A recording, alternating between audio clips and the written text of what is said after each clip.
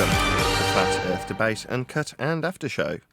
I'm your host Nathan Oakley, and if you are new to this channel, or you've not done so already, then be sure to subscribe, hit the bell notification icon and join button if you'd like to become a Nathan Oakley 1980 channel member and keep up to date with the Flat Earth Debate.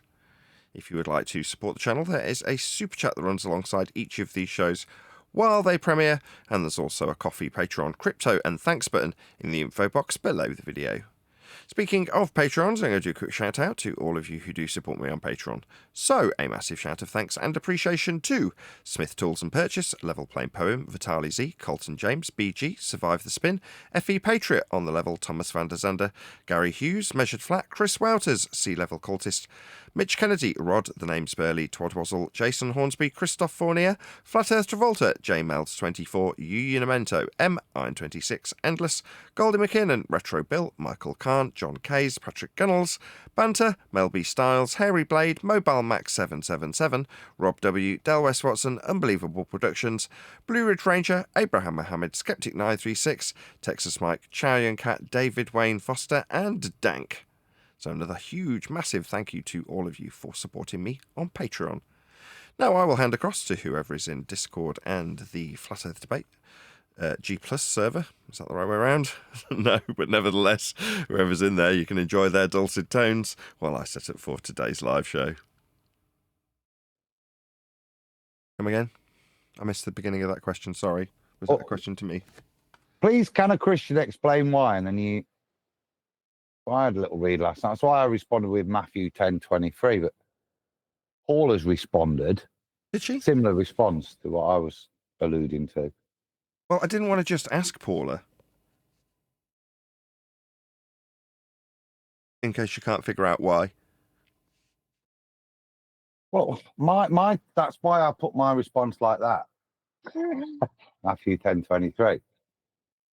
Then it's open to interpretation, but that's what I think. It's a bit like Paul's message. He's not saying don't have kids. He's saying with what the times that are to come, it might be better for you. There's a lot of suffering to come. And Paul would interpret it as the destruction of Israel, the sacking of the temple. I would interpret it as, at the moment, I think it makes passages like that when you talk about millennial reign even more sensible. Because I don't know what Paul was preaching, that he was coming back soon. So okay. I don't know. Well, I'll show you if I can find the reference that made me want to ask the question. So it was actually a JLB video. So for whatever reason, he's in forums where there's people that are anti-natal, as weird as that sounds. Right, that is not what it sounds like.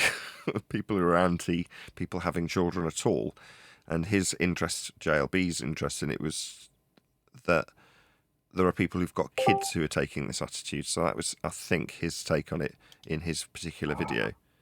But I'll get his video up. Just give me a second. They're contextualizing those passages and that advice for the modern day.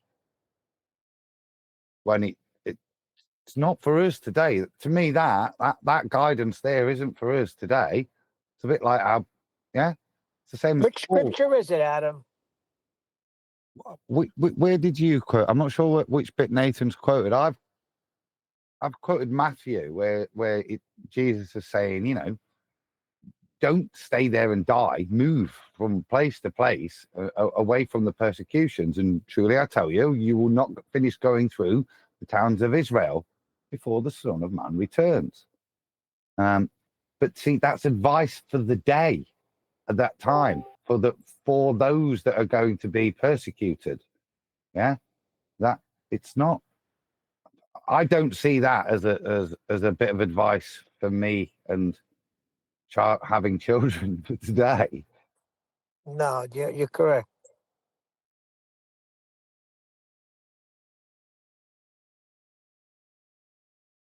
Where humanity is going, whatever you think it is that's in charge of this place and running it, if anything at all, do you think that thing is neutral? That is, it's neither good nor bad. Do you think it is evil?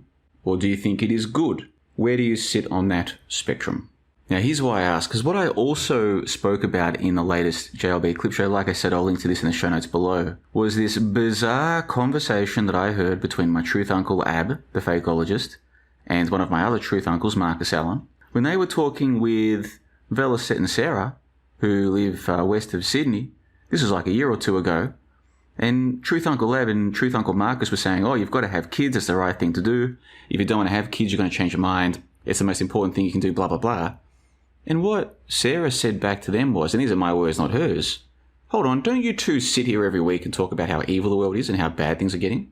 Isn't this a little bit incongruous to, on the one hand, say that the world is bad and getting worse, and then say that people should bring life into the world?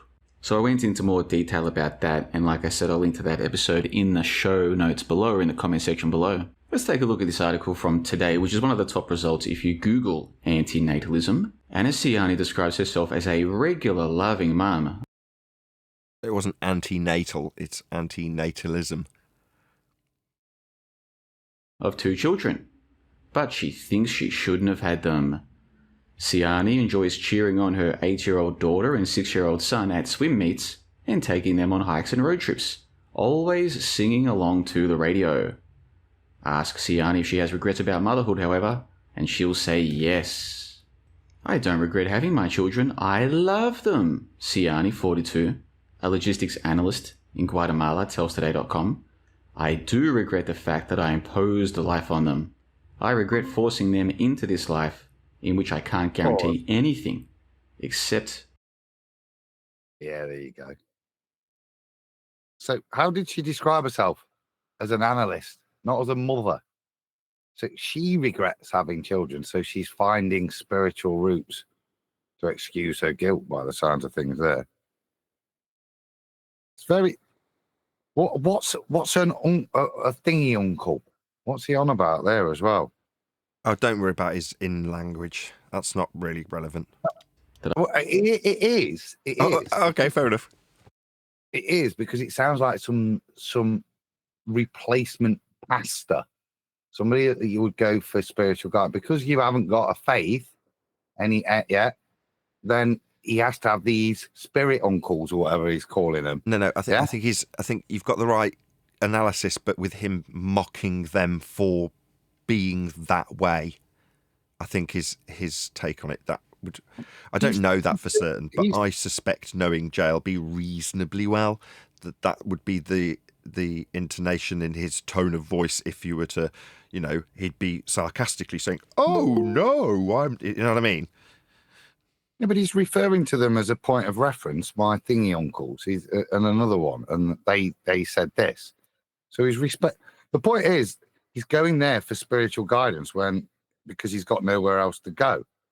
Now, these people sound almost Gnostic. If they're talking about bringing the light into the world, then the only negative way you're viewing that is from a Gnostic point of view, that this is the realm of the demerge, and that this is the idea is to get out of this place. And so, like later Christian, early Christians that are part of the early Jewish theology of this, that there is the demerge. So Marcion would view it like this as well. So a Marcion gospel would have that kind of viewpoint, that this is the demerges world, and Jesus comes to make sure we can all get out. So if we keep having children, we're just impending or prolonging our stay here in this realm. But again, they see that's Gnostic. Very interesting. That's the most ridiculous thing I heard. Okay, well, it's not got to the bit that I was actually referencing yet. I think it'll get there just shortly. That I will love them forever and do my best to keep them safe. In hindsight, adds Ciani, I would never bring my children into this world. Ciani identifies with anti-natalism, a philosophy and a social movement that opposes procreation on moral grounds. If you've heard of pronatalists, people who believe everyone should be having lots of kids, anti-natalists are the opposite. Oh, we got Caesar in the room. We got Pontius Pilate in the room. What is truth, right? So you get the basic idea of this anti-natalism. It's not just childless people making post-facto rationalizations for why they feel like they're better off without kids. This even includes people with children themselves saying, yeah, you're better off not doing that. The world is better off not doing that. The children themselves are better off not being born because look at the world the way that it is. Life inherently involves suffering and eventually death. So why force someone to do that? When you bring a life into the world, you're forcing them to go through all the struggles and troubles of life. It's interesting when they say this idea of, oh, the children didn't choose to be born. There are people out there who believe that we do choose to be born, and even that babies have chosen their parents. There are people who believe that children choose their parents, and ipso facto that these people themselves chose their own parents. And then I guess going back right to the beginning of this whole realm, whenever it all began, On that note, I might read my comment. I think I might have made it around this point in the video. I put, I believe the children are the future. Also, it doesn't matter if you're black or white. all did begin. But you get the idea. Some people think that we, or they, or some of us do choose to be here, even choose our own parents. That is interesting. Ooh, that's interesting. But if you don't believe that people choose to be here, then yeah, bringing life into the world, you are choosing for them to be here. Now, naturally, I give my thoughts on all of this and so much more in the latest JLB clip show, which, like I said, I'll link to in the comment section below. I end up skipping past the actual bit where he references the Bible. Whether or not they come into existence. Do you think it's going to get better? Part of your deliberation, death is inevitable coming into existence to always be a serious harm. Now, there's a bunch of different reasons, some of them not even directly related to each other, as to why some people feel this way. Here's the Anti-natalism wiki page, just for an overview. Anti-natalism is a philosophical view that deems procreation to be unethical or unjustifiable. Anti-natalists thus argue that humans should abstain from having children. Some anti-natalists consider coming into existence to always be a serious harm. In any event, I can't find the bit that he actually referenced. He referenced someone else referencing it, but it was the Bible reference that I put into Master B that I can't remember off the top of my head. It's the motivation. That's why I brought up Gnostics. But by that description there, that sounds like some kind of woke planet Earth saving, tree hugging hippie that view human beings as a cancer on the planet. And that would be the moral reason for saying they shouldn't procreate, because they're godless in that sense. So what's the reason to not procreate? Because they view us like that. Seems to be a mismatch of. What about? I've got to go. The only bit I would say is I think that is a misrepresentation. If you're going to use the Bible as your motivation and quote scripture, then I think you're misplacing it. Like I said, it's a message for the people of that time. I don't necessarily think it extends to today. Let's get it on. Hey, hello. Good to be here. In our own server today. So we started off yesterday's server in politics, and we'll start tomorrow's show in politics. So this week, given that it was my wife's birthday, I've been out at Harry Potter. That's what I was doing at the beginning of this week. At the, I think is it Warner Brothers? I don't actually know who the people are that run that soundstage, but it was Harry Potter anyway. And there were certain aspects of it that were wonderful, but it means that for the majority of this week's shows, we're actually giving me the politics server. But as we are in our own server, this isn't even my server either, but strictly speaking, our regular server, we'll do a bit of housekeeping questions, just to keep our hand in, so to speak. So is everybody relatively warm in Discord? Yes, Nathan, we can't wait. Super keen. Oh. Yes, Nathan, we can't wait. Excellent. Oh, good to hear. Any evidence of a physical geometric sphere edge? That's a horizon formerly known as Earth curve.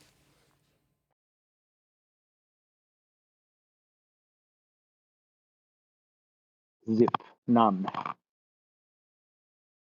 Any evidence of axial rotation of the Earth-based variety?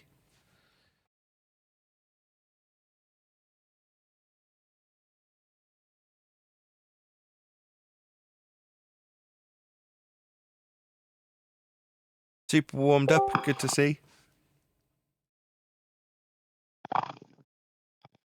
You're saving my bacon, Daz, so you might as well answer. Sometimes Axial rotation. silence is golden. No axial rotation, noticed either. No evidence.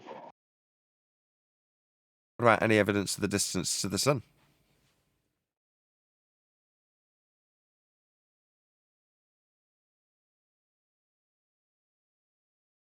Gone are the days where people in the panel have a misapprehension of a heliocentric, actually based on flat Earth angles, to the star known as Polaris or Sun in this instance. Nobody's asserting distance anymore. Amazing. Back in the day, we used to fantasize about it being a very, very long distance away, the Sun, that is. Now it's met with pure silence in this particular server. Isn't that interesting? How the world has changed in such a short period of time for us. Is that something you guys ponder? How different the world is. The sun?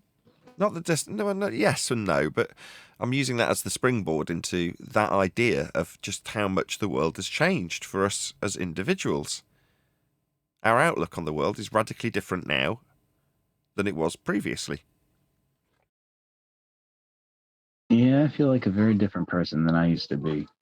Just in the 5 or so years I've been around. Yeah. Some things are irreparable, and then some things are, some things are so open that I feel like a baby, because let me just stop there. No, I say it like there's a childlike wonderment to finding out the Earth is flat, because suddenly many questions that were previously answered don't have an explanation anymore. So you have to wonder like a child wonders when they ask you various seemingly benign questions at the time, and you answer them. Yeah, like what's the sun? Exactly. That's interesting. What the heck is the sun? I was looking at it the other day. It was throwing off so much heat. I'm like, but what is it? And how is it there? Wherever there is. Right. That's exactly what I was striving for. Thank you, finally, Neil. Yeah. There's a certain position that we find ourselves in with a childlike wonderment because of the lack of understanding that we have foisted upon us, if you wish. We've deluded ourselves, if you want to look at it in a different way, for many, many years. And now we're a little more enlightened to our own ignorance. You wonder what things are a bit more. What's the sun? Previously, we thought it was a very far away, burning ball of gas developing the stones that we find in our ground. Now, what do I mean by that? Well, back in the day, that it's alleged that the timeline would suggest... Actually, I saw a video about this recently. You know the woman who was talking about Al-Biruni's flat Earth measurement by using the shard? You know what I'm talking about? There's a guy and a girl on the maths video, and they're flipping over a pad on an A-frame board, talking about Al-Biruni's measurement and how he gets the height of the mountain. And Yes, she says, yes. She was talking about how we know the timeline to be millions of years because of a certain mineral that's frozen in time at the point of formation of volcanic rocks. And she's saying that they are datable in terms of their decay rate, therefore proving the very long timeline that they're alleging. I was like, that's interesting. I'll have to have a little closer look at that at some point. But it was just coincidental that it was the same woman that's asserting that there is a way of judging the entropic decay that we've experienced in our realm over time based on I think it's radioactive decay times of a certain mineral that's akin to a diamond, like a fake diamond. And she was saying upon its being trapped in a different material, a lava of some kind, you can't have the formation of the iron that they find. It could only be formed through the radioactive decay process, and they know how long the half-life is. Ergo, they can date these rocks and say, well, they must have been in existence for this amount of time. So that's what they're asserting with these rocks, right? Based on radioactive decay times. Now, how they'd know that that's the radioactive half-life if it's immense, I don't know. But there we go. Like I say, it's something that I'll have to look into. But she, like many, have an idea that the rocks, in this case, that she's comparing with a ring and the gold that it's made with and the diamonds that are in it, she's asserting that the gold is formed in the heart of dying stars, like our sun, when asserted to be a very long distance away and absolutely colossal. And based on pure nonsense and just so stories, we can assert that in the dying hearts of these stars when they go supernova, exploding their debris into the area of volume that gas isn't filling, they have entropic dispersion laws apply to them when they're distributing all of the material after an explosion. So leading up to the explosion, they're forming more and more dense materials, right? As the burning process goes through, they're forming more and more complicated materials until eventually you have supernova explosions and things like gold formed at the very latter stages of stars' life to, as I say, then go through the process of entropic dispersion, putting those materials, including gold formed in the heart of dying stars in the heliocentric bullshit world, to eventually reach us as a rock so we can mine it out of the ground later on. That's their story and they're sticking to it. But it does obviously, like many things, rely on us asserting that we have this timeline derived from flat plane measurements and heliocentric scaling with Kepler and Huygens. No, definitely not going to have that timeline utilisable if we're going to take flat Earth measurements and derive or extrapolate out a timeline. We know how their mathematical timeline has been created and what was measured to get there. A spoiler, it is a flat Earth. She knows it. Well, that was the thing I was going to sort of lead in mainly with the show, and it's my own nice segue. So in the case of her, I would assert that the people we're dealing with know instinctually that Earth is flat. And when they get close to it cognitively, they have to brace against it. That's why I've brought her up. She's an example of that, right? She's justifying in her Al Biruni video why, oh, well, if I go through this in the most basic of terms, people might think the Earth's flat. Or words to that effect, right? In other words, she's preemptively bracing against something that cognitively she knows to be true and is about to explain in no uncertain terms. Therefore, it needs a bit of a disclaimer. Yeah? Now, she dovetails into a video that I watched, and I'm going to bring this up shortly, from a guy that I end up having presented to me on my shorts selection, probably because I'm a bit of a geek. So, tough stuff about tech will get presented to me because I'm looking at tech stuff. You know what I mean? That's just what YouTube algorithmically suggests I should be watching. And there's one particular ex-convict Bitcoin scammer or whatever he was that's out of jail working on some power plant with crappy old circuits and talking about it with massive machinery around him to make his examples with. And he starts his videos with, want to see something cool? And then he babbles on about something technical for a minute or so, right? Well, he got out of his magic box of whiz-bangs and thingamajigs a gyro. And as he is presenting this gyro, obviously what's going through my mind is, well, you're going to need a flat plane of reference for many of the things he's detailing in his video. So I start typing out, excellent flat earth proof. And as I hit the enter button, he rails against flat earth in the video, in the context of the video itself.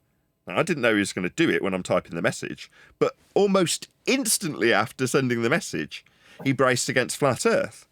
I thought, isn't that interesting? That right at that moment that I thought, no, it's absolutely justified that I highlight this as a flat earth proof, he railed against it. So I thought, I'll definitely cover that on a show so I can make a positive statement. People already know Earth's flat. So when we say they use a flat Earth and we're going to tell them off, deep down, when we say that projection is what they're suffering when they tell us off, call us idiots, that is true, more so now than ever, right? It's projection because there's that's a consequence of them knowing already that Earth is flat. At some level, no pun intended, people already know this as fact in almost all instances. Now, if you go back and listen to the previous debates, the smart ones that think they've got a good way of overcoming flat earthers immediately are, number one, projecting their own ineptitude and understanding of a flat earth onto someone else. And number two, they're telling them things like, or telling me in some instances, Earth's so big we measure it flat. Aren't they? So I make the assertion in the positive again. People already know, deep down inside, that Earth is flat.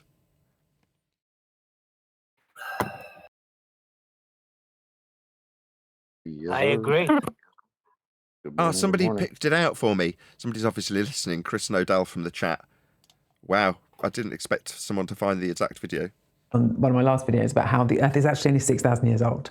I'm going to tell you how I know you're wrong, and in doing so, I think you're going to finally see why fake diamond rings are so much better than the real thing. Yeah, we're going to get a story about dying stars at the end of this. Because there's this crystal, it's called zircon. It's naturally occurring. That's the one I was fishing for, zircon. It's about 100 times cheaper than diamond. And in doing so, Dank, can you mute, please? Dank. So much better than the real thing. Dank, you know at the beginning of the show when I say mute the page you're listening to? Dank, hello. He's going to hear me telling him off now on the replay that he's listening to. Oh, sorry. Oh my god. Even though they basically look the same. Dank, you still haven't muted, mate, and you're destroying my live show. Can you mute? Thanks. And you get it when molten lava solidifies into rocks. You get these sort of zircon crystals that sprinkle across the surface. But what is interesting about zircon is that there are some atoms, like uranium, that can get trapped in the structure when zircon forms. Oh my god, this is already really boring. Let's just go to the bit that's actually relevant. Also part of your ring. It can't be created on Earth, right? It can only be formed inside the heart of a dying star or on a Oh yeah, says who, love? This gold can't be formed on Earth and can only be formed in the heart of dying stars. Oh really? How do you validate that? Yeah, how are you going to validate that garbage that's just made up? collision of two you're new just incredibly ridiculous for thinking something that was found on Earth could be created on Earth. I mean, how dare you?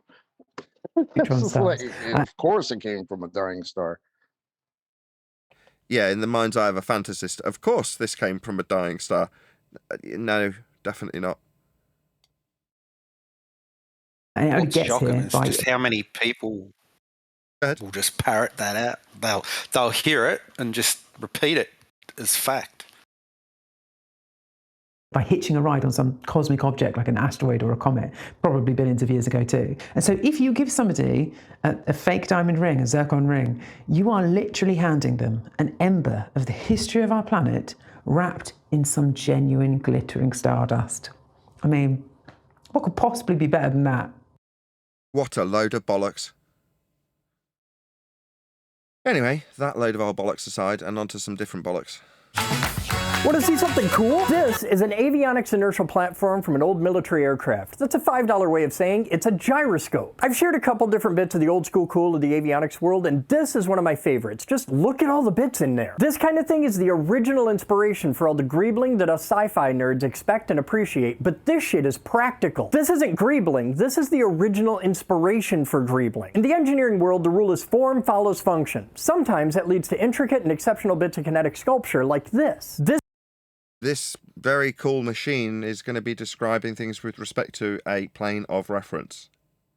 This machine is bolted inside an aircraft. A set of tiny wheels deep in the center is spun up to mock Jesus and needs to make sure that the plane remains in straight and level flight. Now, this type of instrument is attached to flight data controllers like the black box, and they record information from gyroscopes just like this one. And that data proves beyond all doubt that Earth is, with this machine, measured flat. Those are uncontestable facts. As the plane flies around, the rotational inertia of the center platform works to keep it locked in the same orientation as hard with respect to a horizontal plane for straight and level flight. That's correct. as a sinister minister. Thanks to some nifty Newtonian physics, you always know which way the aircraft Newtonian physics?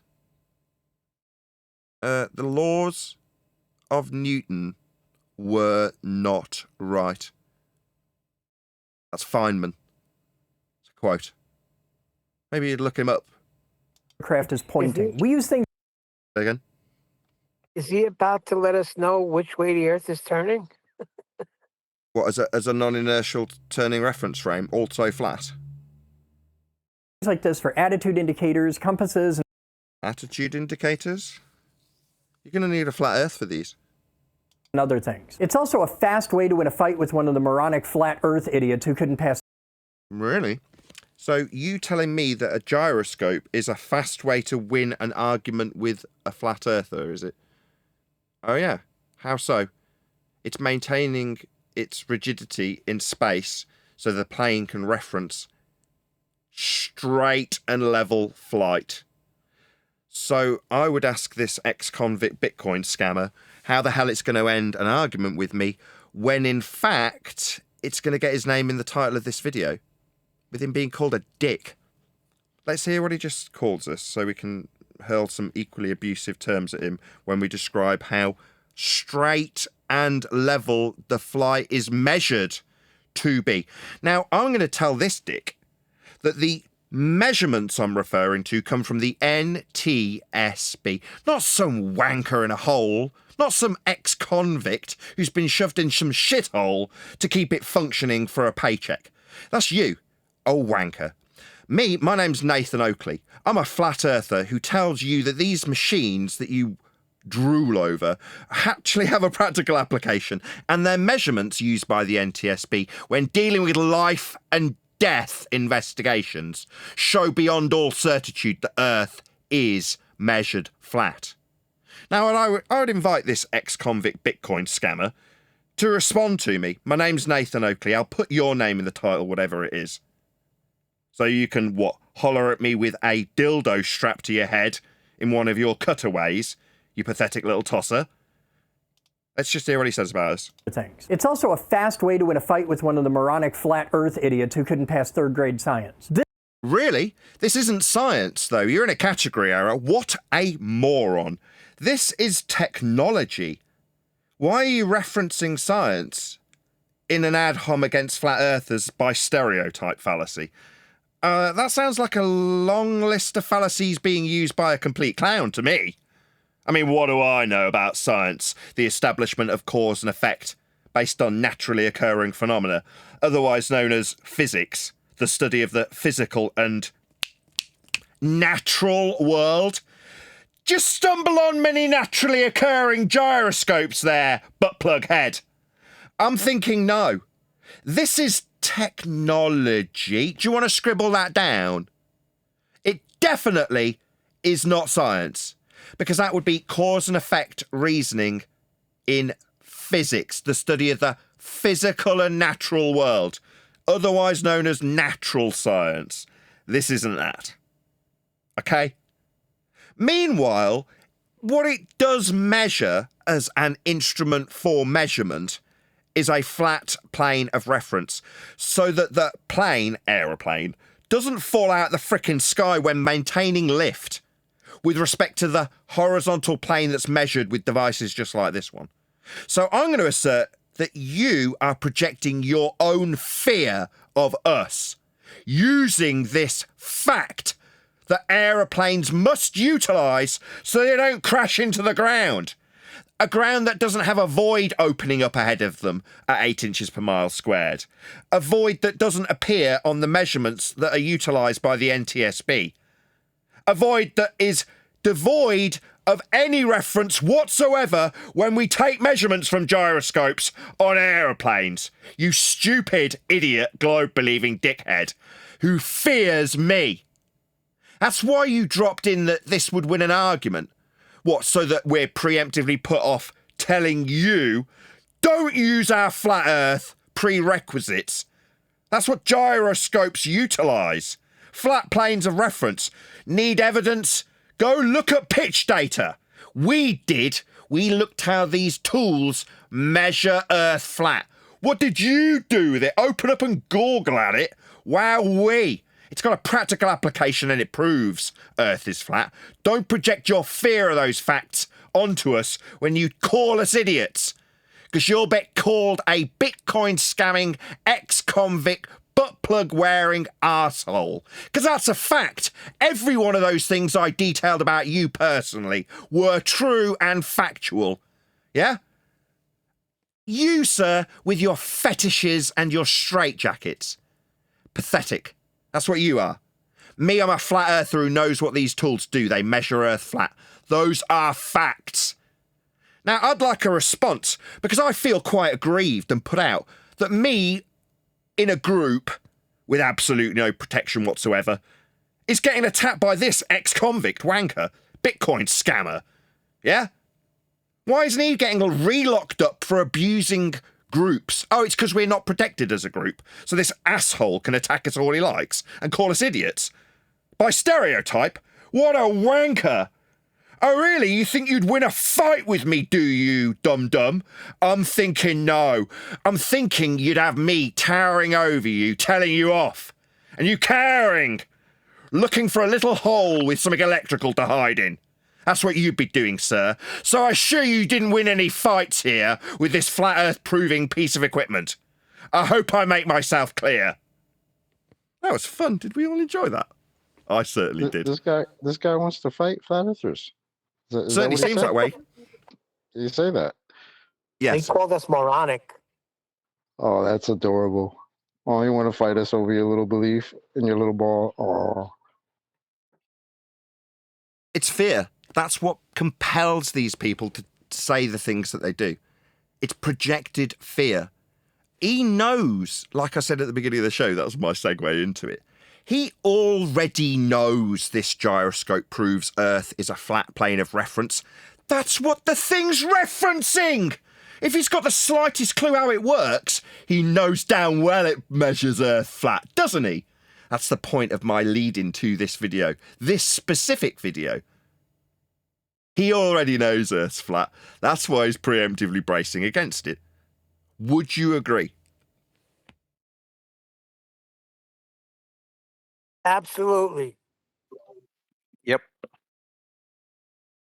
Otherwise, why mention it? Why bring up flat earthers randomly in a video about a piece of technological wonderment that he's goggling over? Because he I'm knows- telling you, we are reaching major, major areas. It's no longer a little dark corner in the internet. Exactly. Quick shout out and plug. If you are one of my members, we also covered John Le Bon and his anti-natalism video in the pre-show. So check it out if you are a member. I'll publish it after, obviously, we finish the after show and the recording's all done. I can't publish it before we finish recording it. But nevertheless, if you want to check that out, become a member. There's a membership joining button right underneath the video that you're watching right as we very speak. Also, I will send you along, if I can find the damn video. Let's just get rid of this and find the other one. I will send you along to this videographer. So please let this videographer, whose name eludes me, is physics something or other. Please let him know at Nathan Oakley 1980 sent me. I will dig out his name if one of my mods can let me know, because obviously it's difficult to find out exactly who this person is and what his name is, given that he's just presented to me on random shorts videos. I'm not actually subscribed to him.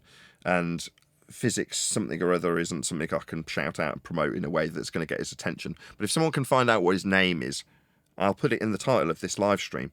But in the meantime, if you are a participating live viewer, please let him know with a polite comment.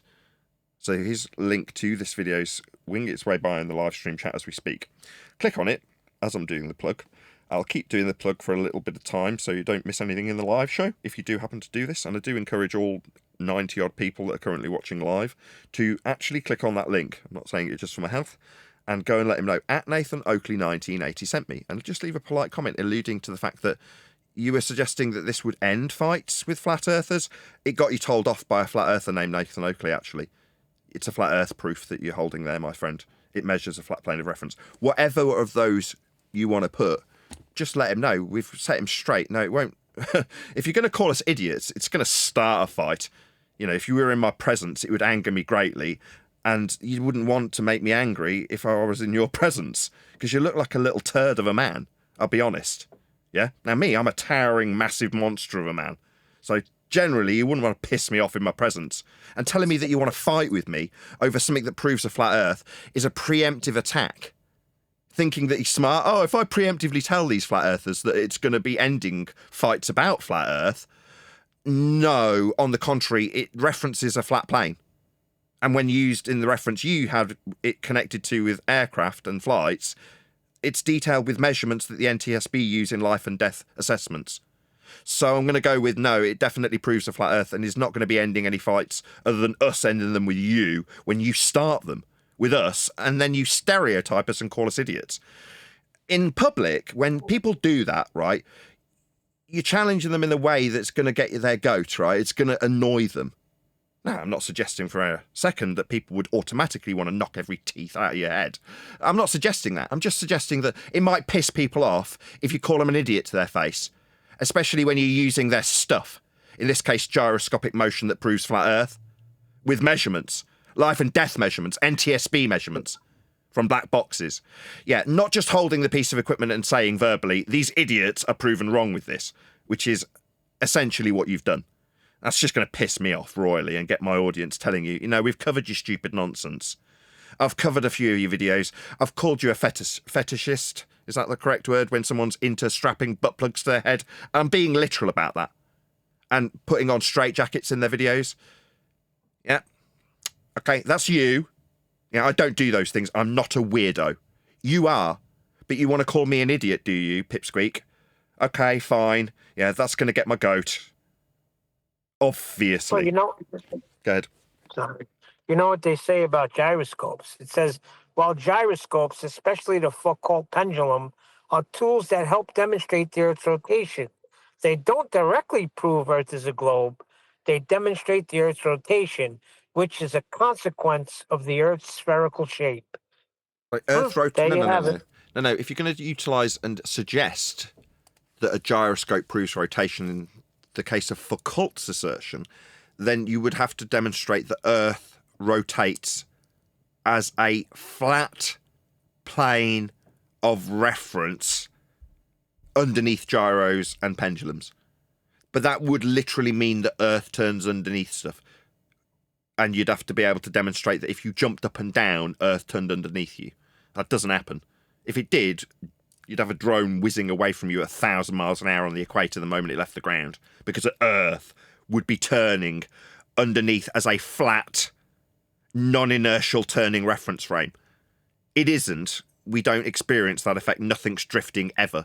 So if, for the sake of discussion, he's asserting that a gyro drifts at 15 degrees an hour, proving that Earth is a measured, flat, non-inertial turning reference frame, then Earth would turn underneath aeroplanes, and a flight from Charlotte, North Carolina to Los Angeles would only take an hour and a half because the frickin' Earth would be turning underneath it.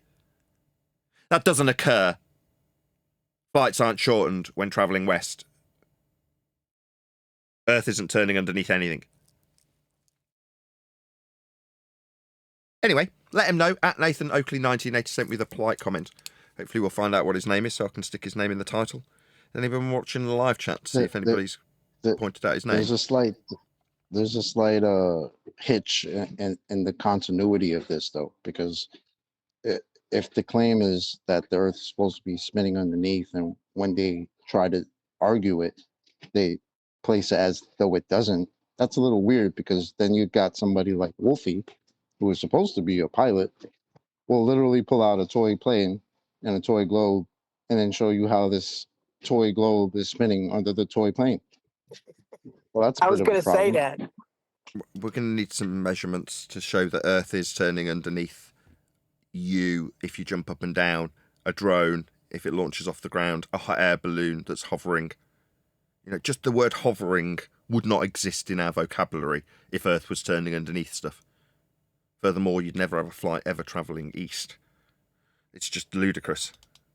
Meanwhile, they want to assert that a gyroscope does drift, violating the base principle of a gyroscope. If it's drifting, it's broken.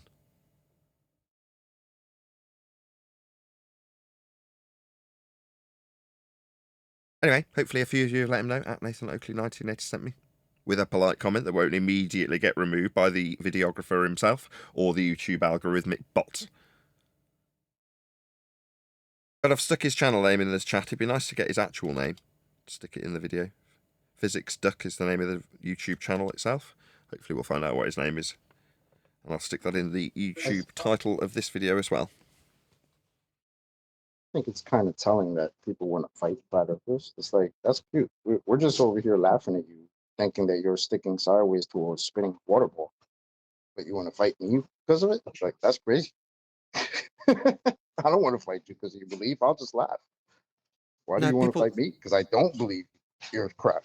I think people project out the complete polar opposite of their fears. So in this case, he does not want to fight about flat Earth after talking about a gyroscope, because I would assume, given that he's a tech geek, he understands the basic principles of a gyroscope, and instinctually, as I'm pointing out in this show, knows Earth's flat and then automatically needs to brace against it, therefore is projecting out his fears and concerns, his own internal fears and concerns, onto the idiot flat earthers that they must be, when he feels like an idiot for even slightly comprehending for a moment how a gyroscope works and how it must and will utilise a flat plane of reference. That's one of its base principles. Obviously, that concerns him, and he needs to project out that concern onto me. Yeah, that's not a good idea. You're going to get told off for utilising flat earth principles if you ever reference anything that this does in useful or practical application in any way, shape or form. A gyro proves a flat earth. What's that? Earth turns underneath gyros at 15 degrees an hour. I think we'd notice. We'd have shortened flight times. You'd never have anything hovering, and you'd only have to jump on a hot air balloon, go up in the air and wait for the next continent along to come to you. Idiotic nonsense that does not occur. It's called Coriolis deflection. We definitely do not experience it. Meanwhile, flat planes of reference, non-inertial or otherwise, are still flat planes of reference. I think you're right. It's a state of fear that they're in, right? Because they're the ones that are afraid of losing numbers, right? It's like a Fight Club type thing. You know how we're the people that drive your kids to school. We're the people who deliver your mail. You know, we're just the normal people who just wake up when we're not fucking with your ball anymore, and that scares them. Because the fear of more and more people around them not believing what they believe, I think really drives fear in them. So that's why you would want to fight us. Because why do we have to fight? Like, why does it have to turn violent? It's just the ground we're talking about. You know what I mean? Yeah, and I don't want to bring up his past and call him an ex-convict Bitcoin scammer. I mean, these things are factually accurate. But why would I want to? Oh, it's because he's brought it to us, hasn't he? He's called us idiots. He's stereotyped us. And hijacked one of our evidences of a flat plane that is axiomatic to the base principles of this tool, a gyroscope. I can, as I say, only assume he already knows that. So don't bring it to us. Don't call us idiots. You're going to get, you're going to get flack for that. Why wouldn't you? Plus, ex-convicts know the person that they're defending, the government that they're defending, the people who propagate this lie of a heliocentric world, they don't give a crap about you. Literally, they couldn't care less if you die in jail. They don't care. And if it was any other subject, if you had asked them, well, do you think your government or your authorities tell you the truth all the time? They'd be like, of course not. You know what I mean? Except in this. I mean, I've literally had people tell me, I don't trust the government for shit. And when you bring this up, it's like, oh, but why would they lie to me about this? It's like, are you crazy or something? Like, what the hell? That's all right. It's really nuts. Just show us some measurements from your gyro. Yeah, dude. Okay, you want to call me a moronic flat earther? No worries. Show me Earth curve measurements with a gyroscope. Go. Okay? Justify you calling me a moron. Because I'm saying, no, this is an outrage. You're using our measurements, axiomatic to the tool. And you want to tell me I'm a moron?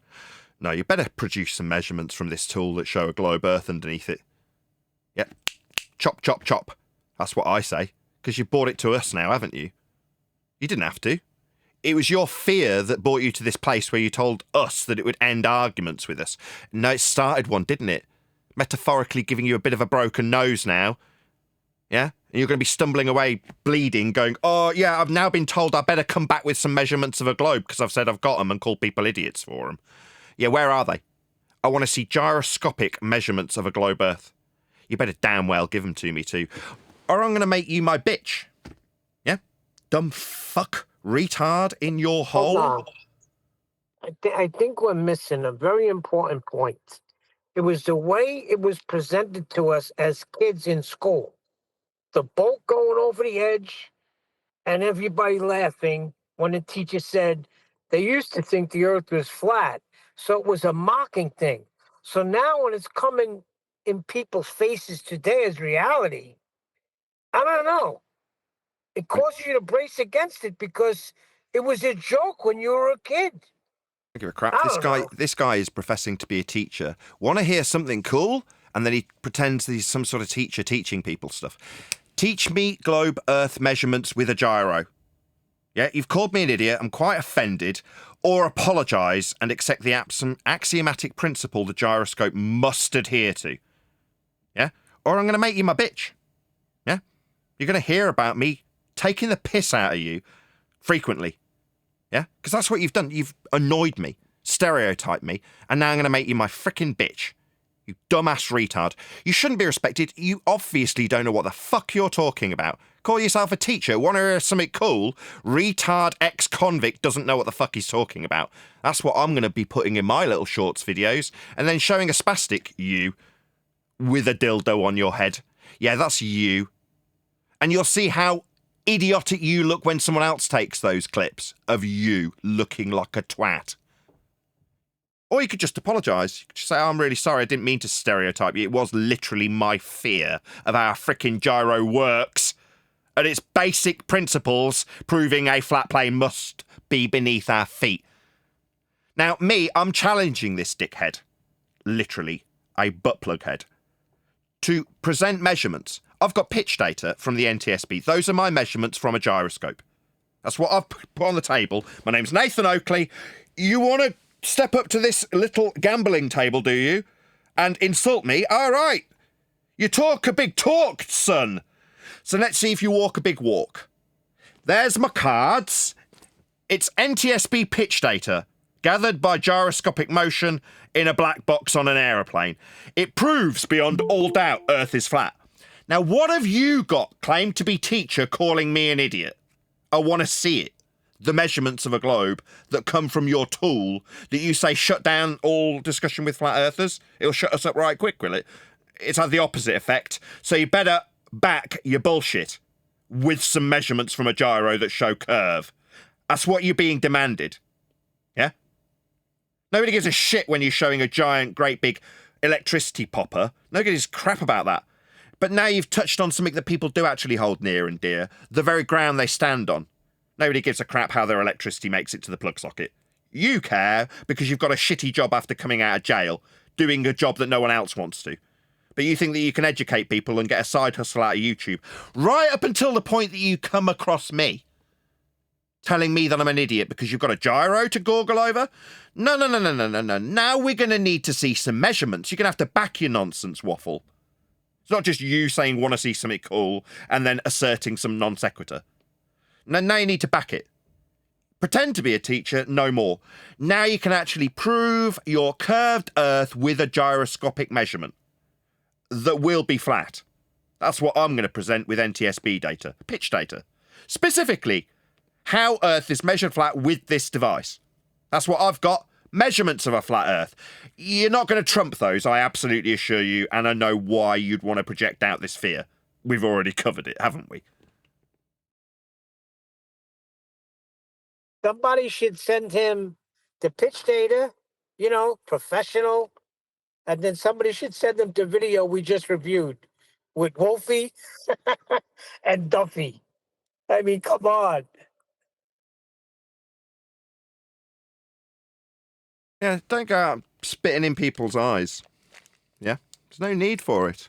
You can have your fears and concerns about gyroscopic motion without having to spit them at me.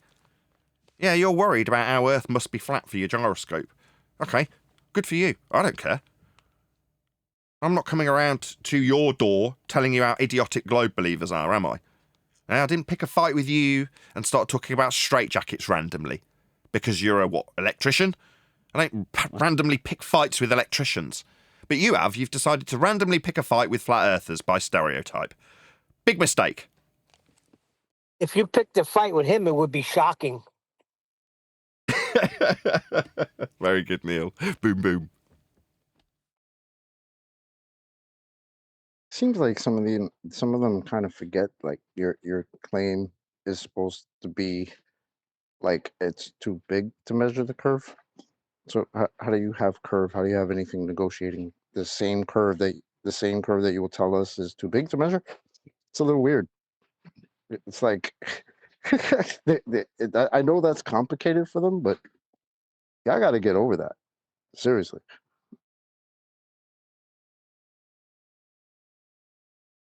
What we got was an attack on flat earthers by stereotype in lieu of the actual measurements that would go along with his typical demonstrations that I've seen in his shorts videos. Normally there's a fairly practical connection between what he's showing and what it does. There was no connection, just an attack on flat earthers. You're like, well, why didn't you just go through the base principles of what a gyro does? Would it be because you'd be worried that people might tell you how Earth's flat with it? Yeah, I did in the comments. Right at the point that I thought he'd be detailing exactly that. Instead, he mocked us by stereotype. I don't get it. I do get it. I'm so used to saying I don't get it when I'm postulating that it's because they already know. They already know Earth's flat.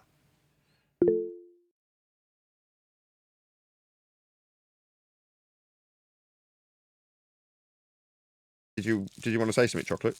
Or was that accidentally lifting your hand? Chocolate? Chocolate's always raising his hand. Fair enough. Well, we've got about a quarter of an hour, maybe 20 minutes left on this live show. We're going to be in politics tomorrow, so if we want to have a chit-chat, a friendly chit-chat, like we normally do on these shows throughout the week, this is going to be our one and only opportunity this week.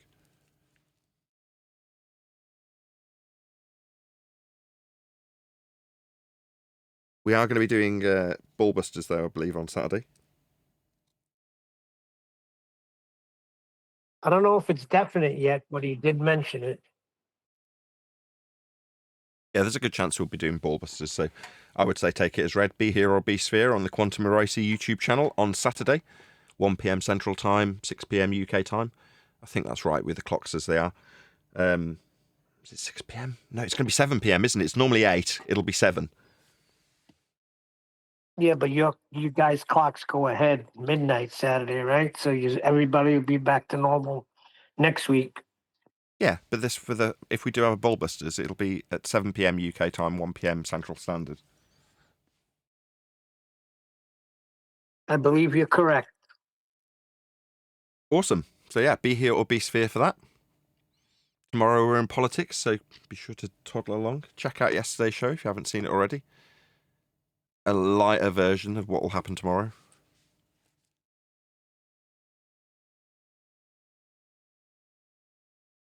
It's a little strange in politics because most of the guys like you there, like us there, but I'm sensing some resentment from others. I don't know. It could be me, but I'm never wrong.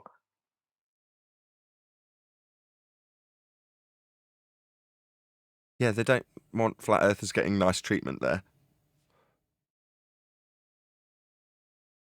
Well, some of the mods, too. I know the one DJ, because we had that thing, but you apologized and everything was supposed to be back on the level. But I still think he's holding some resentment. That's fine. He's keeping me honest. That's fine. He doesn't have to like me. That's not what it's about, is it? Well, it's not even about liking you. It's about liking how we handle things. Like, what are we supposed to do? Just keep our hands folded and be nice and neat and clean and don't yell at anybody? I'll explain that, No, though. it don't work that way. No, it Do you does think work that this way. is some perfect world where everybody's gonna love FED for everything we do? Like, come on, man. It's never been that way. Not It's never gonna be saying that that. way. I am not saying Sometimes that. it's like you get surprised that people, like, certain people just don't like certain things, man. It's gonna happen. That's just Not saying life. that. Not saying that at all. All right?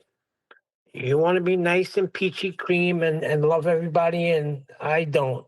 There's a reason why we get the way we get. Hey, QE. And why are you always defending them? Every time I got something to say, you're always in there defending them. Defending who? Anything. Yeah, I can say anything, and Chocolate will jump in and start defending whatever I said. I feel the same about D Rose and QE. Doesn't seem to matter what D Rose says. He's always getting told off for it by QE. There's no rhyme or reason to it. There's always rhyme and there's always reason. Just ask me. It should be plain to see and hear, but some people are slow. I don't think so. So, book today, 12?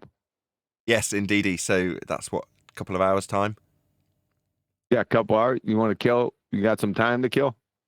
Between now and then? Yeah. I've got a bike that needs servicing. I've just bought my youngest daughter a little bike from, I say bought, it was purchased from the refuse department. We were very poor, but it does need some attention, some grease spreading on it and things like that. So, from that perspective, I want it to be a nice relaxed week as well. My wife's booked the entire week off. So from that point of view, there is a certain, not obligation, but I feel a little bit more obliged to end the show in a timely manner. Especially if we're going to be doing the book later. So it might be quite a short show today. We'll see how we get on. The video you could review that's on the same theme. It's Bob the pseudoscience fallacy guy. It's on the same theme as Wolfie and McDuffie. Where is it? Is it in back office? You put in Master B. Master B. Why, they got toy globes too and toy planes? Flight data confusion. Yeah, I don't know. I haven't watched it, but I figured I'd thumb through it, on the bottom rail. Okay. Like it might be.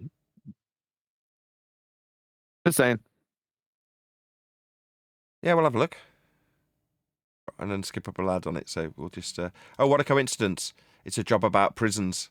It's a job about prison. An ad about having an extraordinary job in a prison. What a funny coincidence.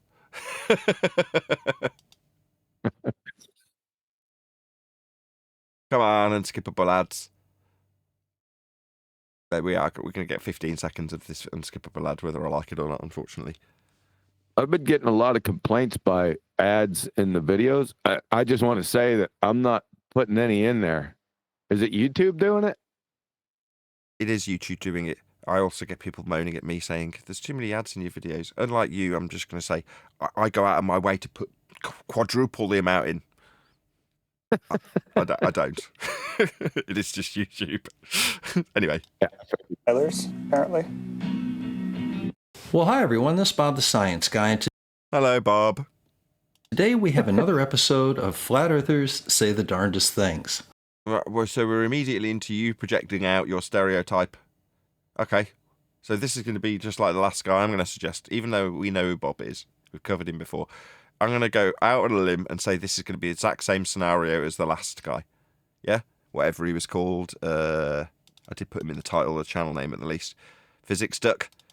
I'm going to say this is the same. Bob knows it's flat deep down. And he needs that fear and worry to be projected out onto someone that isn't him. Now, one thing that we're seeing a lot of right now is a gentleman in the Flat Earth community putting up technical data from a flight data recorder on an aircraft, talking about pitch angles. Sounds very official, Bob. Sounds very, very official. And altitudes and speeds. Measurements of a flat Earth, Bob. Yes, that's correct. And trying to somehow morph that into the... do we morph anything in the pitch data? Sorry, what has anybody here morphed anything in the pitch data? I think that would be a very egregious crime if you were to fudge pitch data. It's life and death data. How dare you assert that we'd fudge it, Bob? We haven't fudged anything. Has anybody fudged anything? Nobody's morphing anything over here. What is he talking about? No, Bob, we're not morphing Jack. Horizontal plane of reference is right there on the data. We don't have to morph Jack. We just point at it. The idea that the Earth is flat. So, no. We'd have to morph anything. We just point at it. Let's go ahead and have a look at it from modern... Yeah. Let's have a little looky look. modern-day debates the other day. This is pitch data that shows the aircraft was flying at the same altitude for 2 hours, flying 500 miles per hour with a positive pitch. As you can see, this orange line shows the positive pitch of the plane. That black line underneath it is 0 degrees. So you can... Done. Boom. That's it. Earth measured flat. There's no ifs, buts, or maybes here, Bob. There's no curve. See, for 2 hours, the plane was at the same altitude. Off a flat plane of reference, sea level. Yeah, that also proves Earth's flat. And it maintained a positive pitch. So it... With respect to horizontal. Pitch is respect to a flat Earth also, detailed on this graph. So that's it. Cut and dry. Several examples, all of which have a prerequisite flat Earth for the measurements. So where's the morphing, fudging? No, we're just reading out the data. It flew 1,000-mile distance with a positive pitch over the Earth, meaning the nose of the plane was tilted up a few degrees. With respect to a horizontal plane, to describe it being a few degrees within or above, you have to have a flat plane of reference to describe it in the first instance. The reason the plane keeps a positive attitude is to maintain it. Having a positive attitude automatically means Earth is flat because you can only describe a positive attitude at all with respect to a horizontal plane of reference. Altitude and generate lift. Now, if you're flying around a globe, it would be impossible to have positive pitch over 2 hours over 1,000. No, the measurements itself show Earth as a flat plane. So to suggest that there's a defiance of the measurements with a ball Earth falling away that isn't shown on the graph is absurd. 1,000 miles distance and not gain altitude on a globe, you would have... It's one of our own, by the way. This is a guy called Angels of Light. If he was here, he'd get the same telling off. You don't need to go beyond the data. The data shows, beyond all doubt, Earth is flat. That's how it's been measured. So to say, what if it wasn't shown as the measurements show, then we would have something that isn't shown in the measurements? Why are we doing this? Have to correct for the curvature of the Earth. That isn't shown in pitch data and can't be shown in pitch data. It's giving things like linear distances in miles also a flat Earth prerequisite. Everything about pitch data requires Earth be flat. By changing orientation of the plane relative to the curved surface. This pitch data directly shows the contrary. It didn't happen. Planes... There we go. He did summarise it beautifully. Don't do this in reality. Yep, there we go. That's fair enough. He's satisfied me in that regard. Well done, Angels of Light. See here, very, very, very basic. If this plane was flying over a curved surface... You don't need to reiterate it. Now you're going to get slapped down again. You've already done it once. Once is enough for the fantasy that isn't happening in the pitch data. Thanks, Angels. It would have to change orientation and drop below horizontal relative to the ground to keep up with the curvature of...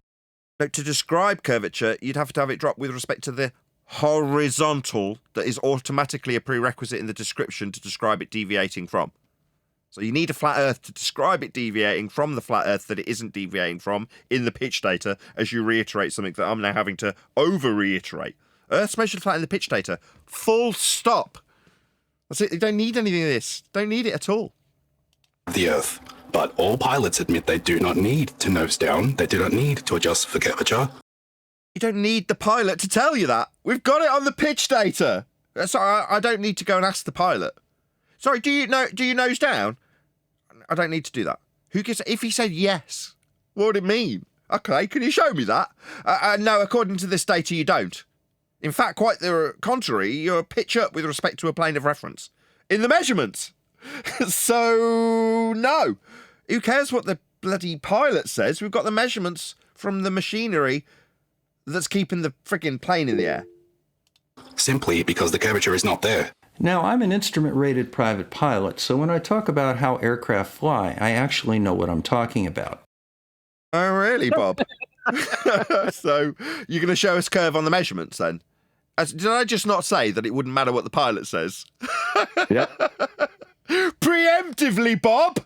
So you're going to appeal to your own justified, reasonable logic and acumen when it comes to these things. We've got measurements, dickhead. Who gives a shit what you are? We don't need you, pilot boy.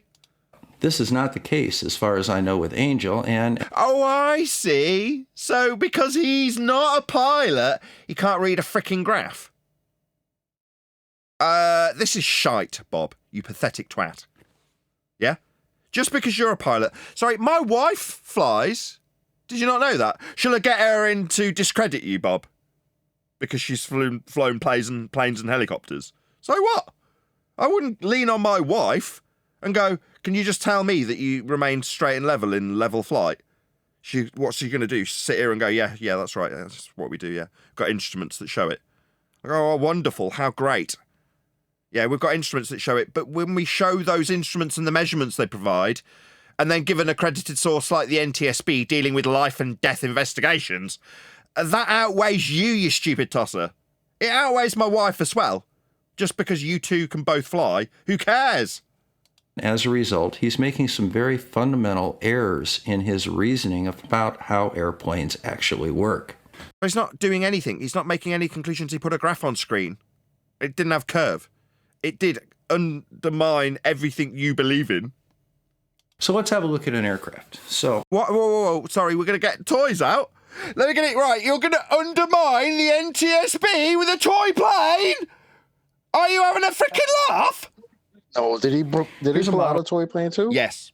Yes. Oh my God, 2025 is the year of the toy plane. Right, my name is Nathan Oakley.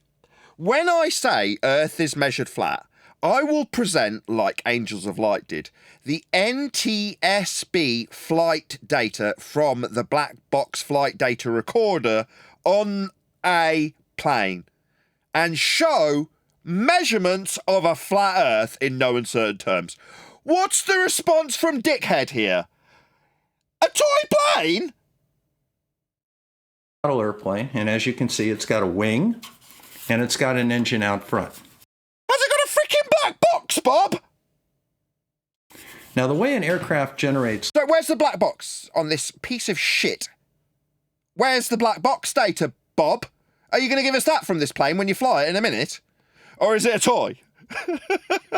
Do you think this trumps the NTSB because you're a pilot holding this plane? Are you having a laugh? Are you delusional? My God, this is beyond pathetic. Lift is by the shape of the wing and also by the pitch of the aircraft. Sorry, pitch with respect to what, Bob? You're going to describe that pitch with an angle by any chance? And what's that angle going to be with respect to, Bob? Would it be with respect to a horizontal plane of reference by any chance? For it to be described as an angle? I'm going to go with yeah, because it wouldn't be an angle if it had a curved baseline, would it? This is called the angle of attack. Oh, what do you know? I called it immediately. It definitely is an angle with respect to a horizontal plane of reference, Bob. You know what would measure that? A tool called a gyroscope. Yeah? This clown shoes here thought it would end an argument when he presented that tool. He's got his hand on it here. Yeah? Yeah, you'll need a horizontal plane of reference for this, Bob. Yeah, your toy aeroplane's not going to really save you from this, Bob. We've got NTSB data that basically leaves a giant steaming turd right on top of this little toy you're holding. That you're giving us the angles that we'll need a horizontal plane of reference to describe them with? My God, what a complete fail. Don't use our measurements of a flat Earth with angles with respect to it, Bob. Yeah, you're not allowed to do that anymore. Maybe you hadn't heard. Yeah, we've been introduced. My name's Nathan Oakley. You know who I am. I'm the one now telling you, don't use our flat Earth measurements in this case. Angle of attack. How dare you use a flat Earth to reference angles for an aeroplane flying over a plane?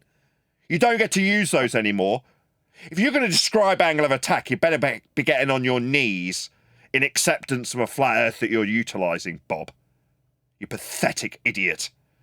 Don't use our flat Earth measurements to pretend that you as a pilot can debunk the NTSB flat Earth measurement of pitch with respect to a plane also. This angle of attack needs a flat Earth, you stupid dick.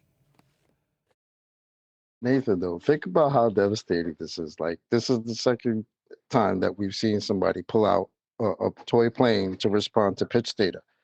So we're pulling out actual data from an actual industry that uses this data. And what do they have in response? A toy plane. And angle of attack. An angle of attack with respect to a flat plane. Yeah, I'm sick of it. I'm sick of idiots like Bob, this complete clown, using our flat Earth measurements to tell us our Earth isn't flat. Angle of attack, you stupid dickhead. You'll need a flat Earth for that and you don't get to use it, Bob.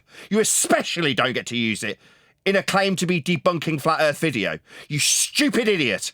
Don't use our flat Earth measurements, you stupid clown. Hey, this is really good fun. I really enjoy telling off numpty dickheads. But they have to, Nathan. So as the air is coming in this way, as you can see, there's a little bit of an angle of attack there that adds to the lift of the aircraft. Like lift, as in how much height it has with respect to the plane, based on an angle described with a measurement off a flat plane in an angle format. Yeah, don't use our flat Earth measurements, Bob. I'm sick of it. Now, as you trim an aircraft for level flight... Sorry, did he just say, as you trim an aircraft for level flight, you stupid old bastard? I am furious with you stupid mustachioed twat. Level flight? Yeah, you'll need a flat Earth for that level flight, you stupid retard. Are you telling us that when a plane's in, quote, level flight, it's not level? Is that what you're telling us, you stupid old man? As the air is coming in this way, as you can see, there's a little bit of an angle of attack there that adds to the lift of the aircraft. Now, as you trim an aircraft for level flight... Yeah, second time's ruined. Can we add lift in there? Yeah, I was trying to play it unimpeded, Bob. Saying it without someone saying it over the top of him, Neil. I'll just try it a third time. The air is coming in this way. As you can see, there's a little bit of an angle of attack there that adds to the lift of the aircraft. Now, as you trim an aircraft for level flight, what you do is you use a combination of engine power. Yeah, level flight, Bob. That's flight with respect to a plane measured with an angle. It's level. You've already conceded your stupid dumbass point. With level flight? Don't use our flat Earth measurements. Don't use level flight. If you want to be on a ball, you stupid globe-believing spastic, you don't get to use our flat Earth measurements, and you don't get to use our flat Earth terminologies. You don't have level flight on a globe, you stupid retard. Stop using our stuff. Especially when you think you're debunking us, you stupid idiot. I really enjoy telling them off. It's just such good fun. This doesn't get old, really, does it? Yeah, get used to this, Bob. We're going to be telling you off a lot every single time you use a flat Earth measurement, which is frequently. Bob, head with a toy example, is in a vacuum. AB, thank you for the super chat. Unitox Femi, really appreciate the support. Good choice, by the way, QE. Every time one of them pulls out a toy plane, I'm going to go, ew. Can we add the word lift? Can we add the word lift? Lift is described with respect to a plane also. Yes, Neil. Back to get a desired cruising speed. So in other words... Sorry, speed, what, in miles per hour? Linear distance across a flat plane? Don't use our flat Earth measurements. You don't get to use miles per hour. You don't get to use miles. A flat Earth linear distance, Bob, you stupid clown shoes. Why the hell does this light bulb head crackhead think he can use our measurements? What an outrage! Words, if there is a particular cruising speed that you want, as you climb, you accelerate to that speed. A climb? What, climb off a flat plane described with height above sea level? It's just non-stop, isn't it? It's a barrage of endless flat Earth measurements he's using. Height above sea level when climbing. The altitude's described off a flat plane. The distance you're travelling over is described with a flat plane. Distance itself is flat and linear. You don't have any of these things on a globe, you stupid monkey. And then you level off. Oh my God. You level off, do you, clown shoes? Yeah, you'll be proving a flat Earth with everything you do, and you damn well know it, don't you, Bob? Yeah? I was accusing this other idiot, butt plug wearing clown, of also knowing damn well Earth's flat when he's got his hand on a gyroscope, and it seems that Bob is non-stop using flat Earth terminology. When you level off, you don't have a level on a globe, you clown! How'd you level off to a curve? Why are you using oxymoronic contradictions in terms for your religious belief of a ball when describing how flat it isn't? You stupid numpty. Don't use our flat Earth descriptions. You can never level off on a ball. There's no such animal on a ball, you idiot. Gotta use our stuff, eh, Bob? Dickhead. And you leave a little bit of angle of attack, and you don't get to have an angle, Bob. Your angle's described with a horizontal place in mind to describe it from.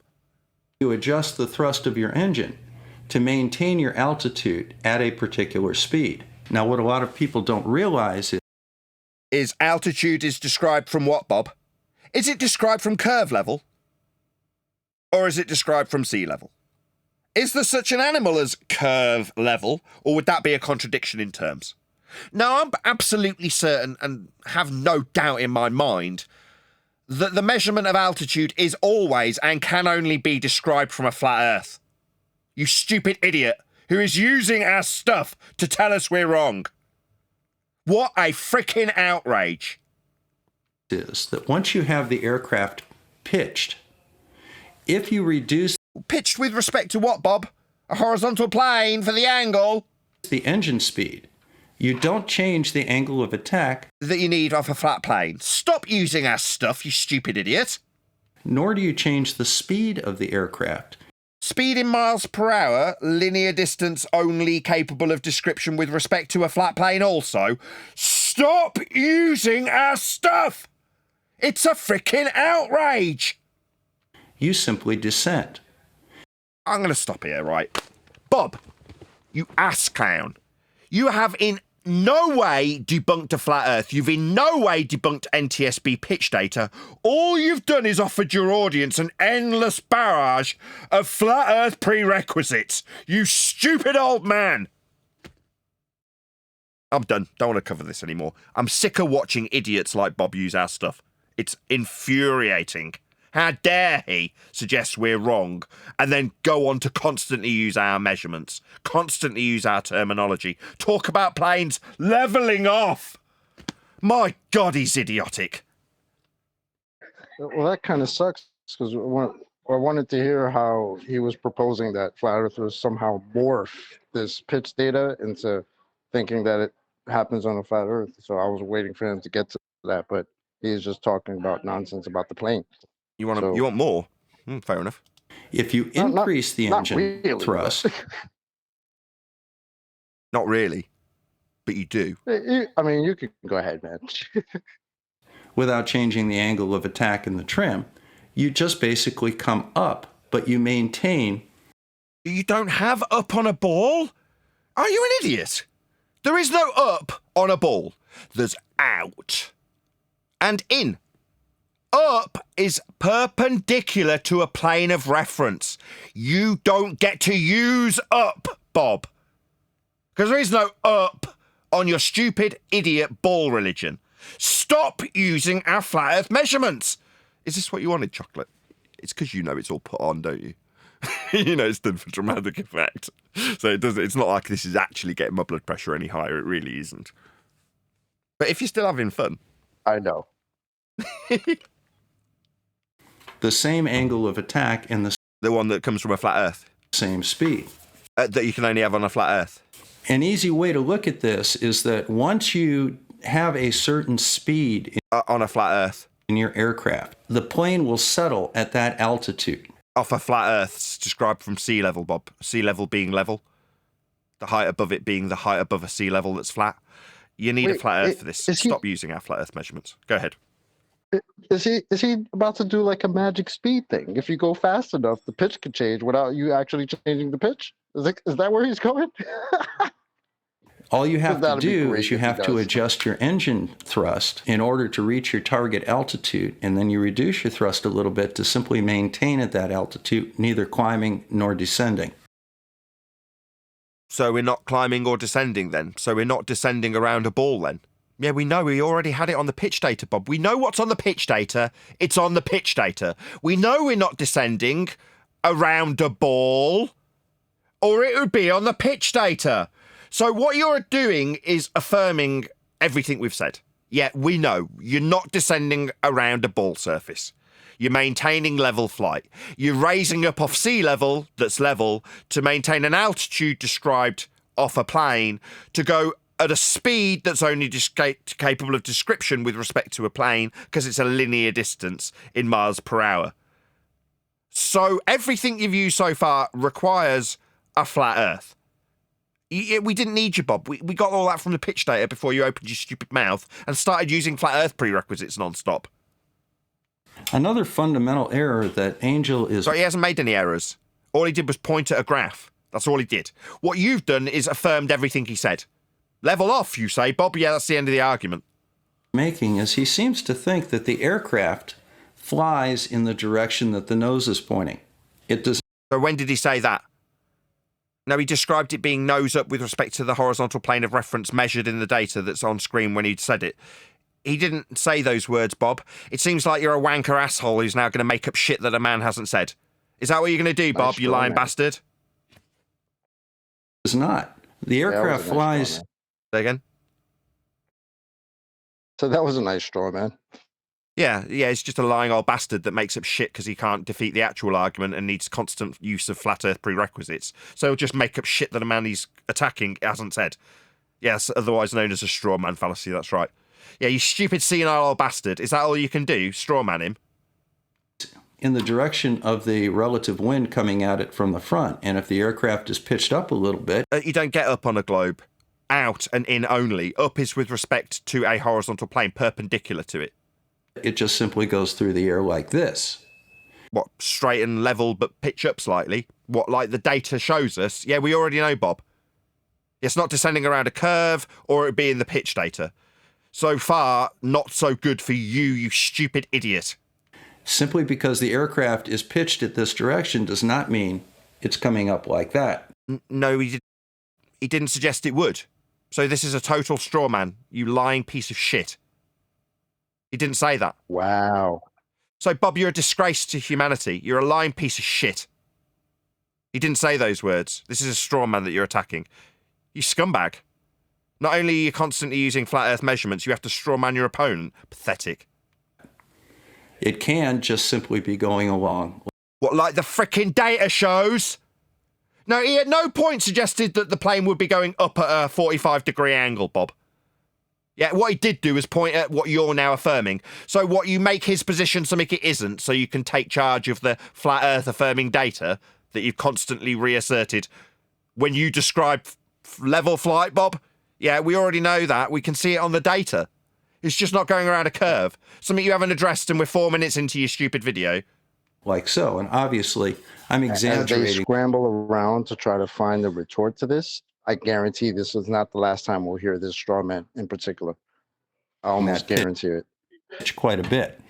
When aircraft are in flight, in general, they have a nose-up attitude of between 2 and 6 degrees. It's 6 degrees and 2 degrees with respect to what, Bob? To have an attitude that's above a horizontal plane of reference described with an angle, you'll need a horizontal plane of reference to describe the angle for it to be up with respect to.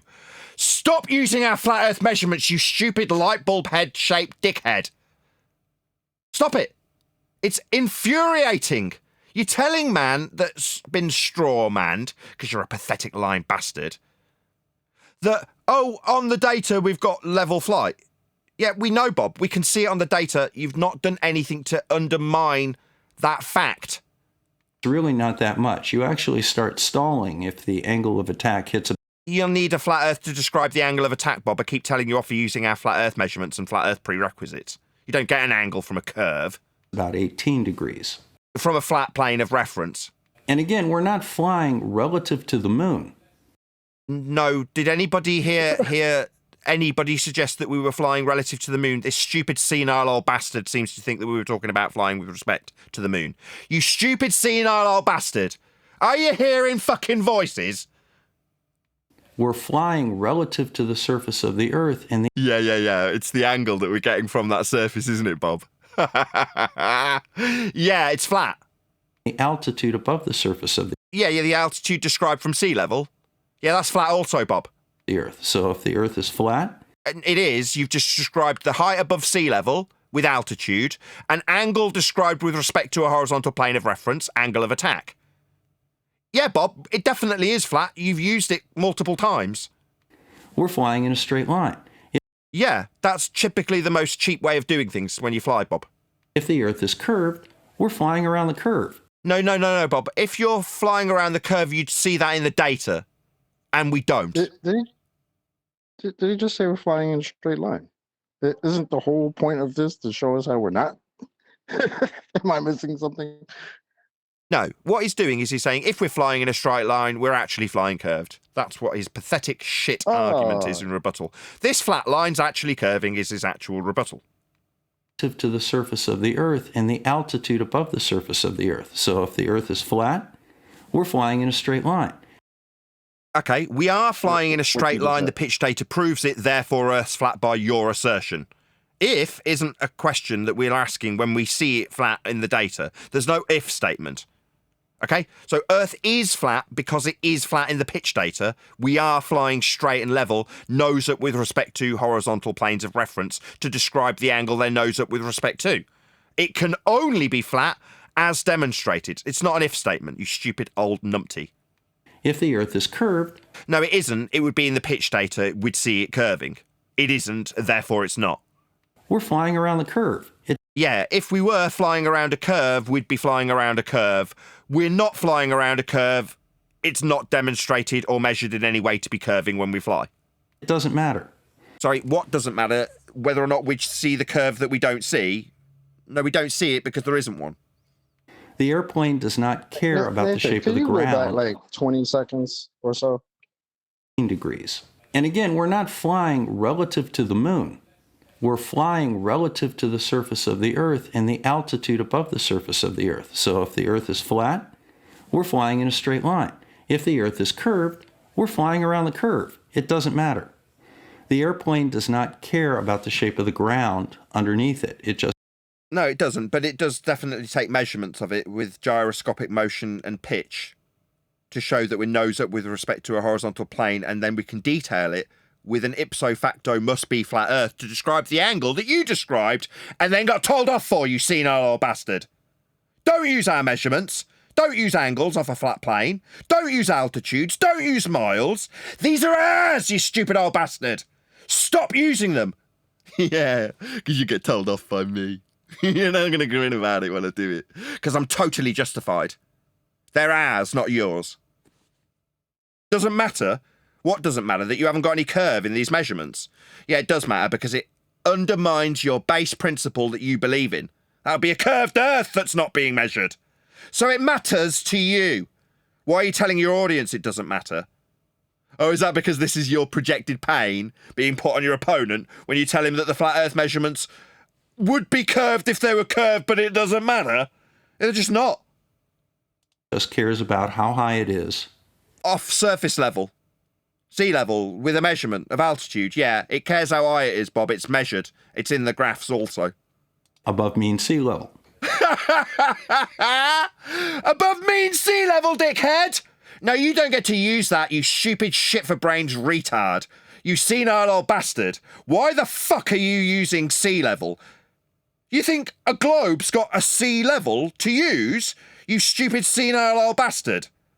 Don't use our measurements. Now, if we look at Angel's data... It's flat.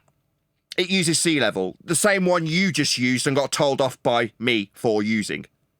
Don't use sea level, you stupid old man. We will use sea level because it's level. We will use altitudes measured off sea level because it's level.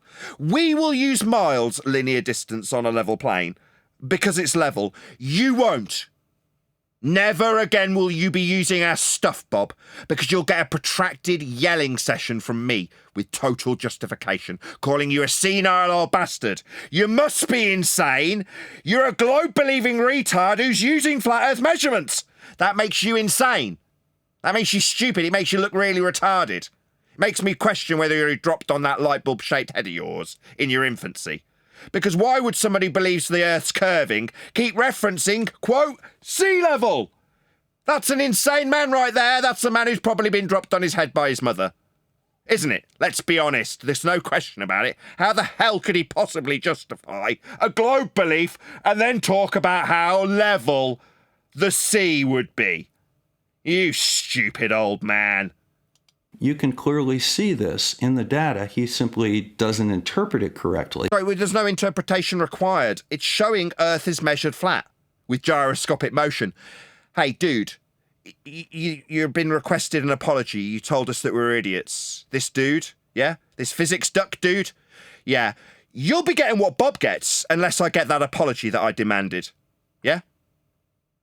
I want it. You're going to do a retraction for your stereotype fallacy when you claimed that this fight would be ended by your gyro. No. You don't seem to be getting the same taste of my tongue that Bob, the insane, senile old bastard light bulb shed wanker that he is. He's getting the full both barrels, isn't he? Now, you'll be getting that in the future, my friend. Unless I get a retraction because you called me an idiot by stereotype when describing gyroscopic motion that unequivocally requires Earth be a flat plane of reference. So I'll hold off my full fury and disdain for you. But you get to watch Bob get it. Don't you, Bob, you senile old bastard? Using flat Earth measurements constantly, like it's justifiable. No, your straw man fallacies are particularly egregious. Your lies, you disgusting lying old bastard. Yeah, they're very egregious. Meanwhile, I'm very, very peeved at your use of flat Earth measurements. What's this, Bob? With a whiteboard. What's this, John?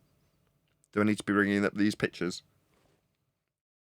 Yes, it appears that we've got flatheads as pilots. They got a flat head. It looks like they were dropped or somebody hit them in the head with a 2x4. There's heavy correlation here. I think there's something here. Okay, what have I got up in here? Science guy with a whiteboard. Are you just showing the back of his flat head?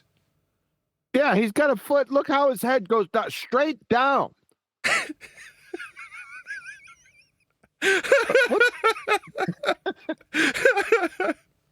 I see. Yes, he's got a very flat head. And now you've got Wolfie up on screen.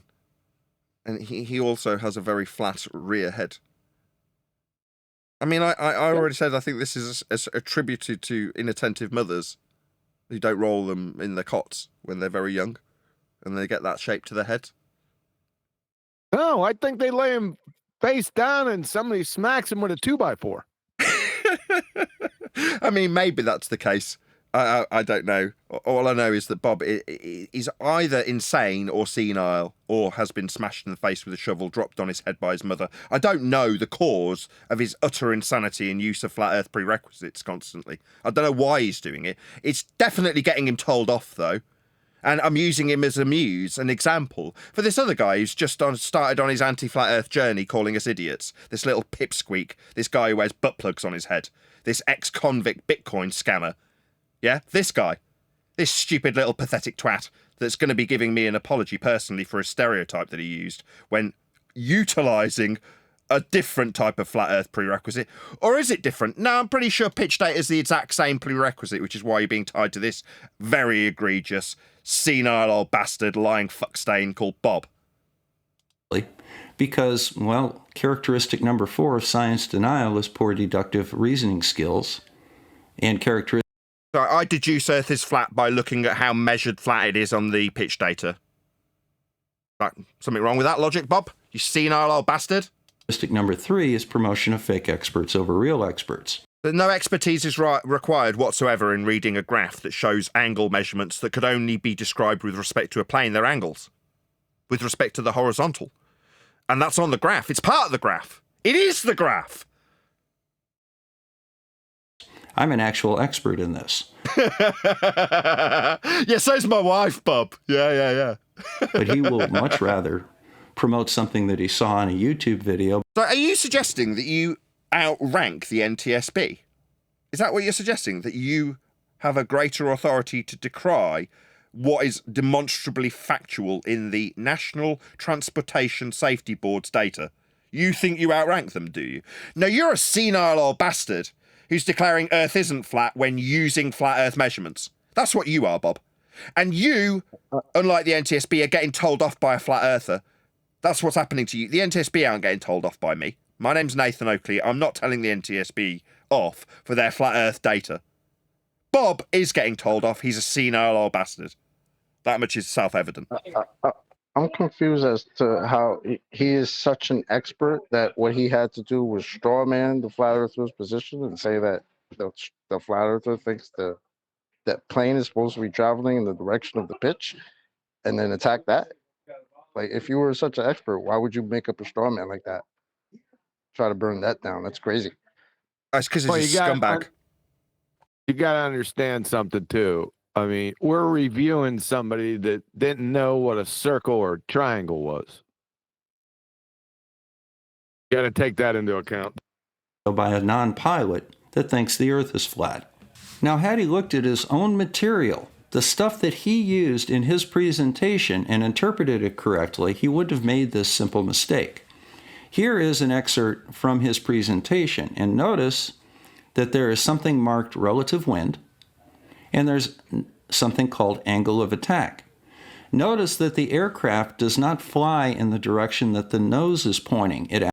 Sorry, so you're going to just continue to burn this straw man? He didn't assert that. What he did do is put up the actual NTSB measured data that showed the angle with respect to a plane of reference. It can only be with respect to a plane of reference. It's an angle. It actually what flies. This sounds like is what this sounds like is placement of a talking point. That's what this sounds like to me. Horizontally, which is a couple of degrees. But you don't have horizontally on a ball, ever. In and out is all you can capably describe with respect to the centre of a sphere Earth that's been invented and created with the use of flat Earth measurements of angles to stars off a plane. So when you reify those measurements that create heliocentric worldviews into a world that gives you zero reference to horizontal ever. So stop using our flat Earth measurements. It's non-stop. Degrees below it because... Yeah, you'll need a flat Earth to describe that angle. He has a positive angle of attack. Yeah, with respect to a horizontal plane that you can't acquire from a ball surface, you stupid idiot. So notice that the data is right in his presentation, but he ignores it or... Right, so you're choosing to attack a diagram rather than the data itself here, Bob. It's pretty weak. Doesn't recognize it because it doesn't conform with his pre-assumed conclusion. There is no pre-assumed conclusion when he shows the data. It's in the data. What conclusion does he need to draw beyond there isn't curve in there? That was the conclusion he actually drew. He got criticism from me because it was redundant. He didn't need to do it. But the only actual criticism laid at anybody's door, in this case by Angels of Light, was that there isn't any curve in the data. Now, any other conclusion didn't need to be drawn because it's self-evident in the data. Earth is flat in the data. Those are facts. They're incontestable.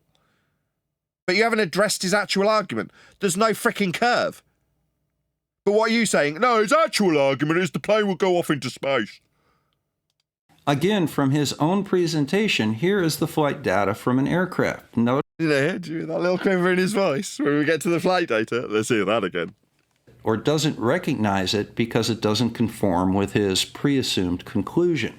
Again, from his own presentation, here is the flight data from an aircraft. Notice that the nose is pitched up slightly. With respect to what, Bob? But the altitude is not increasing. Altitude with respect to what, Bob? Increasing. Again, why is that? It does. Sorry, who cares? What's the altitude with respect to a flat plane, sea level? Yeah, you already mentioned it, didn't you, Bob? It seems you already know Earth's flat. Perhaps you're just a disingenuous scumbag liar, lying to your audience about how flat it isn't while you detail exactly how flat it is when you reference sea level.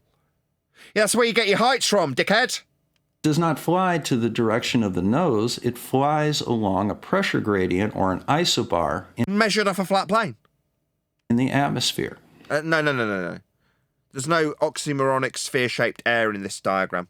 This graph doesn't have that. Where's the oxymoronic air taking sphere shapes in defiance of natural law? No, Bob, that's just you and your religious belief getting the better of you, where you assert second law of thermodynamics violating sphere-shaped air. Now, air doesn't take a sphere shape, you stupid, batshit insane old man. Whatever gave you that idea? And on a flat surface, those isobars will be parallel to the surface. Yeah, they are. And flat. Yeah, they are. You're describing pressure with respect to sea level. On a curved surface, there is no description of pressure gradients with respect to a curved surface. They will again be parallel to the surface of... You can't be parallel to a curved surface. You stupid idiot. That's a contradiction in terms. Do you know what parallel means, you stupid fuckwit? The curve and curved. Notice... Sorry, do you think parallel and curved are somehow conducive? What an idiot! Sorry, again, Bob, were you dropped on your fucking head? Go and look up what parallel means. That not only does the altitude not change... Sorry, altitude with respect to a flat plane of reference, sea level. Yeah, you'll need a flat earth for that, Bob. Stop using altitudes. It's getting tiresome, me telling you off. It must have been 20 times plus that I've told you not to use flat earth measurements. The speed doesn't really change. Speed? You're going to need linear measurements of distance for those, Bob. Yeah, oh my God, how many times... I'm getting tired of this chocolate. As you appealed to me, it's the second time I've got to this stage. It's non-stop. Every 5 seconds I've got to stop the video and tell Bob off for using flat earth measurements. It's non-stop, isn't it? Yeah, I mean, you can stop now if you want. It's okay. No. I don't want you to catch a heart attack. No, I'm good. I'm going to put it on for dramatic effect. I don't care. Literally, once we finish this session, I will not give two shits about Bob. I don't really care. Just so you know, Bob, right? You're utterly inconsequential to me, my friend. Yeah? You will lose sleep over this, with me calling you a mentally retarded, batshit insane, light bulb-shaped headed man. You will lose sleep over that because they're all true facts when I describe you as being batshit insane because you're asserting Earth isn't flat whilst utilising flat Earth prerequisites and flat Earth measurements. In abundance! Repeatedly! Non-stop! That makes you insane, Bob. I hope you realise. I think you do. It's the theme of this show today. How our opponents absolutely know Earth's flat. Bob knows Earth's flat, and his pain in that regard, the cognitive dissonance that pain causes him, leads him to project that pain onto flat earthers. That's what's really going on. It's taken 10 years to figure it out, but that's why we suffer ridicule. It's fear. Fear from our opponents when they recognise just how flat Earth is. Any other remarks? It's the light bulb head. Got a problem with that. It's only the front end of the light bulb. The back, he's a flathead. You know when they're forming glass and they blow into it and they turn the stick that they're blowing down, right, with the glass on the end of it, and it keeps it circular as they turn it. Well, you've got to do the same with a baby when they're in the crib. You've got to keep turning the head.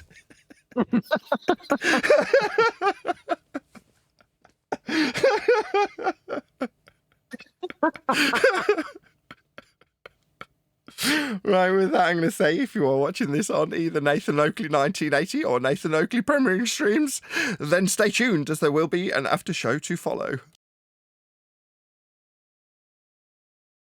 Right, we'll have a short after show, maybe 5-10 minutes, and then I'll get a break, and then I'll come back at 5 o'clock so we can do some book. As much as I ham it up for the live streams, right, I am, in sincerity, now that the magic trick's been revealed to its fullest extent, it does infuriate me. Why the hell do they get away with using our stuff? It does piss me off, in a sincere way, as much as I'm still hamming it up and pretending to be absolutely outraged. I'm not that annoyed, but it does kind of, you're like, all this time they've been using these flat Earth measurements to tell us it ain't flat. What gives? Their mothers hadn't turned them when they were children.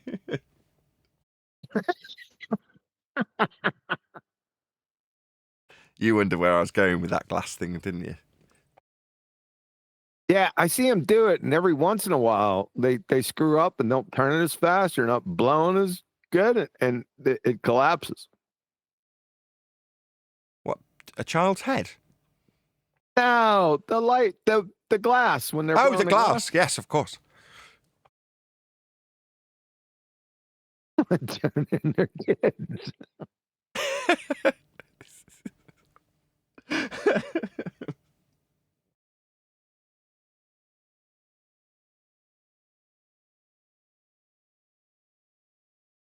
They shouldn't be able to, though. They shouldn't be able to use our stuff. It's not fair. Did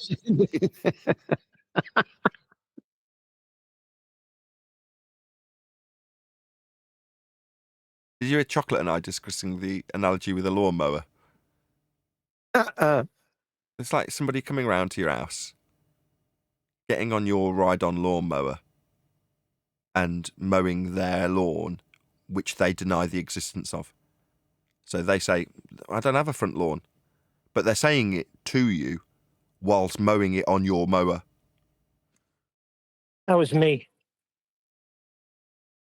What, you were using my fucking lawnmower? Yeah. I was using your mower. Don't use my flat earth lawnmower.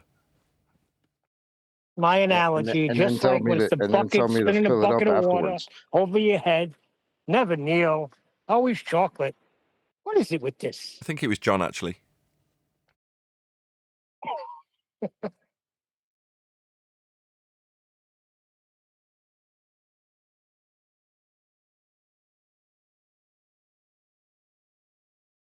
Well, hopefully people will pick up on it and start running with it and appreciating it rather than saying, okay, right, so we've got these flat earth measurements. If the earth was a globe, this is how these flat earth measurements would work on a globe. What say you, flat earther?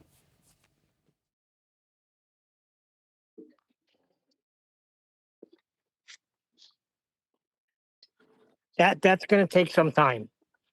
A lot of people are still, even angels, a lot of non-globe doesn't prove globe.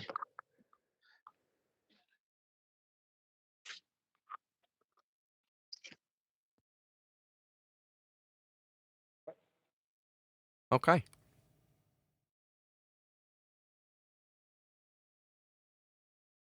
As I've been buying... Speaking of lawnmowers, check that one out. Is it yours? It's not mine, no. Just check out my new fancy lawnmower video, yeah? Yeah. Y'all check out my fancy new lawnmower. This guy's obviously got to be a redneck then, yeah? I never. Well,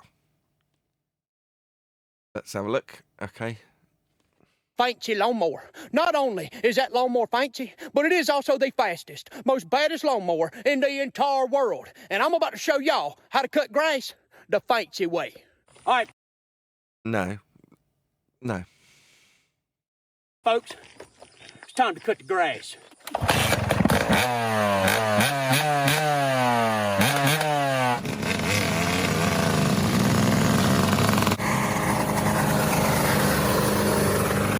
It's terrible.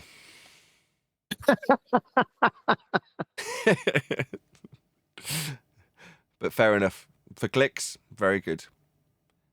Give that man 2 million subscribers. That's what he's got too. Yeah, nice. He's a ginger. His name's I didn't look down. Ginger Billy. Oh, that's okay. Then we're allowed to ridicule him. He's not in a protected group like us.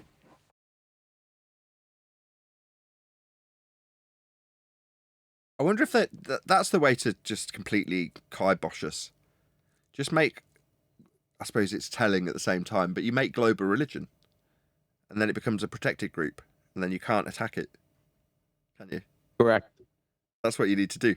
But it's both extremely good for the censorship, but simultaneously absolutely devastating for anybody who hears that.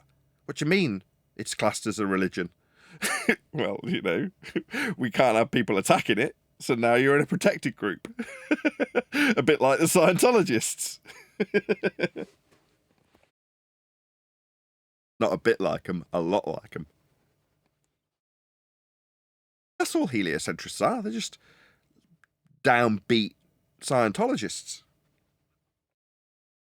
What the hell is this guy? I'm thumbing through this video because you didn't finish it, of course. What the hell is going on at about 10:07 on Bob's video? You still got Bob's video? 10:07, yeah? Yeah, what the hell is going on there?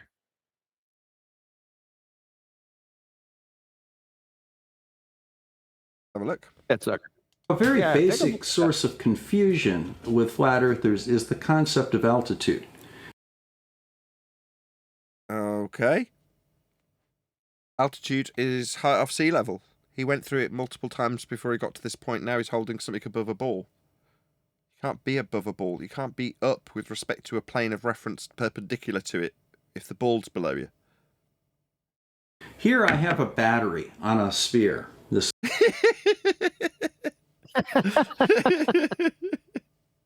happens to be a globe, but it could be... Nurse, he's doing it again. Any sphere. If you look at the very top of this battery, as it rolls along the surface of this sphere, the top of this battery does not get any farther away from the surface of the sphere. It doesn't... What? If you roll it, it eventually comes in contact with it and then comes out the arse end of it. matter if it's here, or if it's down here, or if it's all the way over here. Well, you're not rolling it. Well, I mean, I'm almost getting suckered into this stupid numptiness, aren't I? You know what I mean? I don't need to fight against this, Bob. We've got pitch data, mate. Did you think this overcame the pitch data? Now, something that we... So should I look at the pitch data and go, I just need to think of the plane as a battery being held by a light bulb-headed man? We have to understand about this concept of altitude that Angel and the rest of the flat Earth doesn't seem to get. He didn't need to get anything. He explained how there wasn't any curve because there wasn't any curve. It weren't that complicated. Now, as far as I'm concerned, even that was redundant. Yeah? This is how I would do it. Bosh! Pitch data. That's it. That's the end of my argument. Bye-bye. I'm here all week. See you later. That's all I need to do. What else is there to do? Look at the pitch of his dumbass battery. Altitude is the distance from the surface of that sphere to the top of the battery. Is that what it is, really? I thought it was off sea level. Sorry, I just misunderstood the whole time. The word battery was always there. I'd just never seen it. The word globe was always there with the sea level and that. It just was just not sticking out to me in the definitions and that. Sorry, you're squaring this circle because you're a pilot. So you say. It's not the distance from the top of the battery to the table that this sphere is sitting on. Of course, that's where I was going wrong. So even though this is lower compared to the surface of the table. Unlike what's shown with regards to the surface of the Earth with the plane's measurement, Bob. The top of the battery is still at exactly the same altitude above the surface of the sphere. Yeah, but we're not measuring off the surface of the sphere when we measure off the sea level, are we, Bob? In physics, we refer... You know, we've got some data that shows that. What's it called? Oh, yeah, the pitch data! The one you're responding to?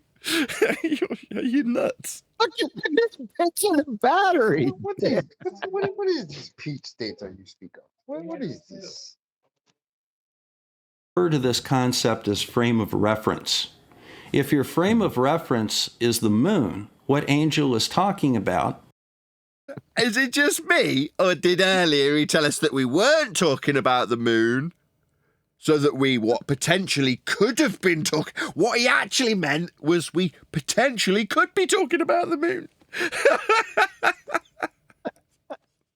Nurse! He's at it again. He's out of his bed. He's talking and everything. It wasn't the moon, you dumbass. It was Saturn. Hold on, I need to give reference to Saturn in regards to the horizontal plane of Saturn. Correct. It does seem to have some sort of a change from the standpoint of the moon. Holy Jesus. What are we going to do? Let's call the NTSB and see what they've got to say about it. If you look at an aircraft going around the surface of the Earth. However... Do we? No, Bob! We got pitch data. It does not show that. Or if you look at it from the frame of reference of Earth, it maintains the same altitude. So we can basically draw a conclusion with that then, given that that is the data. It's showing how high it is with respect to a flat surface of Earth and giving it with height above sea level. Okay then, so we're all clear then. Earth's flat. That's how it's been measured. So at the beginning of a flight, if you're at 30,000 feet... Off sea level, then that's a flat Earth prerequisite. And at the end of the flight, you're at 30,000 feet and... off sea level, then you'd need a level to be off in both regards. Earth's flat. That's how the measurements have just been described by Bob. All the points in between, you're on a flat Earth. 30,000 feet. You can still be traveling over the surface of a sphere. No, Bob, because you're describing it off the surface of sea level, not off sea curve. Without changing that altitude, because... No, you'd be describing a drop over distance, like you guys claim when you claim curve. Drop. But you're saying you wouldn't have drop. So you're apologising for the lack of drop. Okay, Bob, that's very nice that you can apologise for how little drop there is that you don't need to measure. Meanwhile, we are measuring it flat, though, Bob. Your apologetics don't work on us. Your altitude doesn't change. Off a flat Earth, it's a measurement off a flat Earth, Bob. It's off sea level. Yeah, that's the only measurement that we do have, and it definitely is a measurement, and it's a flat Earth prerequisite. It's right there in the title. However, it does change if you look at it from the viewpoint of the moon. However... Why would we be doing that? Ness! Well, if you look at it externally... Our flight instruments don't read from the viewpoint of the moon. Oh, of course! Now it all makes sense! Stupid idiot was supposed to be thinking about how it doesn't work from the moon. If only you'd had a U around, Bob. Angels of Light would have done a lot better.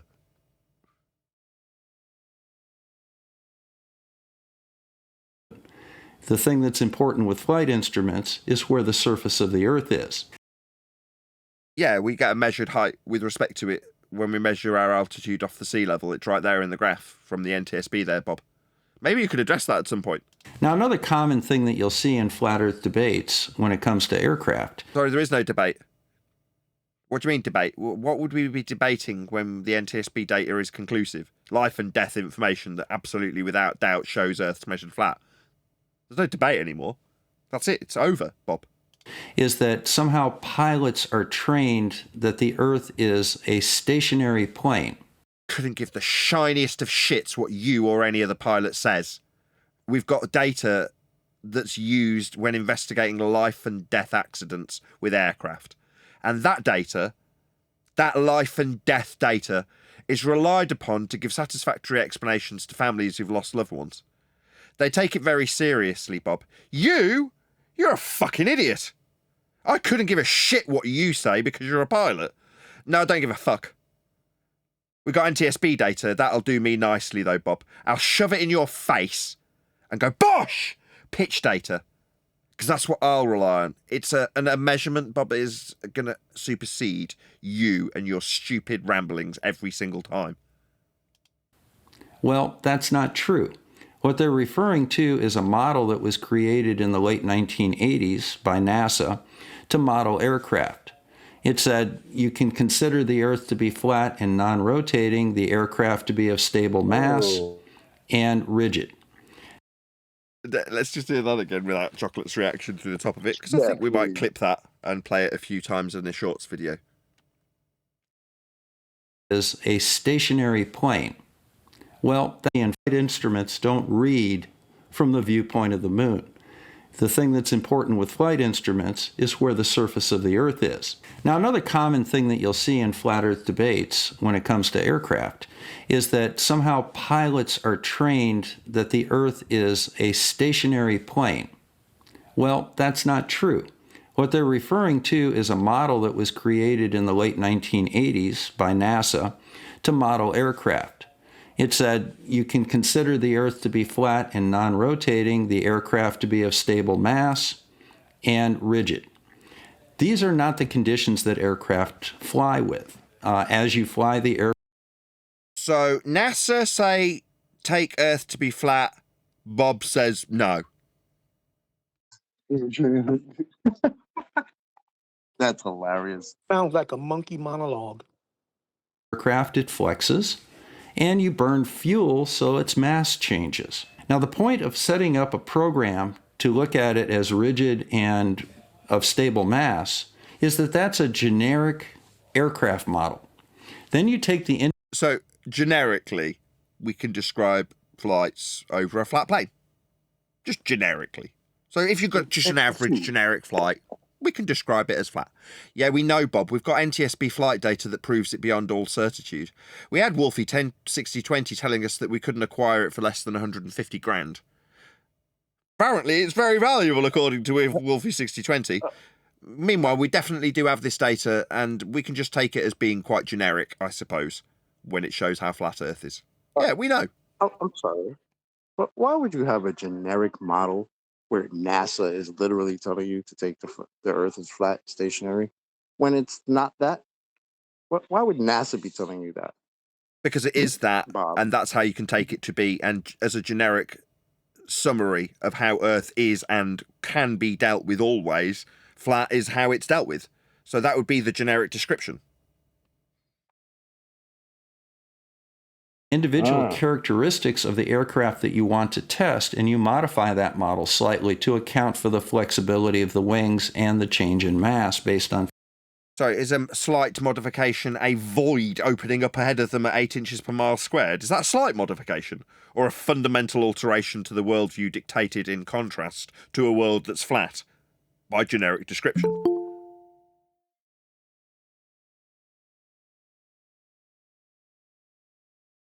Fuel burn. It's a base program similar to an empty spreadsheet that doesn't really mean anything until you put real-life data into it. As a pilot myself, I was never.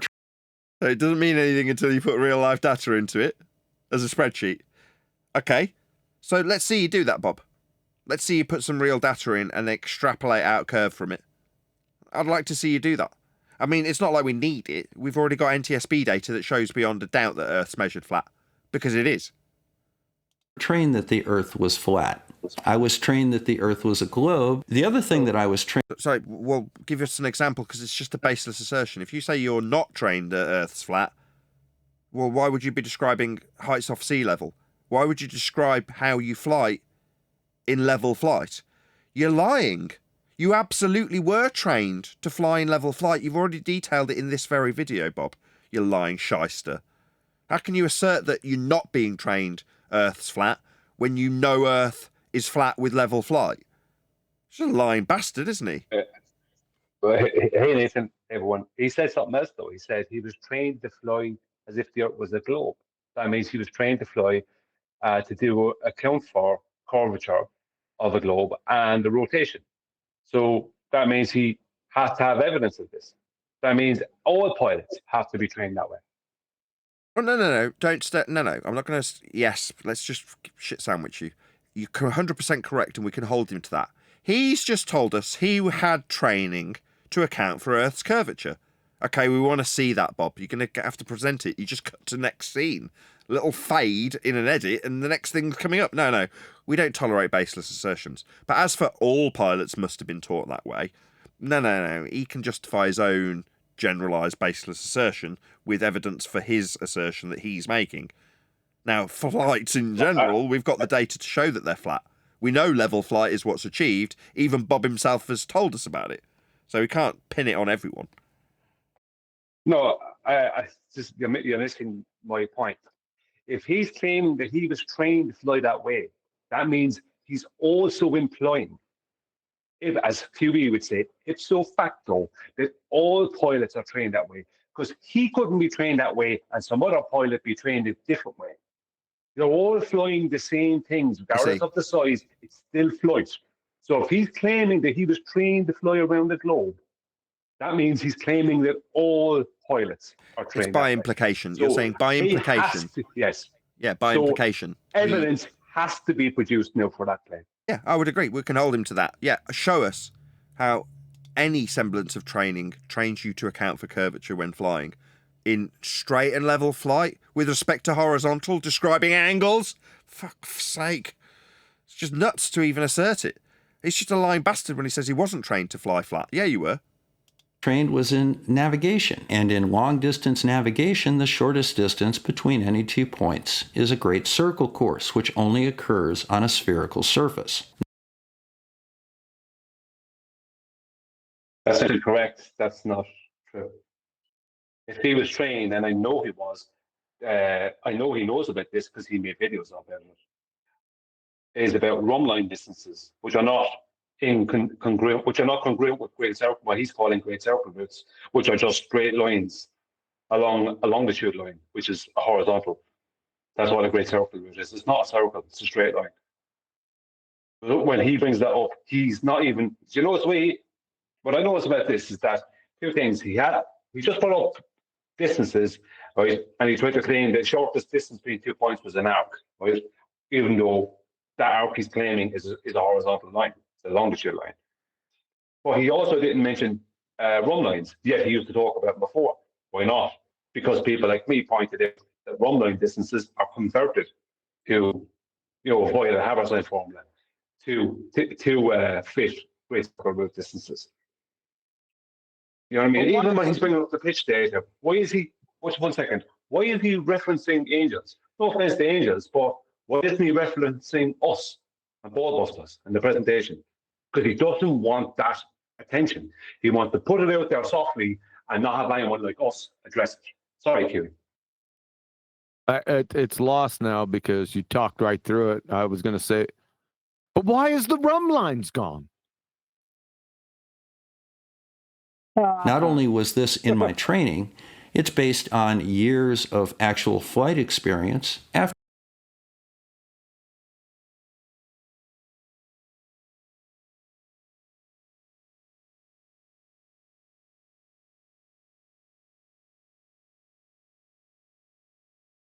What happened? Marshall. Houston. Ads.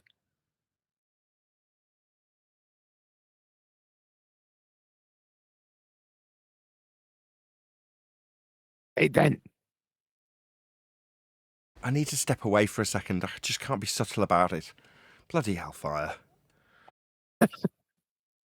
After my training. So there's really no question that the shortest distance between any 2 points on the surface of the Earth, along the surface, is a great circle distance. Furthermore, as an instrument-rated pilot, I learned how the ILS, RNAV, and GPS approaches to airports were designed. They are designed taking into account the curvature of the Earth. So for example, your initial approach fix may be 15 miles from the airport. All right, you have to take into account the curvature of the Earth at that point to intercept the approach beams. And those approach beams are designed accurately enough to bring you down to within 200 feet above the approach end of the runway. And again, they take into account the curvature of the Earth. It's right in the FAA document.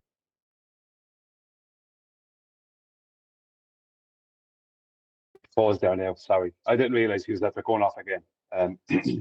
Yeah, that's not true. They use trigonometry. They don't use a curved baseline for that. They use trigonometry. No matter what size plane or what airport, they're using trigonometry to determine their angle of attack. So they get into the point where they can land a plane. So that's a lot. Nathan, if you want to go, we don't have to watch any more of this. We'll probably hit that video at some point in the future. That's fine. I got some more videos lined up, but I went through his Flathead catalog and figured we'd go through some more. There's some videos about me, little old me. I didn't even know it. From who? And Ballbusters from Bob the Flathead. Mama didn't roll his dumbass over science guy. Would you want the last 60 seconds of this video or not? Nah, Wolfie 6020 he did a very nice episode on this on his channel. Please check him out. So in closing, let's just remember, flat earthers have several characteristics. Do we want to listen to him stereotyping us to share his pain? Okay. No. Okay. So you can go take care of your missions, and we'll see you at what, in an hour? Yeah. Do you want me to leave? Do you want me to stay recording? No, you don't have to record this. I mean, the audience might quite like it. I can get on with my tasks if you guys want to talk amongst yourselves. You're just gonna let it go? I could talk about microphones for a bit. The audience will love it. We'll see you in an hour. Keep recording. I'll talk about microphones. So Craig on the panel in Click OK modified the mic that I use for my voiceovers. And when he did it, he was referencing the videos that I sent him of other people who are mic enthusiasts doing the same mod that he did for me. He's like, is the other Craig? They're both called Craig, but his son Craig was telling me that with like music in the background as they were watching it, it was a bit like them chasing around this little capacitor with the soldering iron. It's like as they're chasing around this capacitor. And he said that because it's a computer shop, he's got a tool with like, it's like a pair of tweezers that's soldering iron on both sides. So he said when he came to do the mod, he just picked up the capacitor and like a split second later it's off the board. It's like totally different ball game, because obviously he's servicing computers and they've got very similar type components on it, surface mount components, so it's not like it's unfamiliar to him. But watching somebody who's into mics do the same mod and then put these humongous capacitors in place of what is a tiny little surface mount component. But for my mic, I've had a like for like replacement, so it's a different value cap, but it's the same style, so it just looks like a computer capacitor, like proper surface mount. So it doesn't, if you were to unscrew it, it doesn't look out of the ordinary. Well, I just want to thank him. I'm really grateful. It sounds fantastic. It sounds like it should sound, like a U87. Just say thank you and then move on your way. Thank you, Craig. The mic sounds just like a U87 now. Really happy. I have a question about Bob. You're welcome, buddy. That was Craig Jr. Thank you, Craig. Why he's pointing out that information about NASA, it's quoting stationary and plain Earth in 1980s? I didn't understand the question. Why the Bob is saying that information that NASA were saying that Earth is stationary in 80, and he's saying that was in 80s and with documents, and why he's that pointing out? He's saying, why are NASA saying that? No, or why is he saying pointing that? it out to us? I'll tell you exactly why, because it was the theme of great question, because it's the theme of today's show. Same reason as I've gone through the whole show. It's something he's come across or he's comprehending, and he needs to get it off his chest. So preemptively, he makes a false straw man opponent that doesn't exist called Flat Earther. And that Flat Earther asserts that NASA's got a 1980s document where they say Earth's stationary. But that's easily overcome. Now listen to me overcome it. He's doing it for his own benefit. So it's a problem that he's contemplating at the moment. It can't not be. He wouldn't be covering it if it wasn't. So it's just projection. He's worried about it. He thinks it's a circle that needs squaring. So he's going to square it. That's why. Because I thought, in a sense, that was a way, how was the pilots was teaching, learning. But now we have the way to it's 2025. That was in 80s. Now we are not using anymore stationary and plane. Do you understand? I thought that it's like that. If it's like that, my question would be how plane was flying till the 80s.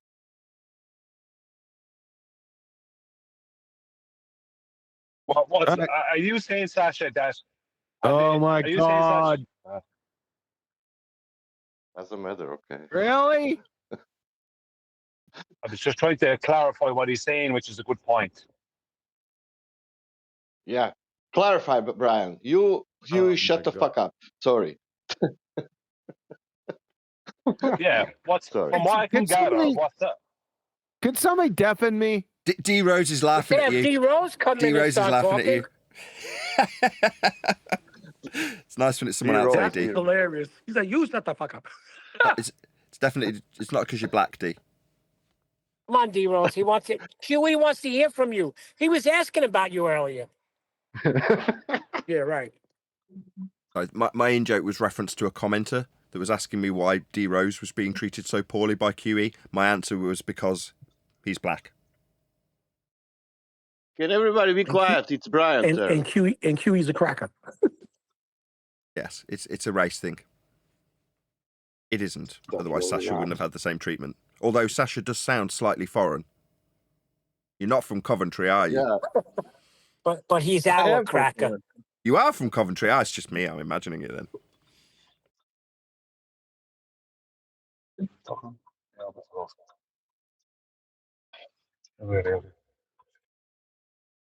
Go ahead, Brian. Follow up on this so we can go 45 minutes on a nothing burger. Brian, only 3 I don't minutes. even know what's the point. They're making it impossible to do that.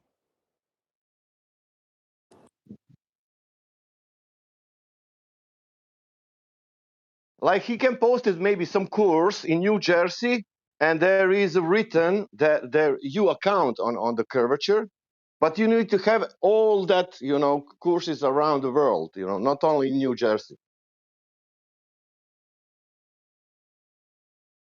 Well, he has to point it out, Sasha, because it's devastating that the very industry that shows you that it's a beautiful, perfect sphere will also tell you when putting planes in the air, you have to take the Earth as flat and stationary, right? That's a circle that has to be squared.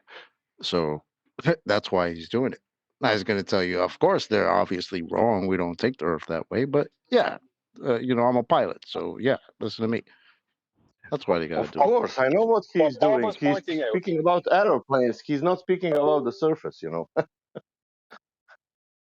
He is speaking about surface, but everything what he says about surface, it was level. Yeah, he constantly used the surface. What Bob is trying to do, right, for about the fifth time, what Bob is trying to do by bringing up that reference is he's trying to assassinate the reference because he's saying it comes from just a model that's put out there by NASA. Right? That's the direction Bob was taking. Yeah, Bob is trying to say, it doesn't matter, it's just something they put out. It doesn't mean anything to reality. That's what he's trying to do, right? Now, what Sasha's point is that now that's not the only reference like that we have from Boeing and other places. There's a load of them, right? The point is that Bob is trying to assassinate any of those references, and I think from what Sasha was saying is that what Bob is saying is that they used to state that years ago, but now they claim it's a globe. So yeah, it's just a generic model, pilots? Yeah, but they 1 second. Let me finish it. Just a second. Talk about. So, are they training pilots to fly over a flat stationary plane in the 80s? But they're training pilots to fly over a rotating globe now. Do you know what I mean? That's what Sasha. Is that correct, Sasha? Is that what you're trying to say? Yeah. And plus, he's taking the model of the aeroplane, which is made before NASA was invented. Only to say that doesn't matter. We have data also from that airplanes in Second World War, let's say. But why would the same industry that shows you it's a ball, that knew it was a ball from even before '69, when we supposedly went to another ball in a vacuum, why would they take the Earth as flat and stationary in the '80s? It's like that's a long time after '69. Why would they do that? That's a little weird.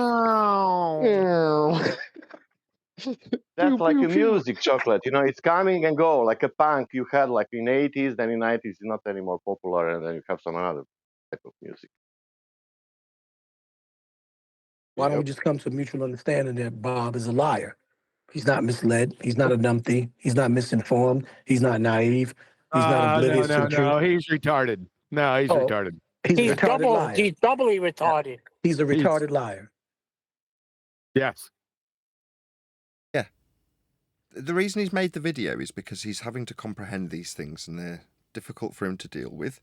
So he's got to overcome them with straw men and lies about his position. I wasn't taught it was flat, having just detailed level flight. So yeah, he's a numpty retard liar. And his mom didn't turn him over in the nursery. Yeah, with a poorly attentive mother. All right, we ready to go? This is a walk down memory lane. Bob seems to have done some videos on us I was unaware of. You want to go through this? That's true about the flathead thing, by the way. I found out because my wife inquired with one of the nurses. So, not because of our kids, but because of another mother, who I won't mention who specifically, but my wife had a slight concern about her child and asked one of the nurses, or whatever they are, midwives or whatever. Anyway, and that's what they told us. They're like, the reason that happens is because they've left that baby in the cot. And I'm like, what? So it got explained like that to me. I mean, it may not be the case, but that's what it was explained. That's how it was explained to me. They're not loved. But Nathan, you saw my response was about Sid, right?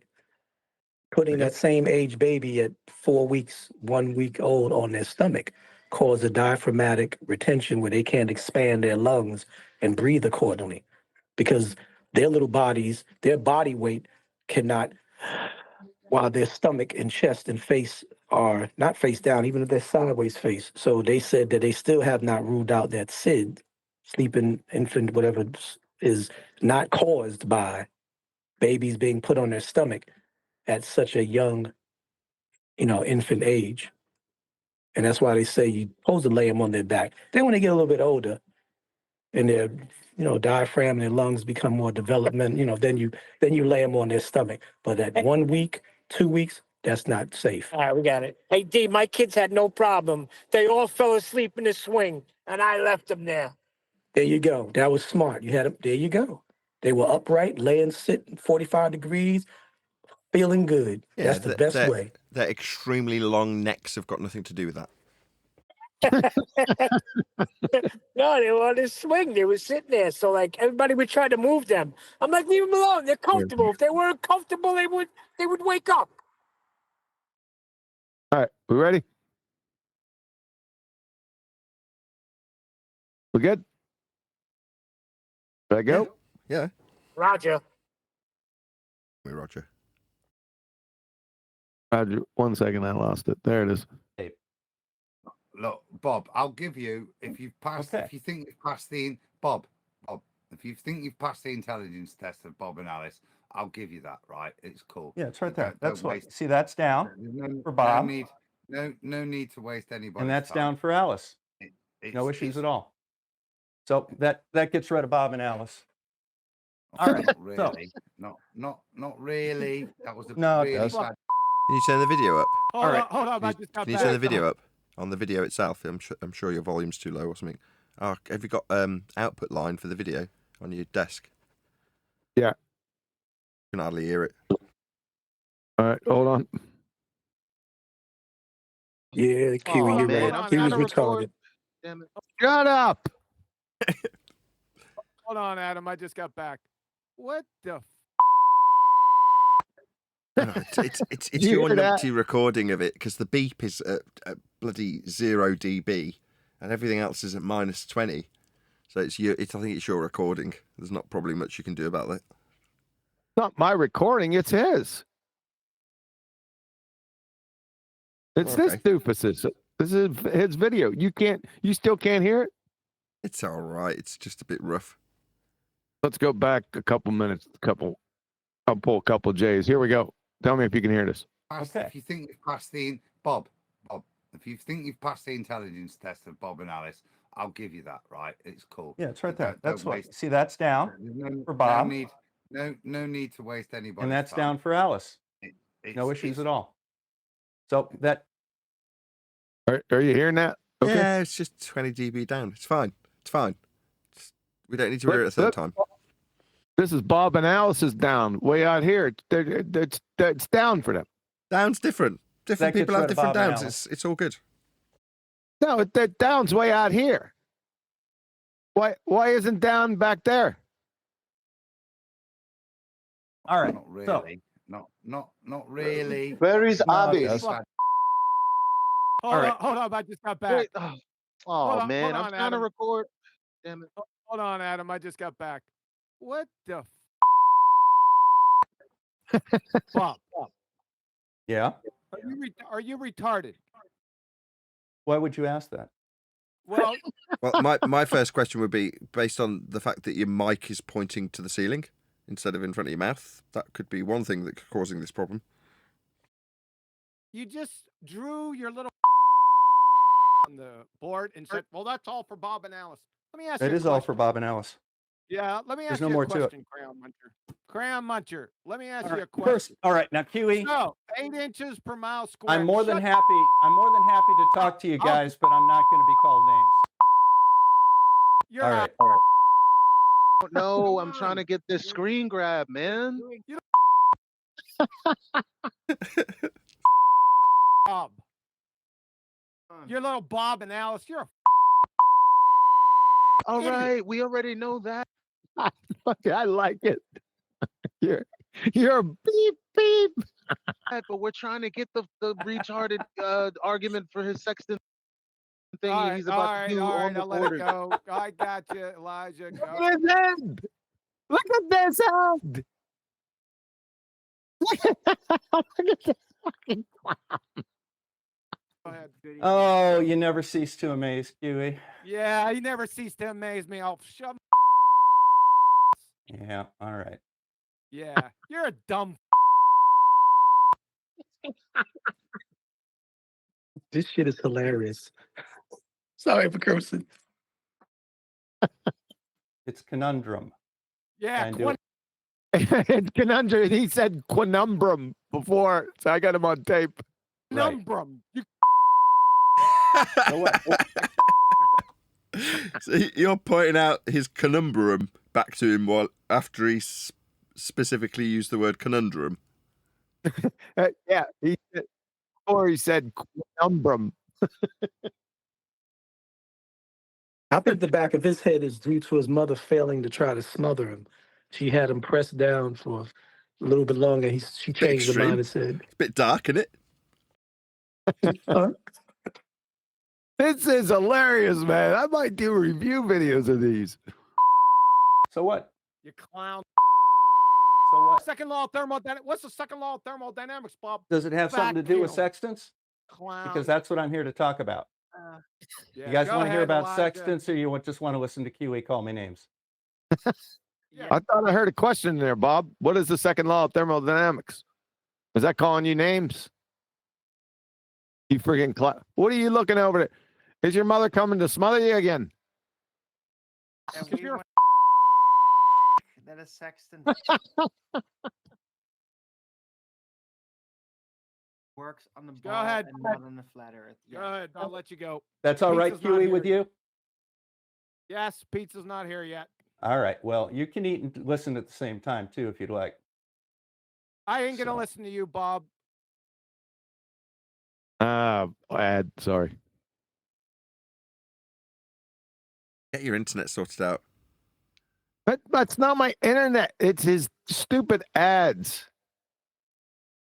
I want to okay. save IQ points. I want to save my 220. So you could just go ahead. You're 220? Are you recording this, QE? Because if so, I don't have the screen grab it. I've got it, and it's going to run uninterrupted. Screen grab it. I'll be more than happy to go ahead and provide copies to anybody. All right, so what's the angle that we actually measure with a sextant? Does anybody know? Look. Let's not pretend we're in class, Bob. Let's just you give us your explanation how a sextant works on a sphere. All right. I think that's probably the most succinct way of dealing with this. We there's no point in having kind of daft questions, is there? You just go ahead and explain it to us. And I think if we've got a point we have an issue What with, the hell is he doing? Get closer to your mic, Adam, from the past. Yeah. What the hell's Bob doing? Where's this dot at? Bob, you at the center of the earth, you glue sniffer. or need clarifying, if you don't mind, we can interject. Not a problem. Let me You turn this one okay off with because that? there's a bit of a glare. Can you guys still see that okay? Yeah. All right, so I've here's got- what we I've got- have. Here's our location right. Here's what we have. This thing right back here. That's what we got. Flathead. here. And there is the flat edge. Put your head up there. This is the line from the center of the earth to directly over. Where are you at, Bob? You down in the center of the earth? Over our head. This is 90 degrees. Now, this is the tangent line. No, you can't have tangent line there, and you can't get a 90 degree off a globe tard. You'd felt their great intro to geometry, moron. Right here. That looks, Bob, can you hear me? Yes. that looks totally off 90 degrees as like a starting example of what we're going to talk about. It looks like it's about 15. Okay, well, good for degrees. you. All right. So here's the verdict. Well, good for you. Text. Bob, I'm 40 just degrees. Bob, I'm not attacking you. I'm just asking so we can imagine here what's going on on your screen. That's not like 12 o'clock, mate. It doesn't look it. So I'm just saying. Are we Okay, well, that's disaligned fine. with- Go ahead we've got an and issue? but I'll tell you what, hold your questions until I'm done with the basic presentation, and then you can knock No, yourself out. that was the basic point. You've started with 90 degrees and we're at 1 o'clock, mate. Not You can at start 12 anywhere you o'clock. want. All right, so here's a line Okay, from the center of the so earth. so you're twisting it on purpose. The nitpicking is just not ask letting me a- get to his whole argument. That would be could I so just ask you- well. I'm recording this, guys. I don't have infinite amounts lovely, of time on my lovely. phone. Just for clarity, so that we don't mess people's perceptions up, etc. Could we start 90 degrees at 12 o'clock? No. Could you just rub We're those, going to start rub like those this. lines out?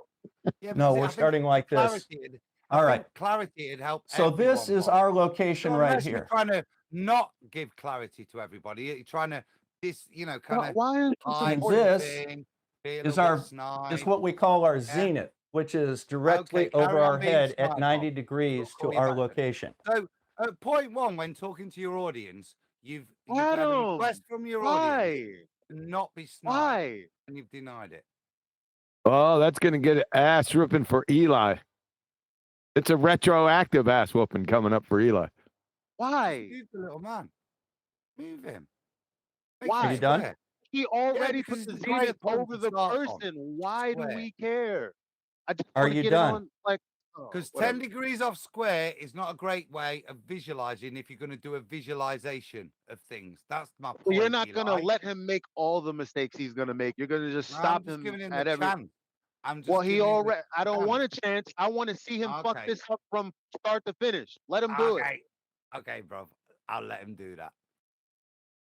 So hard, isn't it? Now, are you done? Let a baller.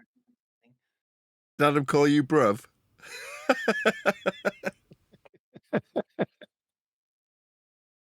Only we Sorry, can say it's that. the ads.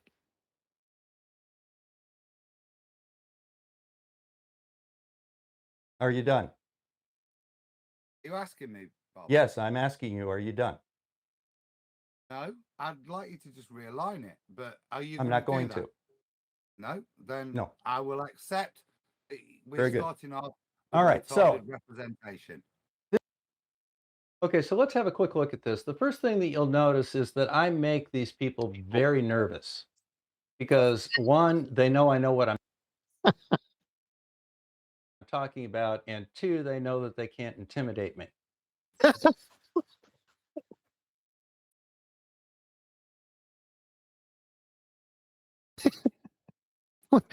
Would be in a conundrum. They still tried that. You're intimidated. That's the only reason you would say. Yeah. You notice the profanity laced tantrum that Quantum Eraser started off with. And then this gentleman, Adam, you notice that he hasn't stopped talking the entire time. He also tried to say, well, we're not here in class. Well, yes, actually, you are in class. I am schooling you on celestial navigation and correcting your misconceptions with it. This freaking guy doesn't even know what a triangle or He's a meatball. So yeah, you are in class. Now, I asked very nicely for him to hold his questions until I had a pause in my presentation. But you notice that he doesn't want to do that. He wants to criticize the slight angle that I've drawn from the center Yeah, because it's not 90. of the earth, as if the slight angle makes any difference whatsoever. Second, he constantly is over talking, and he's not talking to make any points. He's talking to make noise and be a distraction. And the thing that's really frustrating him is that I'm ignoring him and just continuing on with my presentation. I'm not responding to every silly question and objection that he has. I'm charging on with my presentation. So let's go ahead and continue. Reflection coming off your forehead is crazy. I'll let him do that. You charge on, Bobby. Now, are you done? Let a baller. Are you done? Are you asking me, Bob? Yes, I'm asking you, are you done? No, I'd like you to just realign it, but are you? I'm not going do to. that? No, then No. I will accept. We're Very good. starting off. All right, so representation. this point right here is at what we call our zenith. And it is directly over our head at 90 degrees. Now, Oh, that's not 90 degrees, man. we cannot measure directly from the ground because literally. What? We'd have to literally. What? we can't measure directly from the ground. Yeah, we can. That's the whole point of the elevation angle. Yeah. He might not be able to. Hold on, let's just, because Brian's gone with me. Yeah. What's elevation mean, Brian? It's a vertical height above a horizontal plane. A horizontal plane is mean sea level. So elevation is kind of like height off the ground. I mean, with an elevation angle specifically, it's not detailing the height of a star, for example. But elevation, just as a description, would be a height off the ground, right? Absolutely. So when he says you can't measure this with respect to the ground, he's just an idiot. Yeah, he's denying the Earth. Is what he's that's what they're at. Sorry, Brian. I just want to say, Chocolate, very quickly. What these people are doing is not denying us. They're denying the Earth. Yep. It's that simple. Sorry, Chocolate, go on. No, I was just going to say he's talking about the other ground. You know, the ground that's not the ground, that's the ground he's talking about. The ground we're not navigating, of course. Stupid us. Exactly. He's talking about the ground. He's in the ground. It's from the center of the earth. Did you guys forget already? Oh, it's blocked. Do you guys have problems with object permanence? No, I remember him drawing it. Adam asked about it, and then the objection was then projected out as though Adam's silly objections, or words to that effect, were him trying to obfuscate while he was so righteous in carrying on and ignoring him. So again, he's projecting out his fear when it comes to Adam's criticism, and then suggesting that him completely ignoring Adam's objections and ploughing on him in the righteous indignation position that he deserves to be in. What an outrage again. Pure projection of his own ineptitude and inability to win an argument by reasonable means. Yeah, and I don't know why he brought up on Sorry, I just want to say, I don't know why he brought up the term intimidation. We never try to intimidate anyone. If anyone does get intimidated here, which I don't think Bob was, it's not because we're trying to make that happen. I'm certainly never trying to make that happen. You know, talking about intimidation, trying to imply that that's what we're trying to do. No. Go on. It's projection again, isn't it? He wants us to be intimidated by him. That's what he wants. Yeah? No, I know, that's true, because that's why he keeps putting himself in a position of teacher. Intimidated. Sorry, Brian. I think he's actually intimidated. That's the only reason you would even bring that up. Who's talking about intimidation? You? You are? Okay, that sounds like you're intimidated. Well, he's put himself in a position of teacher here. He just said a few minutes ago, I'm the one teaching, or I'm trying to teach here. It's like, you're in class, this kind of stuff. No, Bob, you're not the teacher. This is the problem with these people. They keep on wanting to be the teachers when they don't know what they're talking about. Now I'm finished. Thank you. You know, I just noticed an actual 90-degree angle. Look at this.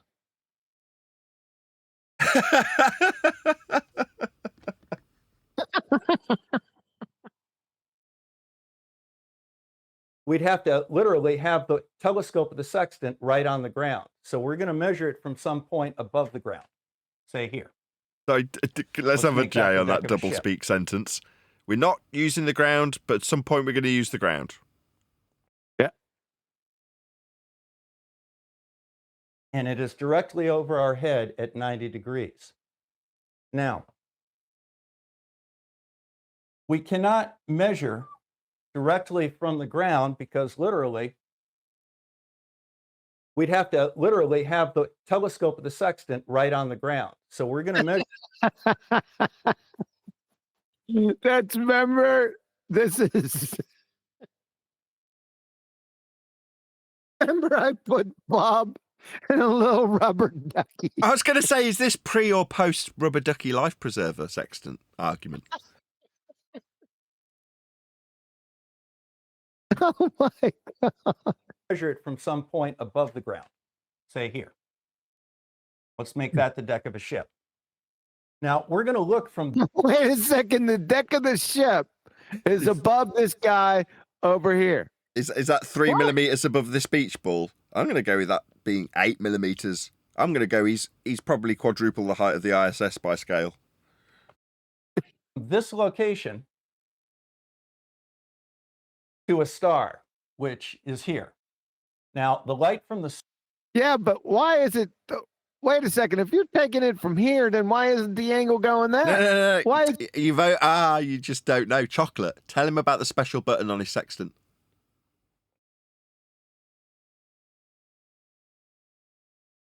Tell us about the special button, Chocolate. Yeah, there's a center. Quick, hit the center of the Earth button. Stars comes in parallel due to the distances involved. So that's the angle that the light from the star is going to come in parallel to. And we are going to measure an angle with our sextant from our visible horizon. So we're looking down at the horizon at what? 70-degree angle? To that star. And that's this angle right here, and that's called HS. That is the angle of the sextant. That's the angle of the sextant. All right, everybody with me so far? Yeah. We're right with you. We're looking at it through the tangent mirror. It's the tangent mirror we get this from. Yeah, but this is the deck of the boat that's above a stick guy.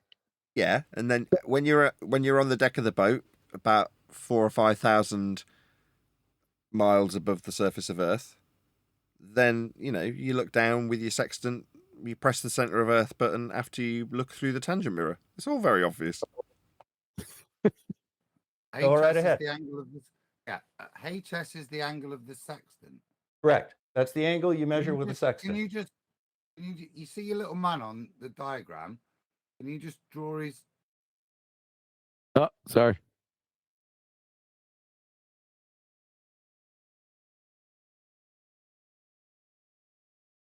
Oh, you've messed this up, QE.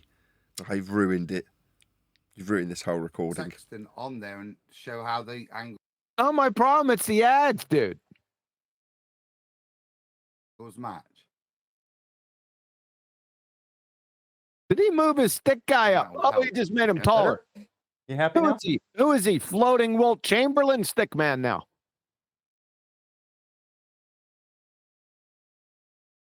Lovely.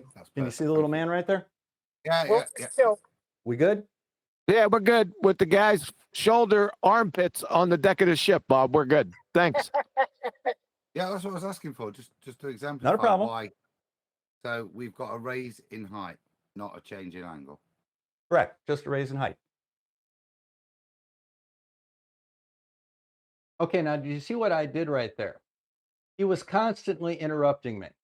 And then he finally raised an absolutely silly objection. Can you put the man up where the platform of the ship is?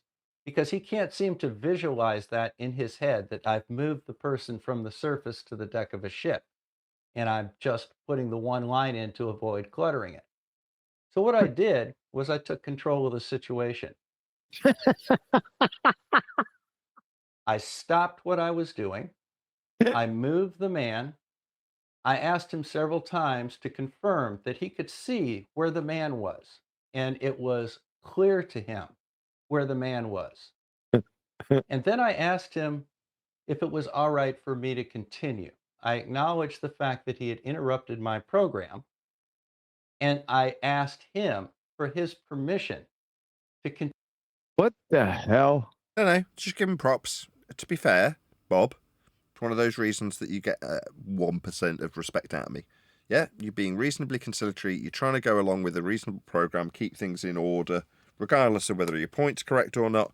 You're just being calm and respectful in that regard. I'll give you props for it. 1 point, Bob. Not on topic This point, is but 1 point bullshit. nonetheless. This is horse shit. He's talking about the matter. He's just stalling. Take control of what? He ain't take control of shit. He can't take control of a Cracker Jack box. Continue with my program. Now, normally what would happen would be there would be a pause in the action. The person would just continue on. I wanted to make it a point to have silence there so that he knew I was waiting on his response and only his response. And he had Jesus. to give me permission to continue. So let's go ahead and continue here. Stop. But Oh that's my how you God. take control of, that's how you take control of a classroom. You're That's the how man. you deal with small children, and that's how you deal You're the with man, people Bob. like this. But I don't fall for that crap, and that's why they don't like me over there, and that's why you don't see me on Nathan Oakley's either. No, you're not over there because you get your asshole ripped through your throat countless times, Mr. Quanumbrum. Now, the angle that we actually measure is 1 up to the star, which will be here. Thought the star was over here, Bob. What the hell? And 1 down to our visible horizon. The visible horizon. Is there another kind?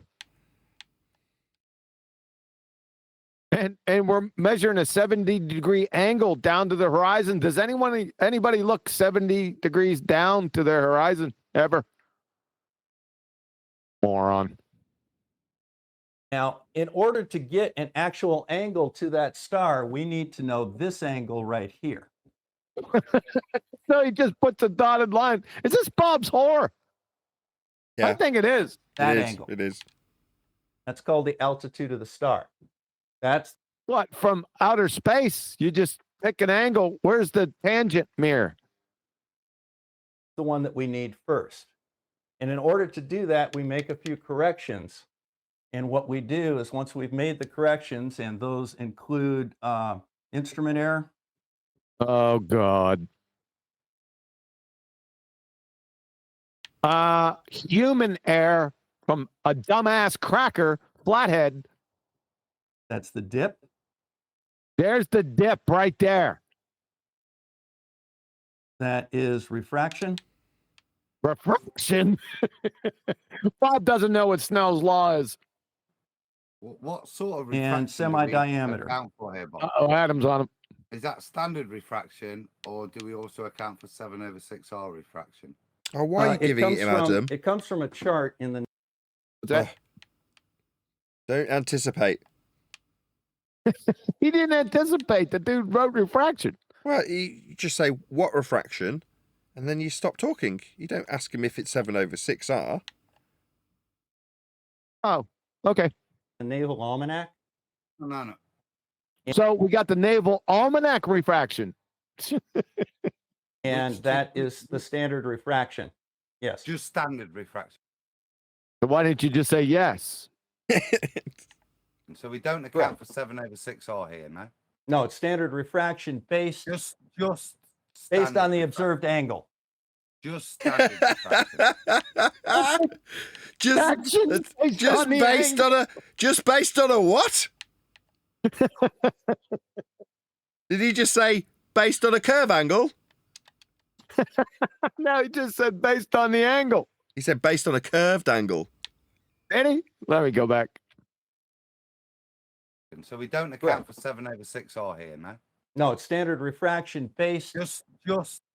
He said no to standard refraction 7/6R. He said no. Do you hear him? Based on the observed angle. Oh, Just observed. standard refraction. Yes. And it's based it's based Now it's yes.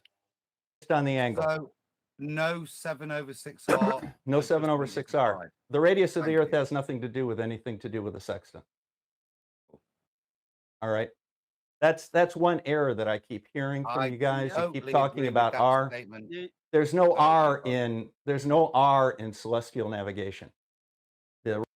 There's what the refraction. Bob, you dumbass cracker. Radius of the Earth has no place in We it. know. Totally agree Yeah. with you. And nobody's ever claimed that there was an R in celestial navigation. You just did by gawking refraction. Just Bob. Just before we carry on, Owen, you can go next, mate. Just for my understanding. So we've got. I can't read the first one; it's too small. I've got dip. What's the one above it, Bob? This is instrument error, or it's actually called index error is the name of it, but it's an instrument error that comes from the instrument itself. Shaky hand syndrome. That's fine. No, it doesn't have anything to do with shaky hand syndrome. So no operator error in there then. No, that's part of writing a sextant. Operators All right, don't make so errors. the way a sextant works. Carry on, Bob. What? I'm enjoying this. Slow down. Slow down. Well, you asked about index error. Hold and on I'm telling a you second. what Pause it a is. sec. Now, here is the sextant. Just pause a sec. Adam sounds very intimidated by Bob, doesn't he? Yeah. Scared child. Slow down Now, so we can savor this. Right? Yeah, he sounds terrified. I asked what instrumental error said. It's called index error. No, it's from the that's not what instrument. you've written. You wrote instrumental error. This is Bob doing this shit on this video. I mean, watch it. What? That's not mine. Why is it mine? I've just got blank screen. Wait a second. Oh, there we If go. playback doesn't begin shortly, try. Why? Fuck it. Instrument error.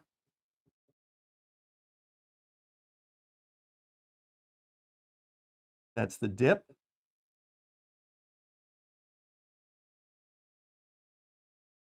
I said I wrote instrument error, and it's called index error. It comes from the instrument itself. Steve, stop trying to cover up for something you've not even done a faux pas on. It's cool. I only asked what was. No, I'm telling you what instrument error is. If you would like to know, would you like to know what an index error is? Right. So, would you like to know what index error is? It's a delusional. You're a delusional retard, dude. You know, you're when you're- scary retarded. I look at you, I get scared. That's how retarded you are. On your not in the slide. Hold on a second. Never asked for Just it. one sec. Just one sec. On your voice meter banana, which line dances up and down while they're talking? That's my PC. Yeah, turn it up. I did. Turn it up more. I did. I'm at 12. It doesn't go anymore. Really? Oh, okay, fine. It's this recording. What I'd like to know is what I asked for and you've given me, and then I can carry on from that, which was what was above dip, because I couldn't read your handwriting. Yeah? That's we'll says just instrumental. here. Let's It see if we says- can make it. Let's see if we can make it easier for you. Bob, slow down. It says instrumental error. Instrument error.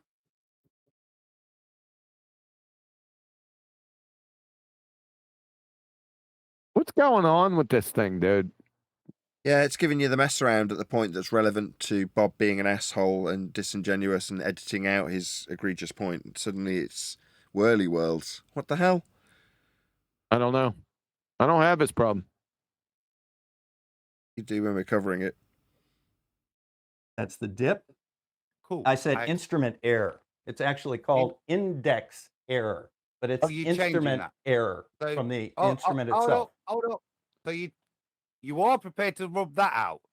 So a non-90 degrees in the diagram you're not going to change, but you're now going to change a word and meaning. Because you couldn't read it.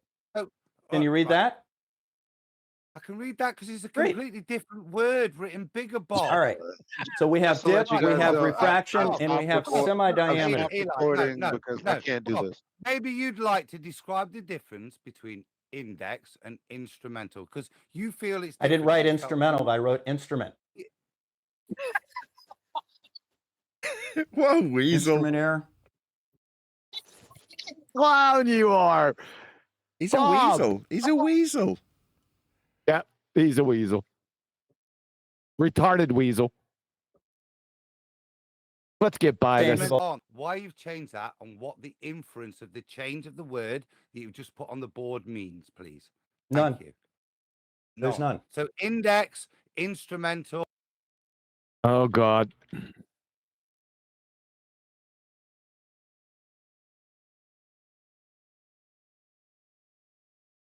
What? Is this guy some Has this got something to do with Google Meet? I don't know. I really don't.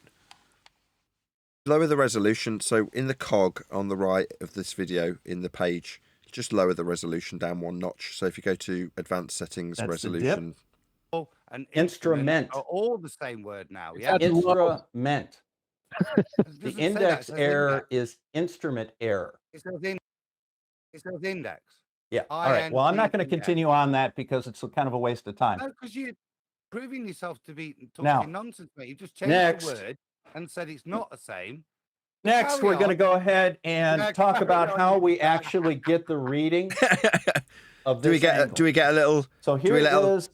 Do we get a little Bob from the past cutaway? Notice how I so slickly rumpus the living crap out of him and just plough on through his point while he laughs at me. This man seems really intimidated.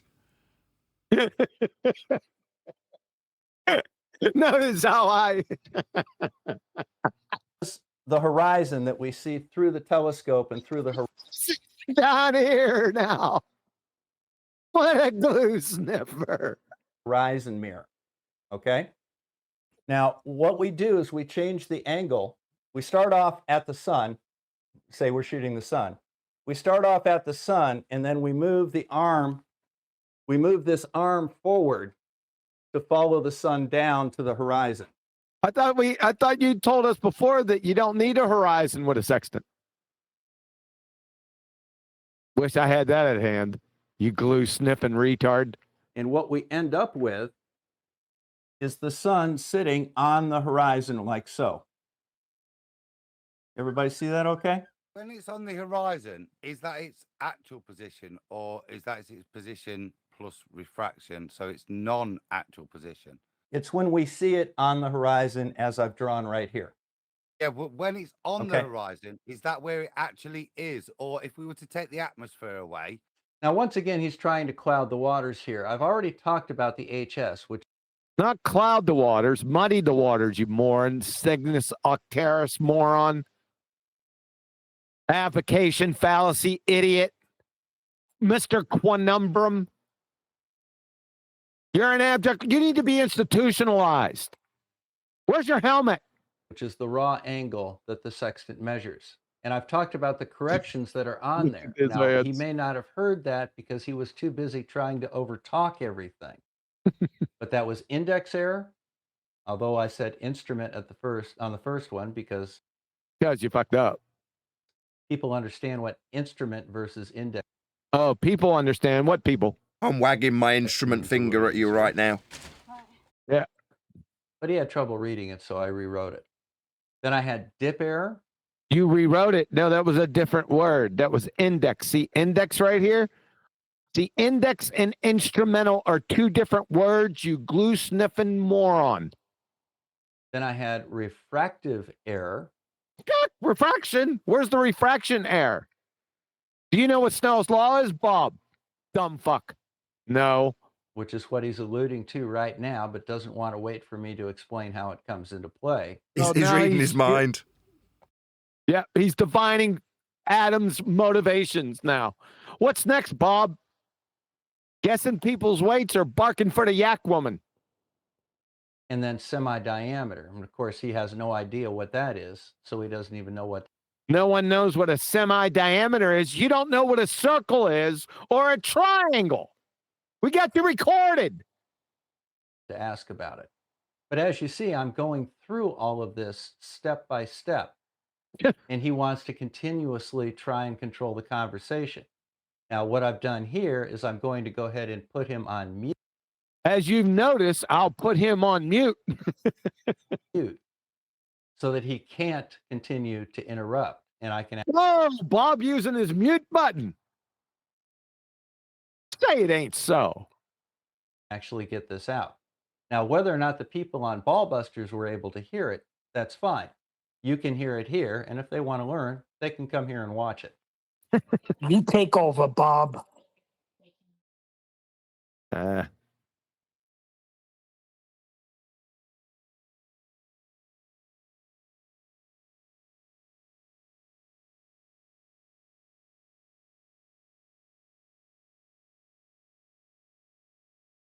Is it just me, or is it all gone So we would quiet? have no refraction. Is Oh, there that you go. where it would be? Now, do you guys want to learn about this, or you just want to keep interrupting that's what I'm with trying to inane learn. questions? You're trying to tell me this is where this thing Okay, is. well then and I'm stop saying to asking you, questions and your listen to what I'm science saying. says if I take the Now- atmosphere away, that's not where it is. Right here. Details. Explanation, Bob. What we do is we move this, we adjust the Stop being sextant. such a science denier. All right, Why are you I'm just going to denying go ahead and science? mute you because I can't denying continue my science. discussion if you're going to continue You're interrupting. just denying science. Reasonable questions that are on even on Wikipedia, and you're just denying. Would you mind doing this in like one sync video? Because I mean, Adam All doesn't right. want me to have the screen grab at all. All right. Now, I think it's rather obvious what he's trying to do here. He's trying to get me to talk about 7 over 6R and then say, how do I know R? He's trying to derail the discussion in the class by going down this rabbit hole of, how do you know what R is? Well, R has nothing to do with anything in celestial navigation. And Yeah, it does. It has to do with your refraction claim down here, you goober. You already admitted it. But you're retarded. You don't understand it. And you think your glue-sniffing audience, who are actually even more retarded than you, that's why you know they're more retarded than you. That's why you're doing it. I just made that quite clear. Despite the fact he keeps trying to make this distinction that somehow 7 over 6R has something to do with refraction. Now, what they fail to realize is that 7 over 6R is just an algebraic expression. Algebraic. Pronounce words. He's such a dumb fuck. I have a whole list of them, man. Cygnus octaris, avocation fallacies, quanumbrum, friggin', what's the other ones? Oh, we'll get We know the radius of the Earth. We represent it by R. How you know that? And we multiply it by 7 and divide it by 6. We could take, without talking about the radius of the Earth, we could take 3959 miles times 7 divided by 6, and that's the radius of the refracted curve. We don't have to even... That's the radius of the refractive curve. All right, I got to go for a couple minutes. I'm just going to let it run, okay? So relax. No, just leave it off. Don't leave it running. We could just use the...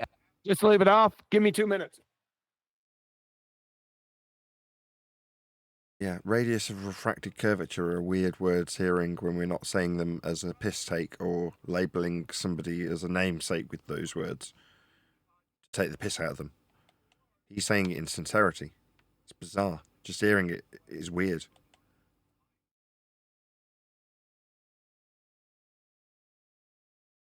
Yeah, because he's claiming refractive blockage. He's giving the radius of the refractive blockage. Yeah. A radius of nothing. Yeah. Unbelievable. Yeah, and he's doing it in sincerity. I know this is a while ago.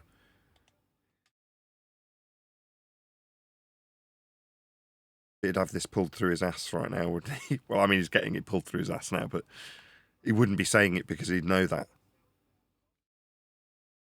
Well, I give Bob these props. He's willing to turn up and get involved, and he has done on this show and on TV Live. He's willing to do that. So, I mean, I give him that. He's not scared, but he does have to afterwards misrepresent the situation, doesn't he? I think he is what happened scared. there earlier. He is scared. He just knows how to face his fears, which is admirable also. Yeah, he's got a backbone, is my point. You know what I mean?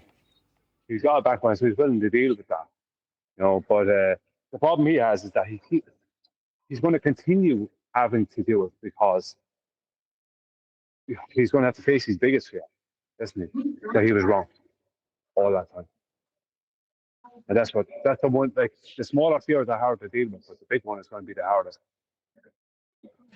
There's going to be no way around that. Actual number and say that's the refraction radius that we're dealing with this refracted light. We don't have to have the radius of the Earth anywhere, and radius of the Earth is not required for celestial navigation. But we can get along just fine assigning a 60 nautical mile value to every degree. You can't use that, Bob. Nope. Nautical miles are a linear unit of measure. You glue sniffing retard. That the angle of the star changes. Can't get an angle off a curved baseline, son. But you don't know what angles are, or triangles, or circles. We're fine with that. Don't have to have a radius of the Earth at all. That was a good try, Adam, but once again, I'm not your typical guest there. I don't fall for your little tricks. Well, no, I've got this recorded, and I'll be happy to send me a DM, and I'll send you a link to the full uninterrupted recording so you can see it. Now, I've gone ahead and turned him down because I can't have all these interruptions and make any presentation. So what I've done is I've moved what we call the lower limb of the sun so that it just touches the horizon. And you actually No, you said that the horizon is not required when using a sextant, Bob. You flathead fucker. rock the sextant back and forth a couple of times to make sure that that's absolutely at the bottom of the arc. Then you read off the angle directly from the sextant, and it's accurate to 0.2 minutes of angle. A minute of angle is 1/60th of a degree.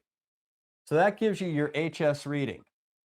Now you have a couple of corrections that you have to make from there. First is your dip angle, which is this angle right here.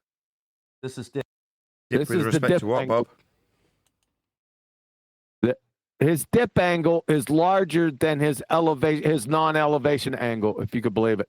Yeah, but what's the dip angle with respect to in reality when you measure a dip angle? What's he measuring with respect to? Horizon. His horizon at 70-degree down angle. Next, you also have to correct for refraction, because as you know, the refraction, the atmosphere causes refraction. No, really, atmosphere is a paradox. Atmo means air is a gas, sphere is a shape. Gases have no inherent shape. And number two, Snell's law, you are totally unfamiliar with. It doesn't have two media in it. There is no refraction in your fairy tale atmosphere. You dumbass cracker. And bends the light, and the star will appear here. Yeah, and Penelope Pitstop was Bruce Lee's grandfather. How do you know this? How did you confirm that? It's here, but it's actually over here. Well, how do you know that? It's pissing with me again.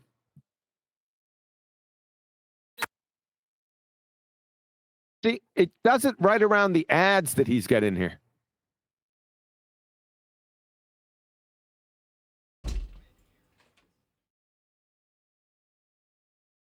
When it's actually down here. So that's where we put the refraction correction in. And the last correction that needs to be made is right here with the sun. We are measuring to what's called the lower limb of the sun, which is the bottom of the sun. Now, the sun itself is about 31 minutes wide. So you go to the Naval Almanac and you find out for this month, based on how far we are out in our orbit from the sun, the relative size of the sun. That's begging a question fallacy. Orbits. And what we do is we find this semi-diameter right here, and we add that to our reading, and that gives us a reading directly to the center of the sun. Oh my God. So that's our dip angle, or that's our semi-diameter right there. That's our dip angle. And the end result is that we take a reading from our horizontal to the center of the sun. Whoa. Our horizontal. What the hell is that? Now, there's been a lot of hay made about 90-degree angle. Did he say there's been a lot of hay made? I don't know. At the geographic position and triangles, and somehow there's a claim that there's flatness between the location of your sextant and the location of the GP. That's simply not the case. So nuh-uh. You don't know what an elevation angle is, Bob Rooney. What you're doing, here's the GP of that star right here. The GP of the star, wait a second. It's like how many degrees below the horizon? What? Holy shit, man. And again, I've got this drawn so it's between us and the horizon, but it could be way down here too. The only reason that there's a right angle here is to demonstrate that that star. You can't have a right angle on a sphere-tard, Bob. You'd fail intro to third grade geometry. Is at 90 degrees to that point on Earth. That's bullshit. Now, the angle that we measure is from the horizontal at our location. Okay, the horizontal, is this your location over here? To the star. Then what's happening down here? This has been my point for a while. The star is directly above the GP point, right? And the GP point is vertically below the star. Yep. But in their paradigm, the GP point is not below the star. It's back behind the actual GP point, down somewhere on the arc of a globe. It doesn't exist. No, usually it's they not. destroy themselves every time. Usually it's not the arc of the globe. It's way out here in outer space. Well, that's the point. Within their paradigm, this is why they have to use vernal equinox. Because within their paradigm, the GP of the celestial body does end up off out in outer space. So they need vernal equinox to extend out the size of our equatorial plane to put the GP point onto something. And where that hypotenuse line intersects their globe, that would be in between the observer at the center of their globe that they've placed, because they're going to bring that person down. The whole angle is brought down. Where that line intersects their globe, that's where they're going to place the GP point afterwards. But they first have to use see, they're always denying the right angle triangle. I've only had it in the past 24 hours with this guy who's claiming to be a navigator. Yeah, they're morons. And within their own paradigm, there's two right angle triangles for their mathematics they're trying to do. Yep. And they still can't get the GP point in the right place. I fast forwarded this.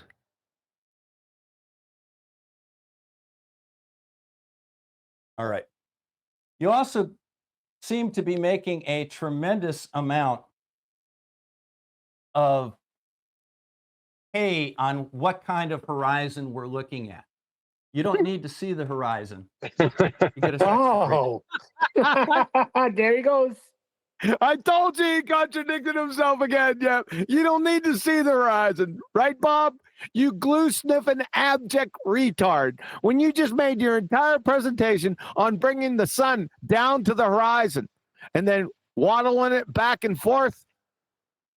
Remember, you said down to the horizon, down to the horizon. Now all of a sudden, let's go back. We don't need the horizon now. Oh, you said you don't need to see the horizon. Hey, on what kind of horizon we're looking at. You don't need to see the horizon. You get a sextant reading. All right, Bob. Thanks a lot, glue sniffer. Mute. No, you're not on mute. You're not on mute at all. All right. So, as I said, okay, so these two lines are parallel to each other. And they are tangent. Hey, Bob. Hey, Dr. Bob. Yeah, you're going to Yes, sir. need R, Bob. Dr. Bob, you're on mute. Okay, well, hey, then unmute me. retard. Look here. I just muted your dumbass. You are having a discussion with Adam. You do not mute him, retard. Do you understand me? He has questions for you. Answer the phone up. Do you understand me? Take him He's not on mute. or you're done. He's not on mute. But if you'd like me to stop now, I'm more than welcome to. I don't have a problem with that. I want you to stop right here with your and I'm going to rip up here in a few minutes and let Adam ask his questions. Okay? Thanks. It might be a Discord issue, though. It's not. And we're looking at him.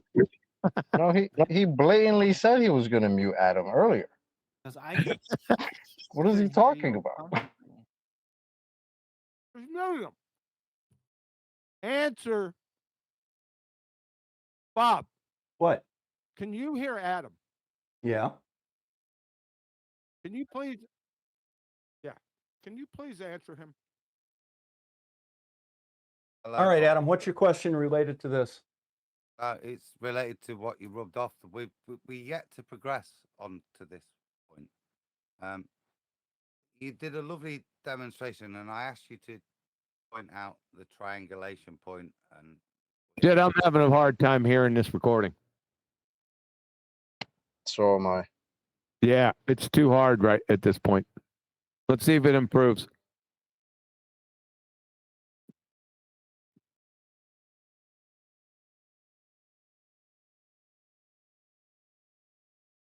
Shut up. I've never seen that before in my life.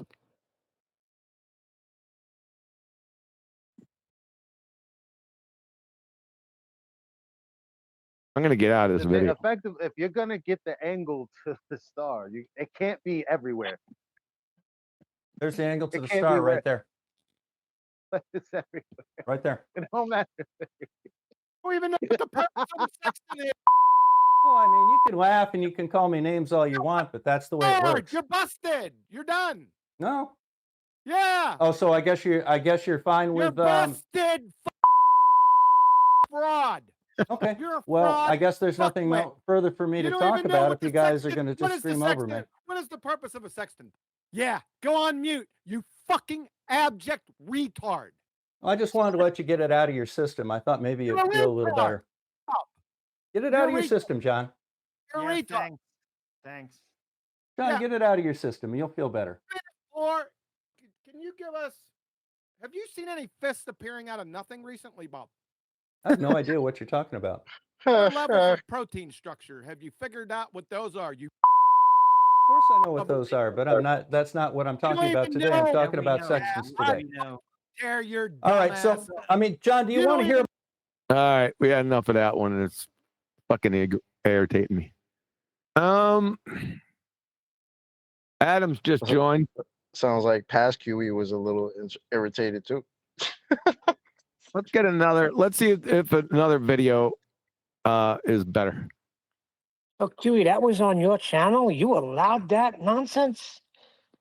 That was a while ago. I was trying to get some pizza. It was the after show.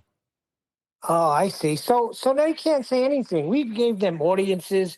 We've gave them opportunities to teach. And look what we got.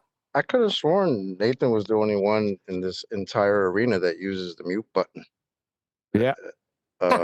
That's really weird that he blatantly muted Adam. And then played dumb. Yeah. Oh, he's not muted. What are you talking about? You just said it. I'm going to mute him. It's like I've heard his voice since you muted him.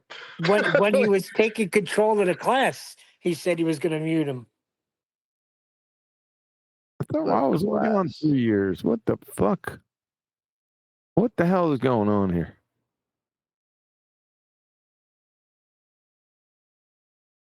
Need to start going back to the always knew toe that tag Horizon. playlist.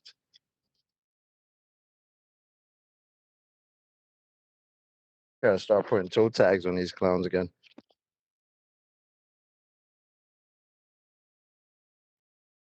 I'm sorry, but wait, what's happening here? Don't you worry about it. We're listening to people tell us how to navigate while standing sideways, stuck to the a magical water ball. You don't need the horizon for the sextant. You don't need to see the horizon.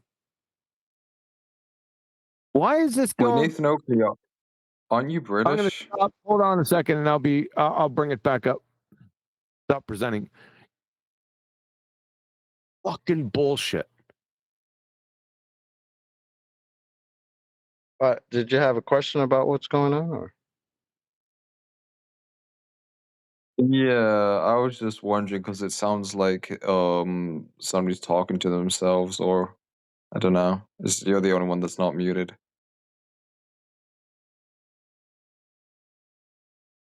We were listening to a video. Oh, I'm sorry. Oh, forgive me. It's all good. Can be confusing when you don't know what's going on. I get it. Thank you. I always have this. I always had a sneaky feeling that horizon mirror served no purpose. You have to add lift to your list.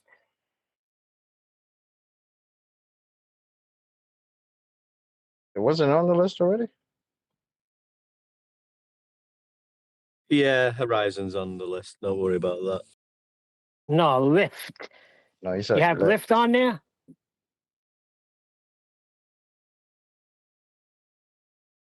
Climb. Also add climb. Right, is Adam here? Did you say we're going to start doing book stuff? Flatsy's not here yet. Adam, you here? Yeah, I just got in. Yes. We got to wait for Flatsy.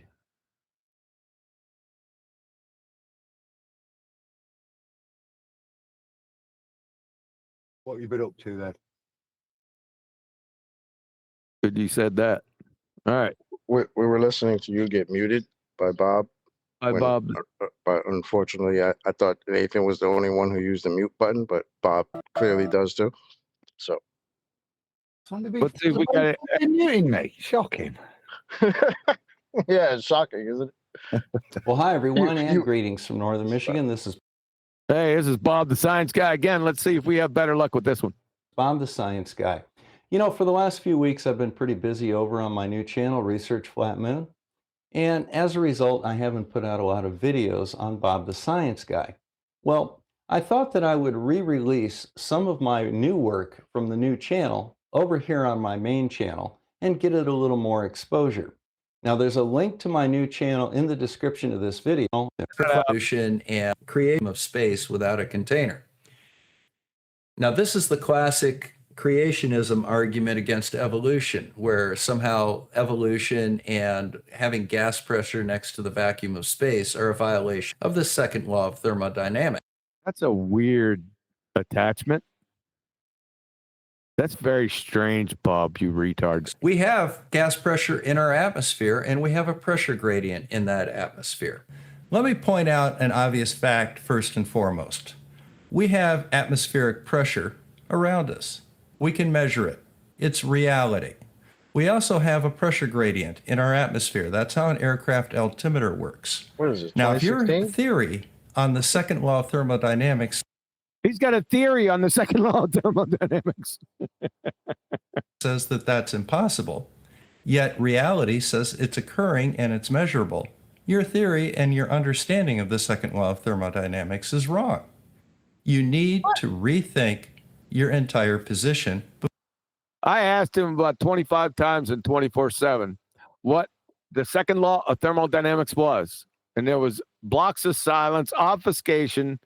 About 15 minutes later, Bob comes back. There's quiet in the room. And I asked him, I said, Bob, give me a description of the second law of thermodynamics and post the equation. You know what he said? Refrigerator. Before you go any further. I remember that. But just to You remember that? Refrigerator. humor you, let's go ahead and continue. Under the second law of thermodynamics, the pressure would be equal at all levels of the atmosphere from the... Really? Why would that be? In what system? Well, isn't that important? ground up to the container. This is a basic misunderstanding of the second law of thermodynamics. So let's go ahead and have a chat about the second law of thermodynamics. And yeah, shall we? Let's go. Yeah, let's consider a system. If we have a container. Let's consider the system. Okay. And I release gas. Pause a second. Appears to be if concentration gradient or density gradient or gas pressure gradient, then no need for a container. This is going to be his proof, isn't it? Don't need a container because I'm going to show you a density gradient. Well, don't anticipate. No, I'm just trying to work out because his proof at the moment is look up to the sky, look. Therefore, second law is incorrect. Well, what he's doing is he's after begging the question several times with the term atmosphere. He's violated the diffusion of gases with that term several times. And now he's saying if there is a container, there is no if. That's the problem. They start off with if there's a container. There's no if statement. You cannot have a gas pressure or gas pressure gradient without a container. It can't be done. These people don't understand they live in a dynamic system. They don't understand due to the sun and the fact that the sun has an annual cycle makes it impossible for the gases to equalize. Impossible for that pressure to equalize. It can. The sun makes it not happen. It's not only the sun. Sorry? That's part of it, but it's not only the sun. You got all the cycles. Yeah, but the sun is the driving force behind them, is my point. My point is that without the sun, none of them would be happening. So they're all part of the sun is basically the sun's cycle is what creates the dynamicism, as it were, right? That's what creates it. Without that, the cycles won't happen. It requires the sun's input. No, but no, not. Yeah, I'd have to totally disagree with you there if you're disagreeing with me. Without the sun, none of this is happening. Well, without the sun, nothing would exist. So nothing will be happening. To that container, that gas will equalize in pressure throughout the container. Not in a closed dynamic system, it won't. You got a closed static system here. This is a false equivalence fallacy. You're an abject retard. However, if I put a tube into the container, oh my God, and I attach a motor or a pump to that tube, and I pull the air out by applying a force on the mass of the air, I can create a vacuum in that chamber. That's how we make. There's one in between your ears. Make vacuum chambers on Earth. Now, if I stop applying that work, the second law of thermodynamics will indicate that gas from the higher pressure in the atmosphere will go backwards through the tube and will expand into the vacuum in the chamber until such time as that both the vacuum chamber and the outside air have the same pressure. Yeah, you're screwing up again. This is a false equivalence fallacy. In order to pull the gas out, again, I have to do work on the mass of the gas and pull it out with the pump. Now, the atmospheric pressure and the vacuum in the container. Why isn't he dealing with my argument on this page?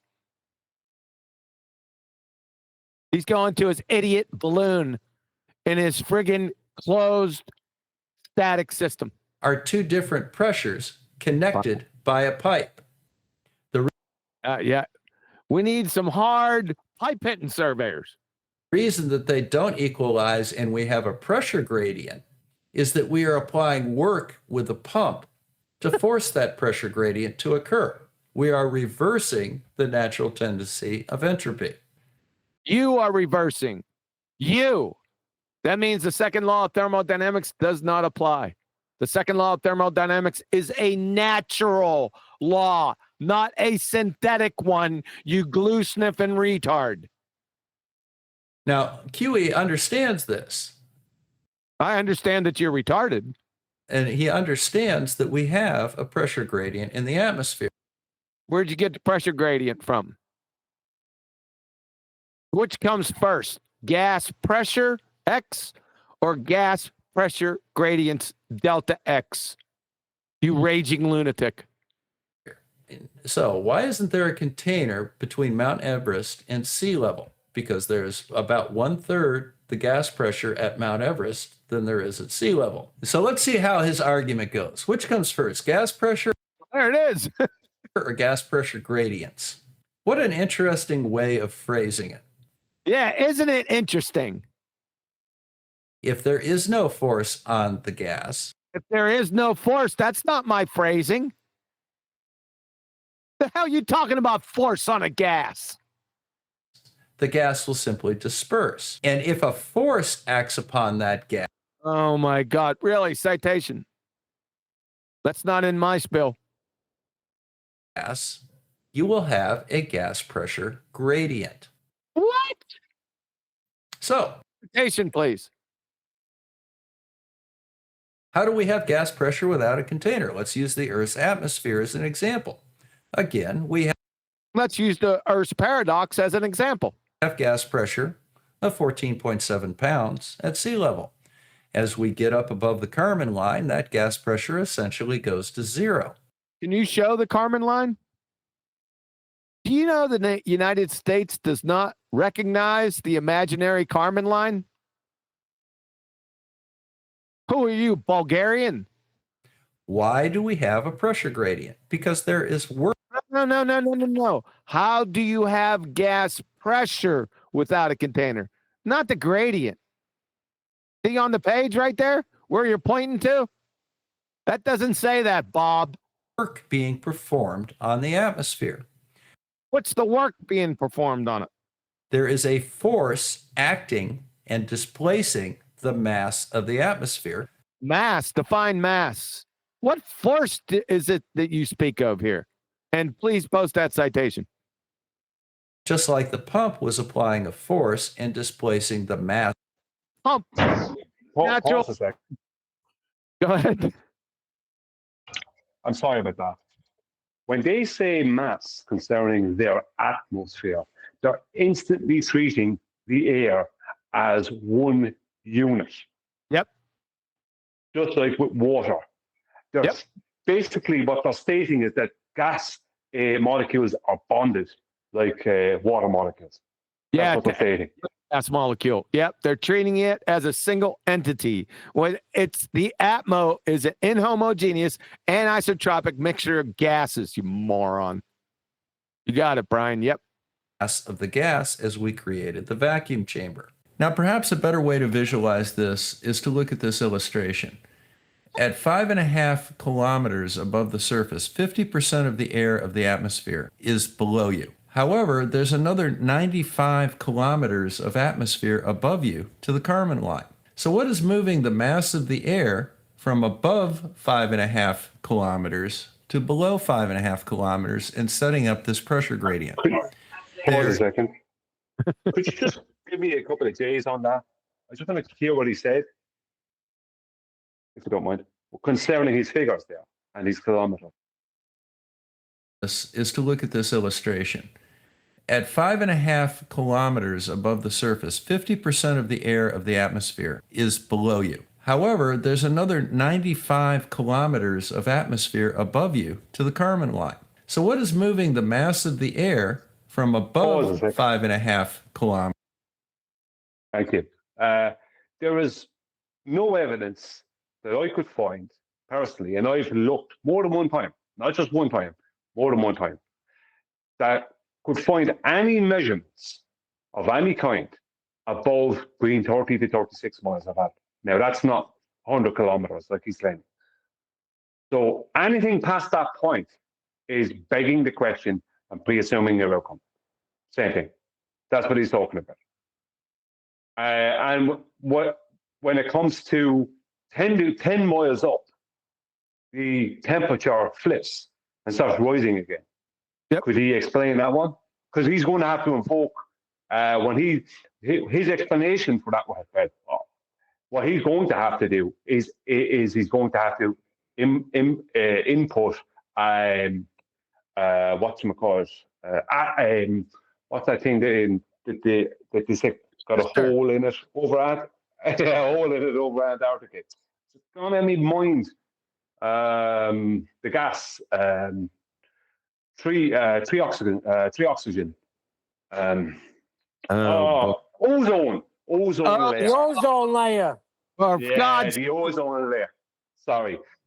What he's going to have to do is invoke an ozone layer, and they're finished at that point because there isn't such a thing, and there never was. Yeah, he's a goober. Kilometers to below 5.5 kilometers and setting up this pressure gradient. There is work being performed on the atmosphere. Work is defined as the displacement of mass in the direction of an applied force. The fact that the mass of the It's called entropy, Bob. You glue sniffing fungus muncher. You know, you got a whole bunch of volume up this direction, and all the gas is created down in this direction. See, so you got a smaller volume with a higher concentration of gas. So what it's going to do when it's unimpeded, it's going to fill the available volume. It's called entropy. The second law of thermodynamics, you glue sniffer. No force. You don't even know what a force is. The atmosphere is being displaced downward confirms that there is a... The atmo is being displaced downward. How can that be when all the gas is produced right here? At or below the surface. So where is the gas production going on up here? So it could be forced downward. And you can't have down on a altard, you idiot. You can only have in and out. Downward force acting upon it. Yep. So if you want to get right down to it, the fact that there is a pressure gradient in the atmosphere of the Earth confirms that there is a downward. If that was true, then objects weighed in a vacuum chamber would weigh less. Yep. They weigh more. They weigh more. Exactly. Pressure gradient in the atmosphere of the Earth confirms that there is a downward force acting on the mass of the atmosphere. Yep. Treating the atmo as a single entity and conjuring a force pulling gas molecules down from the surface of the Earth. You absolute retarded mongrel. That force is called gravity. Gravity hasn't been a force for over 110 years, you glue sniffing fungus muncher. Man, I'm doing these videos. These are being done.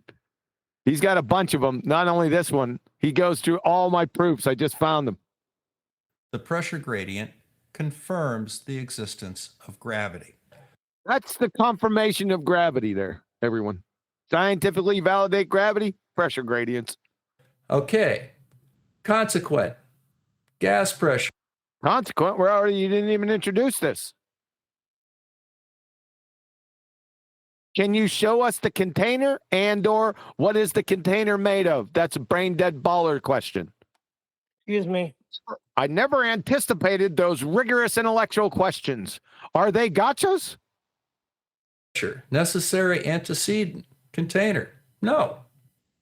That's no. Not the case. You see, this is again a fallacious argument because it is not a necessary antecedent to gas. It's not. Oh, I'm going to have a field day with this shit. Pressure to have a container. You can do it by applying a force to the mass of the. Well, let's see it. Let's see you do it. Gas. In other words, performing work on the system. The second law of thermodynamics, as he is understanding it, is a closed system without. Ooh, closed system. Yeah, you got a problem there, Bubby. Work being performed on it. Work being performed on it by what? In reality, the second law of thermodynamics does take into account work being performed. It takes into account work. Work from who? On it. And as a result, you have a different value at the end. And different value of what? In our case, that's why we have gas pressure in our atmosphere and a pressure gradient. Absent of external force acting on the mass of the gas. External force acting on a single entity? I don't think so, Bob. You're a retard.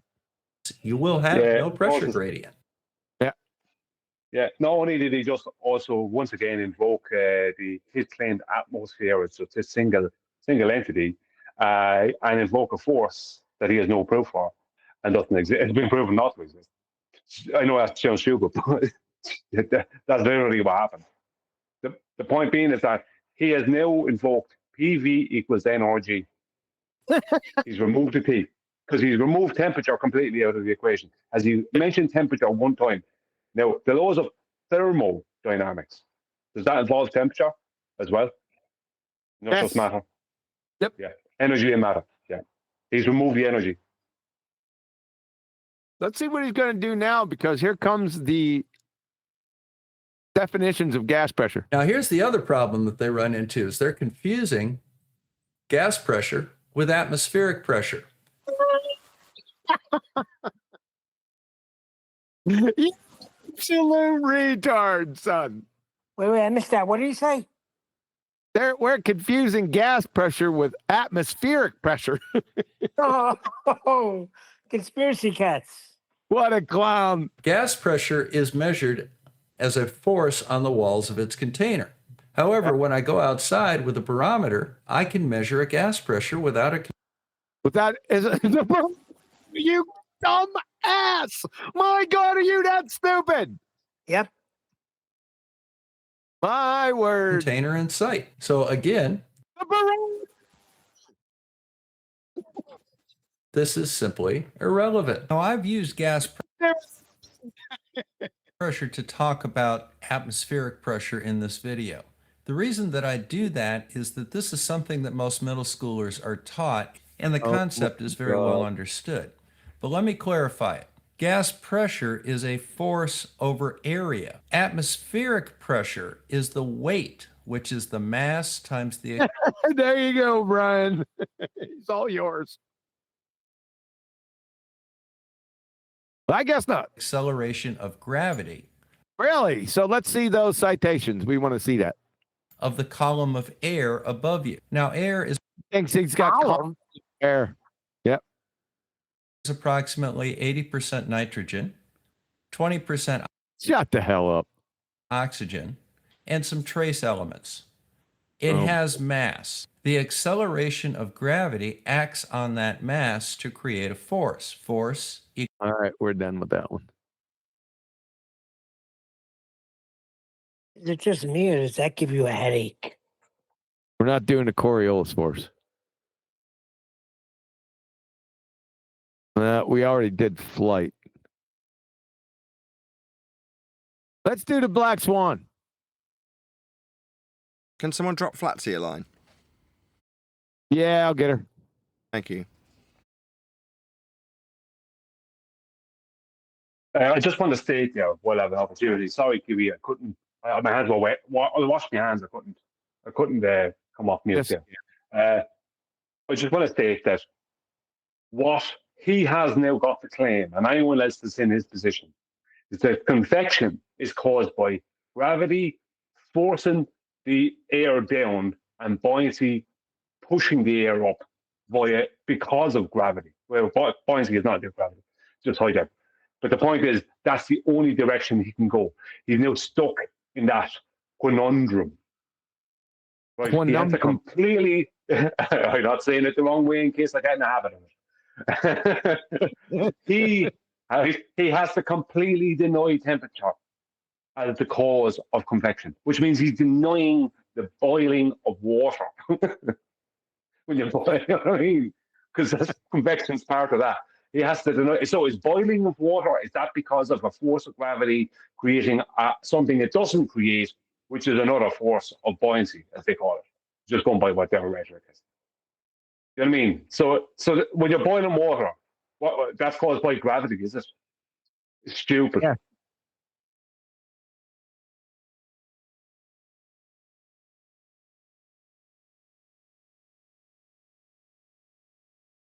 Is QE doing something for me? I think he's trying to get hold of Flatsy for me. Yeah, I just sent her a message. I just sent her one too. So yeah, we got it. Didn't I just say yes? Yeah, but everything stopped. Yeah, because I was sending her a fucking message. That's what I just said.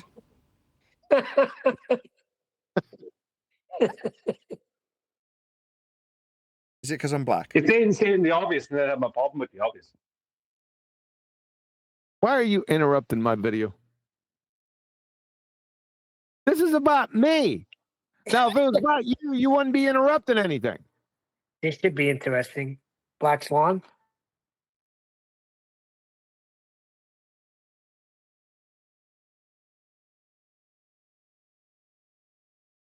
It's glue sniffing.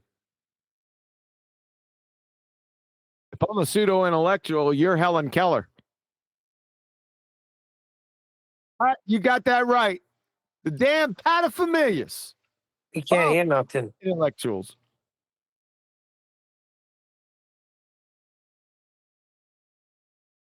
questionable education. You don't even know the four We're not levels. hearing anything, QE. We're not getting any We sound. can't hear. QE, you're listening. I got you. Yeah, I got you. Hold on.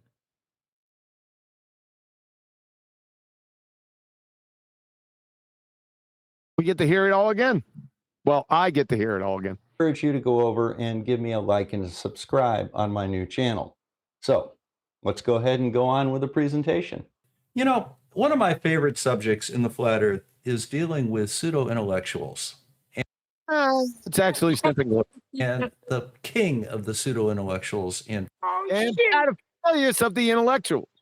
flat earth is one quantum eraser, or as I like to say, questionable education. How so?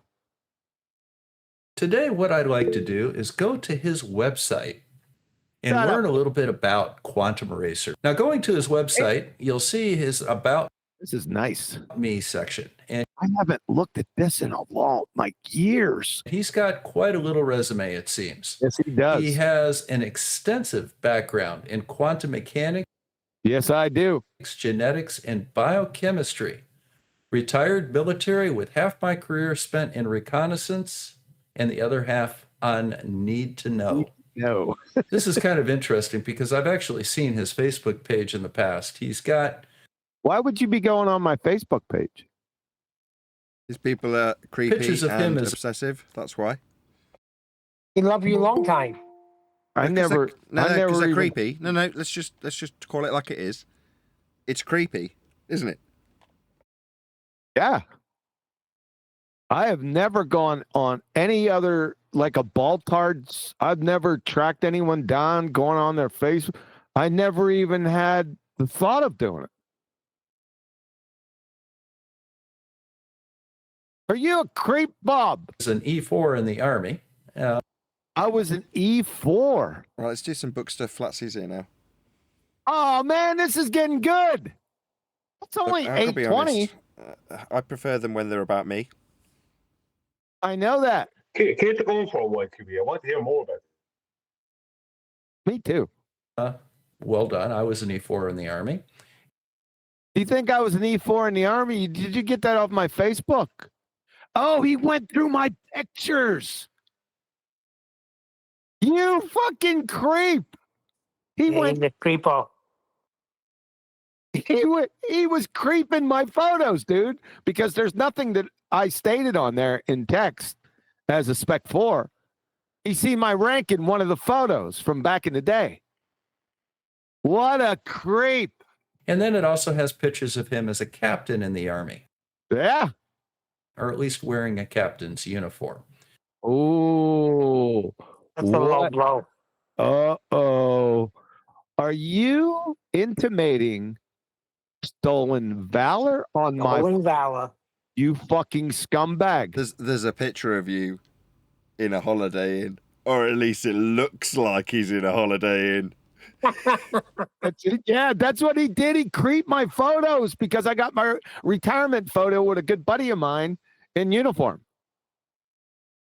You fucking low-life scumbag, reprobate, degenerate retard, you. What are you talking about? This is standard fare for the globe-believing side of this discussion, to look you up on Facebook and creep around every intimate detail of you on Facebook rather than address the arguments about how Earth's measured flat. Yeah, standard fare for their side, QE. I'm surprised you've never encountered this previously. Yeah, I need to see these photos. I need to see them. You need to see what?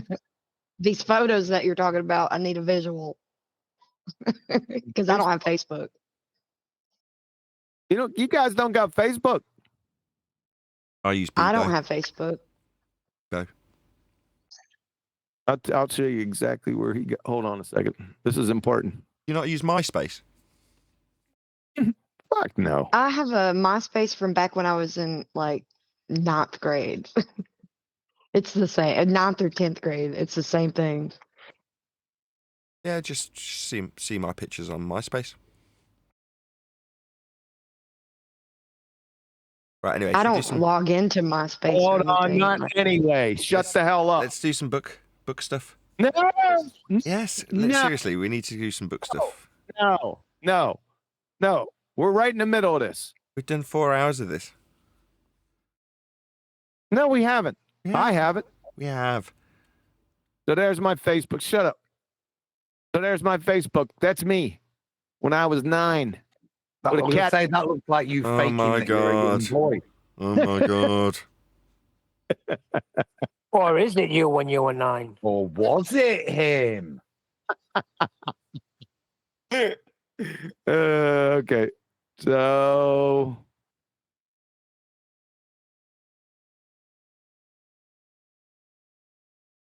Something from should- 13? we're not doing this. Yeah, we're not doing that. Sorry, but we got to do that privately. Okay, we're going to continue. So I always thought that was kind of interesting. So What was? Oh, hold on a second, guys. this is kind of interesting because I've actually seen his Facebook page in the past. He's got pictures of him as an E4 in the Army. Well done. I was an E4 in the Army. And National Guard, probably, you weekend warrior, friggin' puss bag. then it also has pictures of him as a captain in the Army. Yeah, it's all of a sudden like I was enlisted and then I went to university and then came back in as a commissioned officer. It's amazing. Or at least wearing a captain's uniform. Shut up. At least wearing a captain's uniform. That's what he's intimating right here. An E4 in the Army. Well done. I was an E4 in the Army. And then it also has pictures of him as a captain in the Army, or at least wearing a captain's uniform. So I always thought that was kind of interesting. So besides having some... You little piece of shit, you. Oh my God. I'll tell you what, you better hope we never meet, son. I'm going to tell you that right now. I'm not even going to say anything to you. Tell you that right now. Delusions of grandeur here. Well, let's have a look at his... I'll give you I love it. He's turned his suggestion of stolen valor into delusions of grandeur. Well, that was a bit of a transition. Oh my God. Flat Earth proofs. The Black Swan, Lite, the Bolivian salt flats, the Sea Sparrow missile, the Coriolis Nathan's favorite effect, and the no vacuum of space. So let's cue up the music and have a look at his 6 proofs of the flat Earth.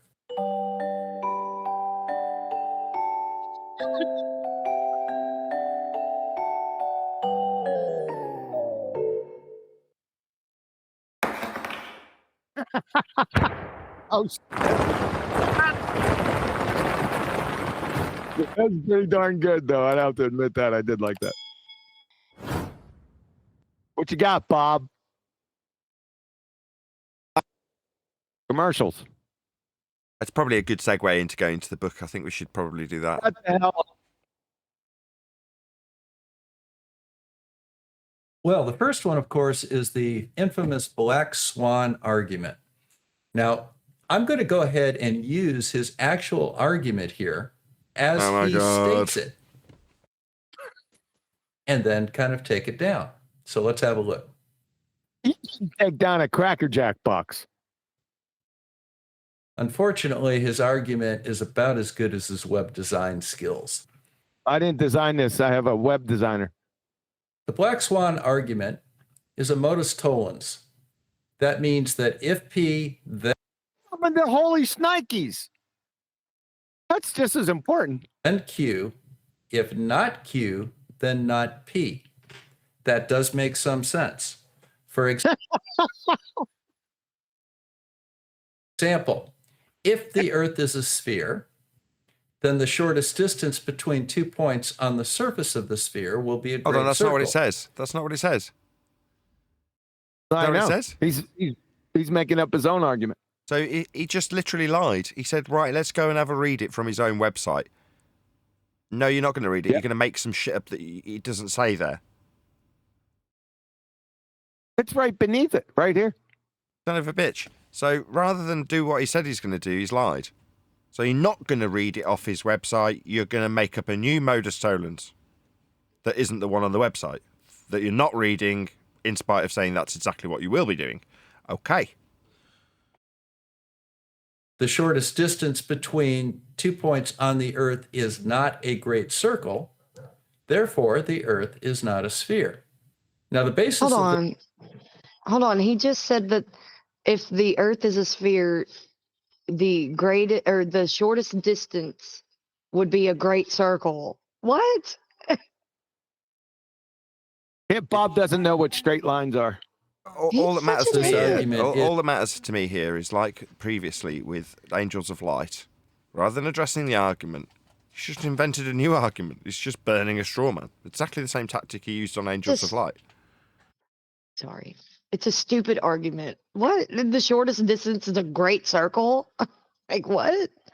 Regardless, sorry. even if it was coherent, even if it was an exceptional argument, he's just told his audience, I'm on this website, it's on his page, that's the video that we're looking at, and the words are represented as they're representative of the argument that he's claiming he's responding to. Then he says he's going to go and read them, and he hasn't.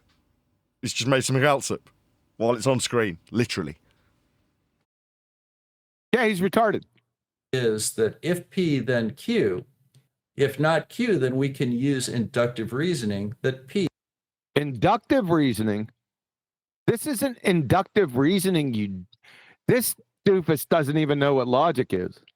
This is deductive. What a moron. P is Good also grief. not true. So here's the problem that we run into with this. What the hell? Is that red line a great circle or is it an arced path? In order for the modus tollens to work, you have to have a true statement and a true premise. So, for example, if the Earth is a sphere, the shortest distance between any What the fuck is this guy doing? Has nothing to do with the map. Your argument has nothing to do with the map. Changing it. 2 points on that surface of a sphere would be a great circle. That is a true statement. The shortest distance between 2 points on the Earth is not a great circle. Therefore, the Earth is not a It's called a straight line, Bob. Sphere. Not my argument. Where's the black swan at? That is not true. The shortest distance between any 2 points on the Earth is indeed a great circle. So untruthfully saying that it is not, simply to validate your premise, your P, is not a valid modus tollens. What? You haven't stated my modus tollens yet. You know what's funny is that he opted out for your perfectly fine demonstration for a reification. Yeah, exactly. Yeah, he did. Argument. His argument is that if now we're getting to it. Okay. the Earth is a sphere with a radius of 3959 miles, which is P, then every horizon distance must be no more than 1.225 times the square root of the observer's height in feet. That is a false statement. Hold on, he hasn't got to the end of the statement yet. He hasn't read it out in full. He's missed out words. What about the word measurement? It's just very irritating. He can't even read it out in full. And the bits he did read out, he missed out a word. Every horizon distance measurement, right? I mean, I'm looking at it, but I know it. So I'm listening to him butcher it. And I assume, QE, that you haven't butchered it on your own website? No, it's written there. Right, so he's just not reading it out then. He's just a flathead. Right. Now, the can we move reason on that to the this book now? no more than Hold on. This is going to get good. Let's go back. Did he say measurement? Can't we do this another day? It's so difficult to get us all together at the same time. We only got 4 minutes left. no more than 1.225 times the square root. You're going to have to make me go back more. Toland's argument. His argument is that if the Earth is a sphere with a radius of 3959 miles, which is P, then every horizon distance must be no. He skipped it. You're right, Nathan. I didn't catch that. You're right. He did skip it. Measurement. No more than 1.225 times the square root of the observer's height in feet. That is a false statement. Now, the reason that this no more than is an incorrect statement and must be replaced with no less than. No.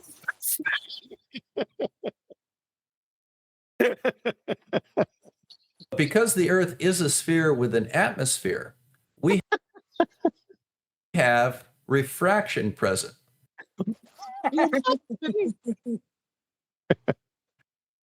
Because Earth is this begging the question with what was it? A paradox. Yep. He just Epic he, self-takedown. Sorry. yeah. He just imploded his entire argument of your globe. You're finished. He's too stupid to realize it. Refraction will extend the horizon a will it? distance beyond the geometric horizon. It can actually extend it beyond the geometric horizon. So we got two horizons, Bob. Yeah, so where'd you get the geometric horizon to extend it beyond? Well, it only exists in the maths. It's derived from surface level. It's the dip when you rise in altitude with respect to a parallel eye level, and then your calculation requires your height above the surface in the first instance. That's a flat Earth prerequisite for height, a flat Earth to have for surface level, a flat Earth to have eye level parallel with it. Dip to the surface level is the measurement and the calculation thereafter to infer a point below the surface level you just measured in 3 different ways as being flat. extend it quite a bit, as we shall see. The problem with his argument is that by making this subtle change, he is making an invalid. That's not a subtle change. That's the original argument. How can I change? How was that changed? That it's non sequitur. Valid argument and an invalid statement of fact. When you're dealing with an observation such as this, where you have massive refraction going on, as you can see by the flame.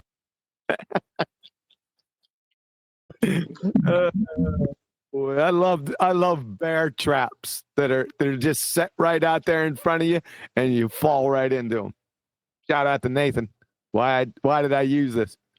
Booms and looming. The horizon itself. What's looming? Will also be extended. So using horizon itself will be extended. What? Citation, please. Quantum eraser's argument that the visual horizon. Is there enough? This is where Adam's question, because Adam always, I'm going to give this to Adam, because Adam always asks this at the right time. What's the horizon, Bob? Because at that point, he has to make a claim. Yeah. Must be co-located with the geometric horizon. So we got co-locations for horizons, more than one. Whether refraction is present or not, the logical conclusion of this argument is that every observation that we make over the surface of the Earth in the presence of an atmosphere would fail his test for sphericity. Sphericity? Isn't it sphericity? We have a Rasta here. You bumba-clap. In reality, we understand refraction very well. And really, in reality. So can you post a citation on what refraction is? Let's see if it applies. In the vast majority of observations we make where we're dealing with normal refraction, we can exactly determine where the horizon would be. Really? How so? And we can predict it, in fact. You can predict it. Is it a scientific prediction? What's the hypothesis? You glue sniffer. And that's Notice false that not anyways. only It's a post-diction. Yep. Did he have a flawed argument? He's making a flawed observation here. I didn't make the observation. Taking advantage of refraction by making an observer height of 1 foot to maximize the amount of refraction that is. That's why I did that. So his argument is that you can see further the closest to the surface. And if you put like a 6 foot up, then you minimize the refraction. And then claiming that the Earth fails the test for sphericity. Now, once again, sphericity. Sphericity? Again, he's. Yes, he's a Rasta. Bumba-clap. Sphericity? Yes, he did twice. Along with quanumbrums, avocation fallacies, Cygnus Octaris. He's actually illiterate. He's a dumb fuck. Promoting an incorrect argument. For example, he's saying that the observer height is 8 feet, and then he claims that the maximum distance the geometric horizon can be on a sphere is 3.46 miles. Correct. This, again, is an incorrect statement. Why? Why? Why is it incorrect? That's your maths he's using. You stupid idiot. It is incorrect, Nathan, because he is referring to the visual horizon as seen in the photo. That's why. You stupid man talking about the horizon in the photo. Why weren't you referring to the non-horizon in the non-photo? God damn.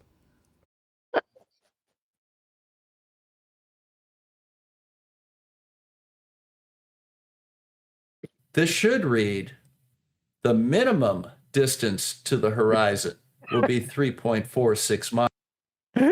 He doesn't realize it, but he's just imploded his own geometry for his globetard. But he doesn't realize it. He's just too stupid. Thanks, Bob. Miles, but it could be greater due to refraction. And indeed, it is. Now, what about if there's a fog? He doesn't factor that. Because he's using a flawed premise, he's going to have a flawed conclusion. Now, because these are very simple arguments and the flaws in them are quite obvious, I'm going to do a series of short videos taking each argument in turn. Sweet. All right, we can stop. All right. Oh my Adam. God. Oh, we can stop. Oh, great. Yeah. Oh my God. Shut up.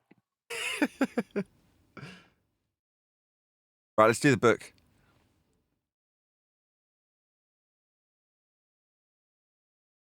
You there, Flatsy? Or have you? We already. Get into let's put on another philosophy video in for a a while. book. Let's not Oh, do the shut book up, yet. Brian. Let's just put on another video.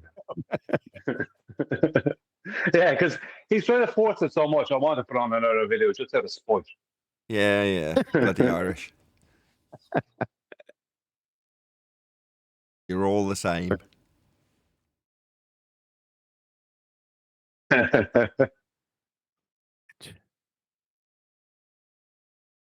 Right, should we do it? Is Adam here? Is Flatsy here? Everyone else get lost. I'm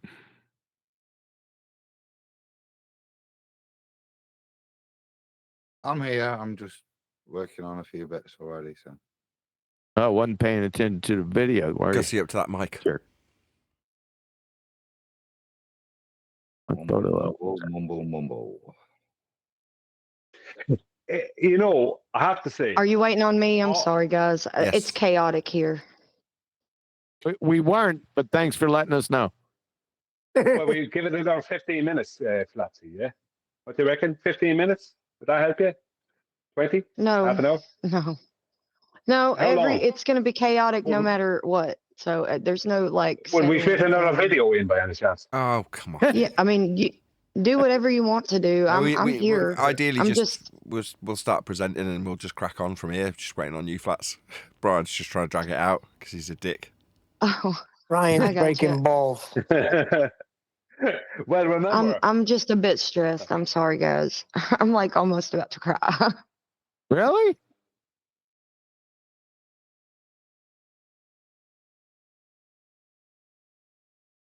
Not worth that, Flatsy. You're better off. Fresh house for tires. Remember that. I'm sure double doctorate Brian, Rear Admiral's got some advice for you.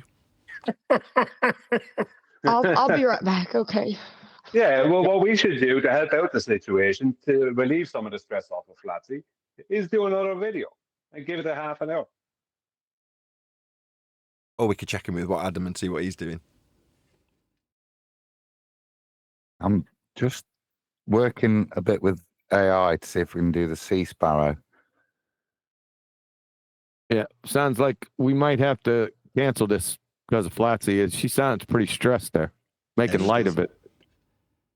Yeah. It sounded like she was in tears. Yeah. I felt like that. It's Nathan and his constant. Can we do the come book? off it.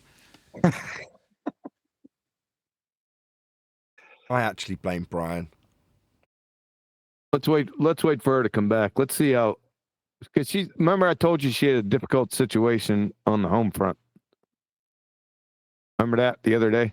No, but fair enough. Yeah. So Take the Give her a pressure bit of off her and tell her not to worry. I can type a bit. It's fine. yeah, we could work on it without her today if need be. Okay. I mean, we're working our way through it. Let's just check it. Do you know where we're at, Adam? Again. If we start working our way through the chapter, as we were, in other words, or are you too engrossed with AI and Sea Sparrow missiles? Not really. It's not come up with much. I'll share it because let me pull it in and then give me 2 seconds.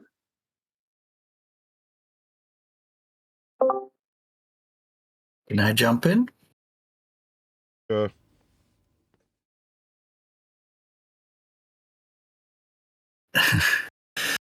So, I was talking to a colleague at work, and we came on this subject of flat Earth, and he goes and tells me, "Yeah, but look, if I have a basketball, I can measure it, and I can calculate it. So, isn't that what we do when we measure Earth?" And I told him, well, the problem is we can't put our arm around Earth or take a tape measure and get the circumference of the Earth. So we can't really get an R value. So the only way we have to sort of get a starting point to get a measurement going is we orient ourselves to Polaris and then create a measurement with triangles and stuff. And but yeah, I couldn't get through to him on that level. But it did get the conversation to a point where he kept coming back with, yeah, but hey, if I can measure a basketball, then I have to be able to measure the Earth. So, and I'm just curious, you guys have anybody has an idea? I mean, yeah. Why is he assuming Earth's a ball? Hang on, give me a second. Yeah. Right. Yeah, we absolutely see. I should have come in when you first started speaking. Yeah, we absolutely can measure a sphere, 100%. And if it was a sphere, it would have been measured as one. It's not. It's measured to be a horizontal plane with topography above and below that horizontal plane. So yes, you could just say, our friend, I 100% agree. If Earth was a globe, it would be measured to be one. We're not measuring a globe. That's the point. We never have and never will because Earth is not a globe. So, you know what I mean? We don't have a problem measuring spheres. So it's not as if it's an issue for us. We can totally do that. It's just a case of the Earth is not a sphere. Yeah, you drew a conclusion when you pointed out how we measure Earth as a horizontal plane of reference with triangles and Polaris, and that's the origin of his globe belief. So where to go from there with the same person is... Hey, hold on a second, Nathan. Hey, Flatsy, if it's too much trouble for you because you sound like you're a bit overstressed, you don't have to be here today. We can work on the book and then catch up when it's less stressful for you. No, it's fine. I can do it. I'm just it's just things were happening all simultaneously, and I didn't realize what time it was. We were letting the kids go outside and play, and then just some things just happened right when I was got on here with you guys. And I'm sorry. I'm good. It'll be nice to have a good distraction, so don't worry about it. See, she's fine. What did you say? I was talking. I said, see, she's fine. As in, very dismissive of her obviously sounding quite upset.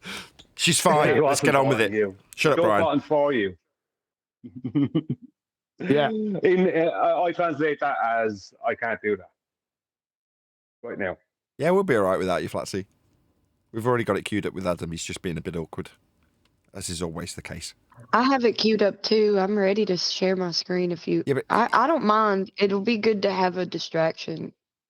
second time she said that. It's up to you, Flatsy. Do you want to? There's no obligation. We're not in dire need. If you want to, that's a different story. But you sound like you're a bit upset at the moment, as has been pointed out by me and several others. Yeah, I am. I'm sorry, guys. That's all right. It's okay. You are relieved. Not that there was any obligation, but Captain QE did say that you could go. Yeah. Okay. Yeah. Go ahead. All right. I guess I will. I don't Yep. mind being here.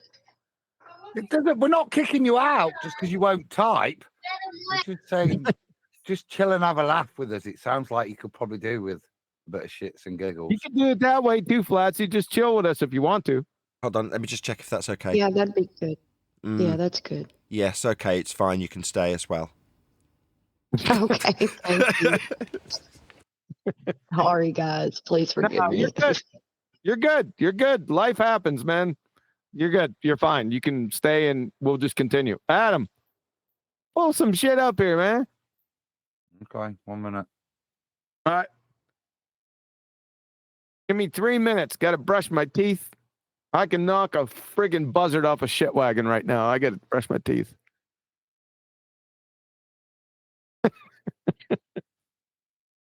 My wife heard me with that. That's too funny. It's a new one on me. Knock a buzzard off a shit wagon with my bad breath. Okay, well, that's quite revolting. Thanks for that image.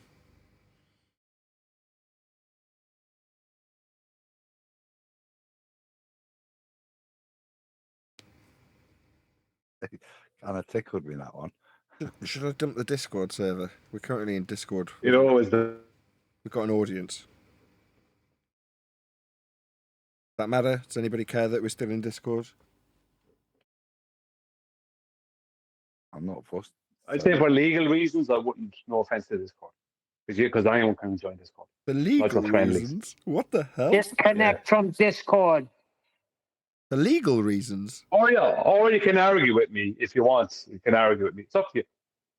I just wondered what you meant. What do you mean for legal reasons? Never mind. Oh, okay. Right, Discord, we'll see you later.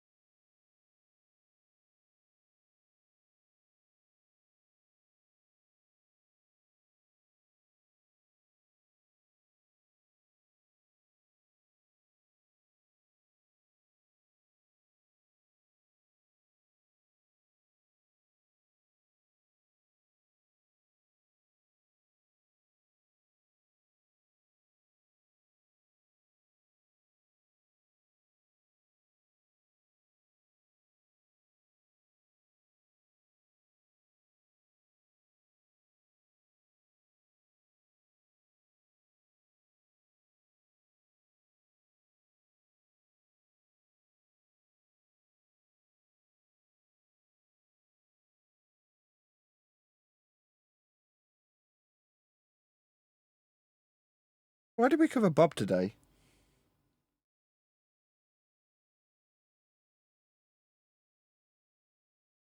Because I'm not telling you. There's a reason for it, and I'm not telling you what it is. Okay. It's to do with flight. It's to do with flight and ball busters. Of course, it's because he Not specifically, Bob. Yeah. It's because QE did say it's because he's covering the same thing Wolfie's covering, and he's also got a toy aeroplane, right? Let's just say there's a little compilation being put together. Is that so? Yeah, in the background. Fair enough.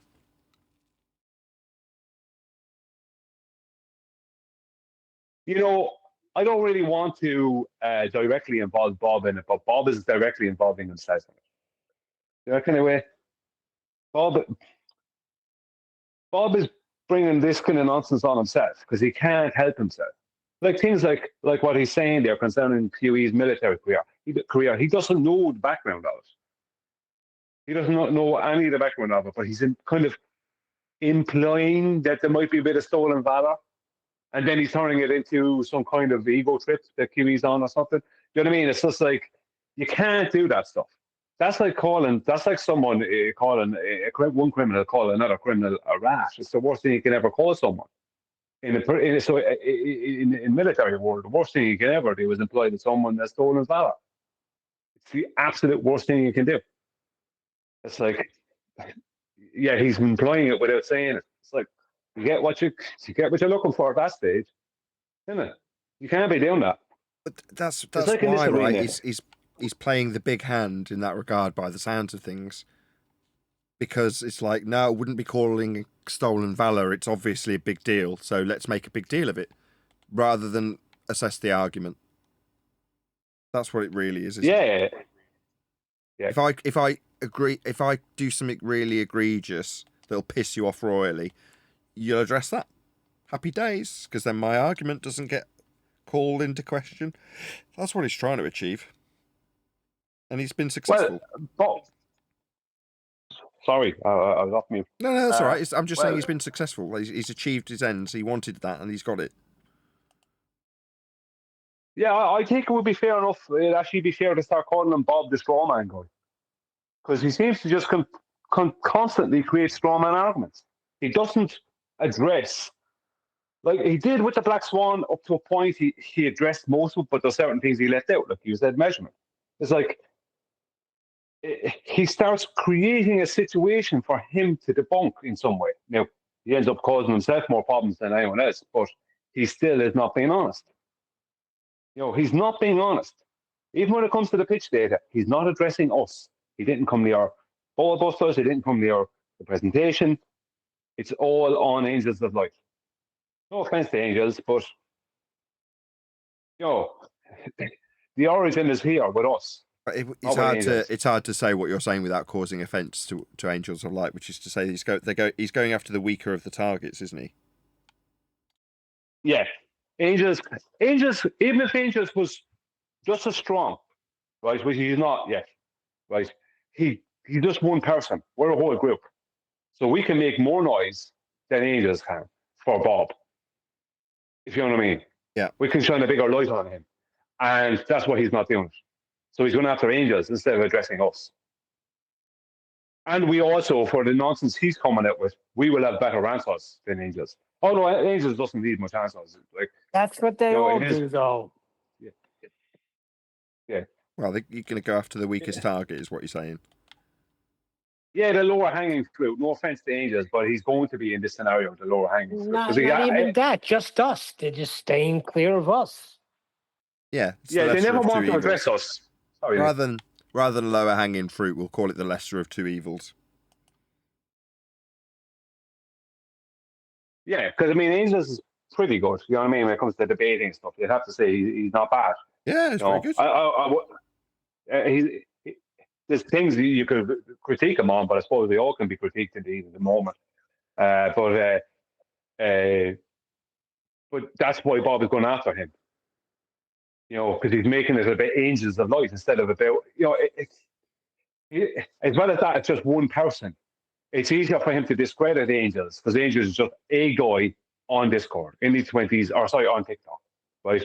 He comes after us. We're a whole group. It's harder to discredit a whole group, especially when some of that group have education higher than he has.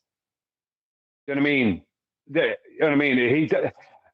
When he's addressing this group, he's also addressing whatever is in Discord. He doesn't. So when he's saying, when he's trying to hand wave away what Angels is saying, or Angels is just showing, not even saying, just showing the pitch data.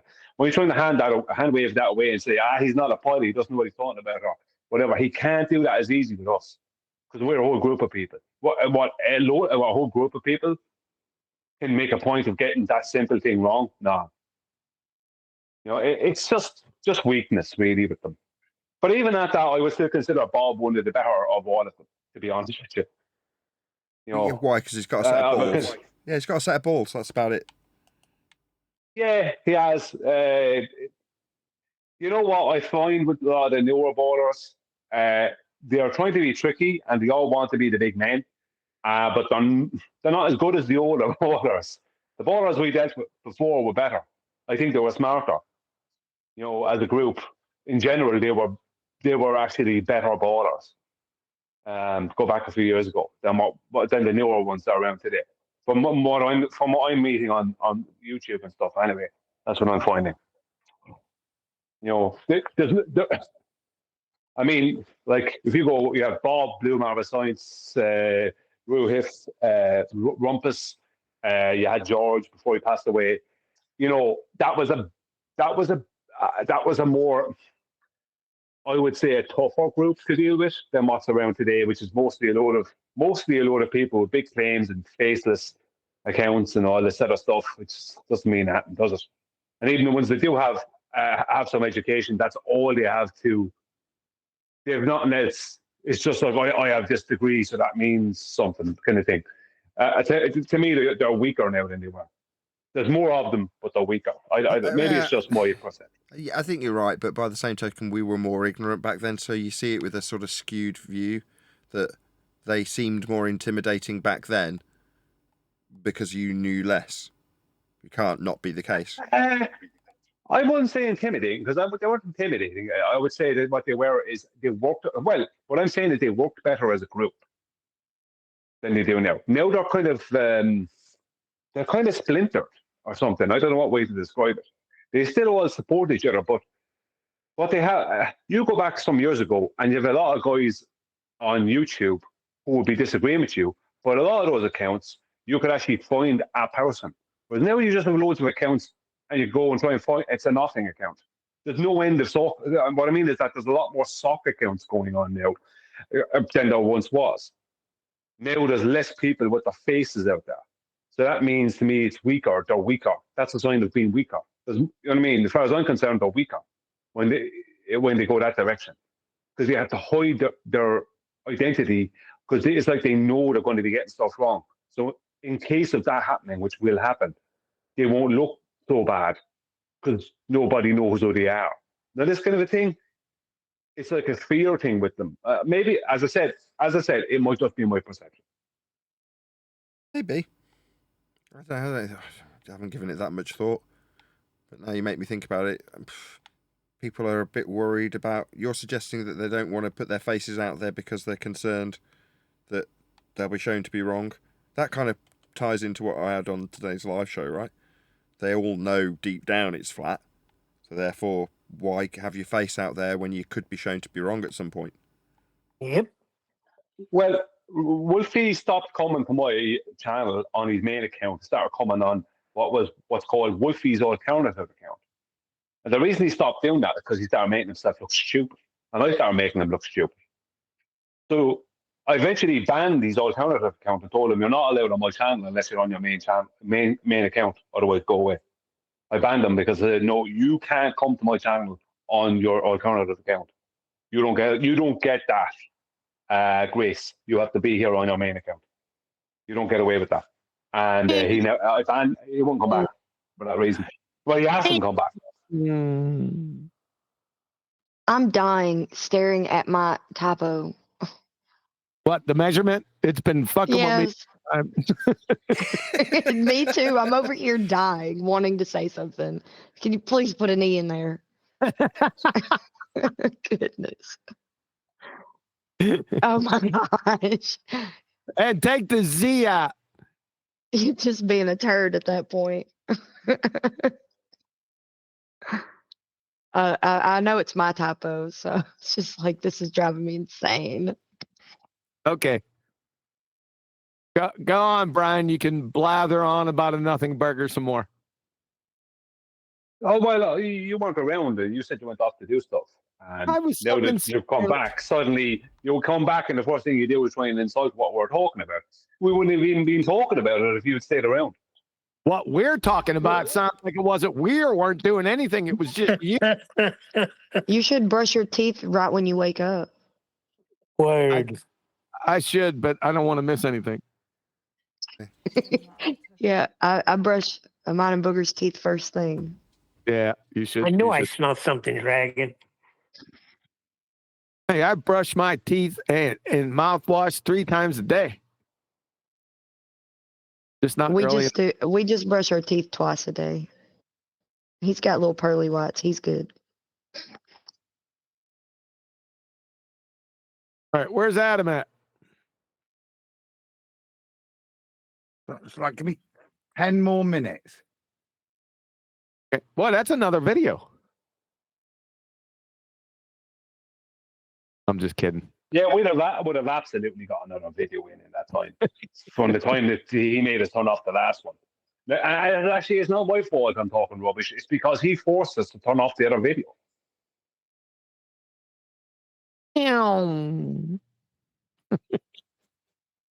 Yeah.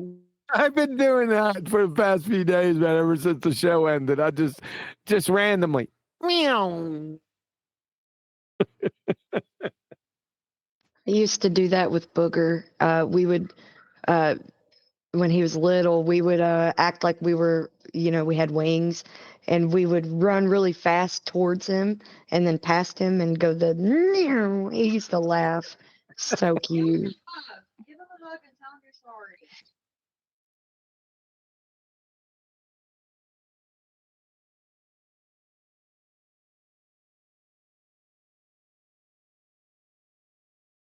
Couldn't you see Wolfie in that video get up and then go out of frame and then come back in with his arms spread out and go right by Will and go meow? That's what I see. They had to cut that part out.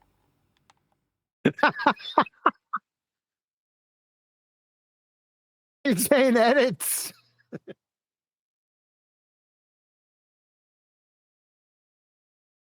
And to think that they sat there, right? They had to have planned some of this with their little globe explanations. That makes it even more scary.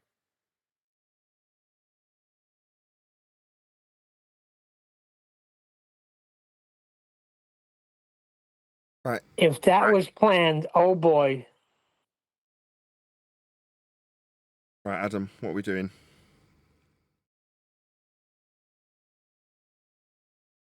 Is that a kettle?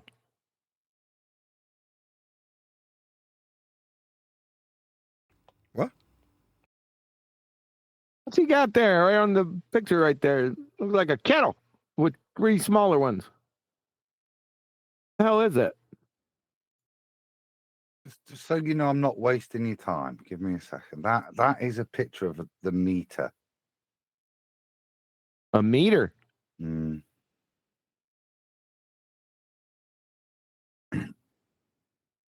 Looks like a block of wood.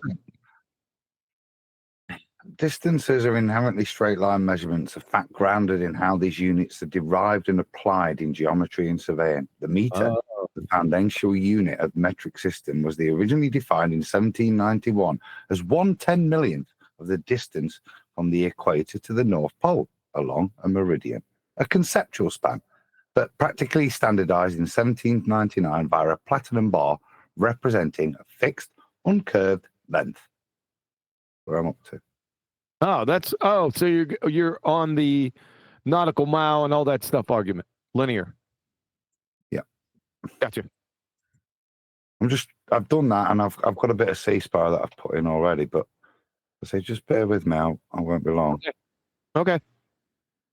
Microphone arrived yet, Adam? No, nothing yet. Okay. It'll probably arrive tomorrow.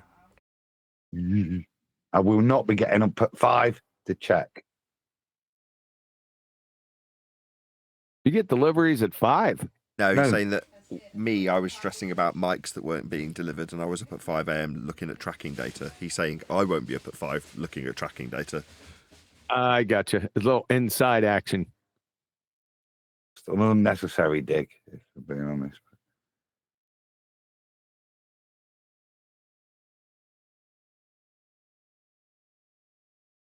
I'm just going to pull all of this, I think, and then we can critique it.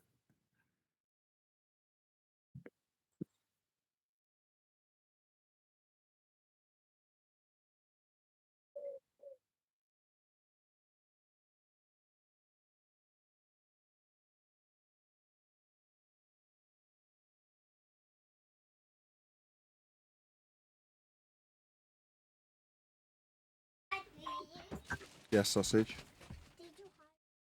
Hide what? Hide your heart? Yeah. No, I didn't hide anything. My Mother's Day thing. Your Mother's Day thing, yes, I did hide that, yes. So Mummy can't find it. Mummy gave it me to hide.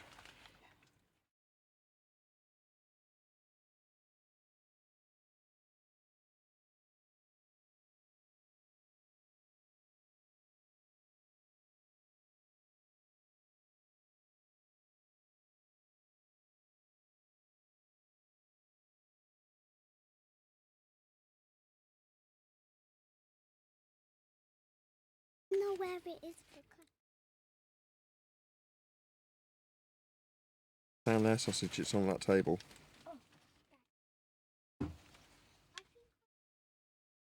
No, just leave it there.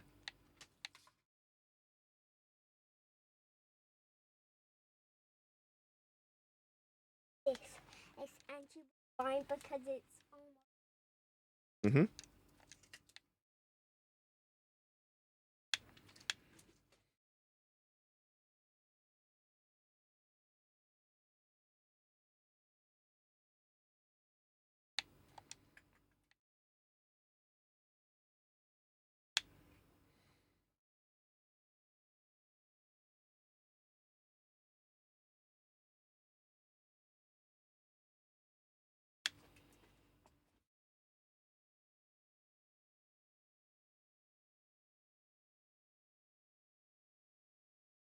What are we doing now?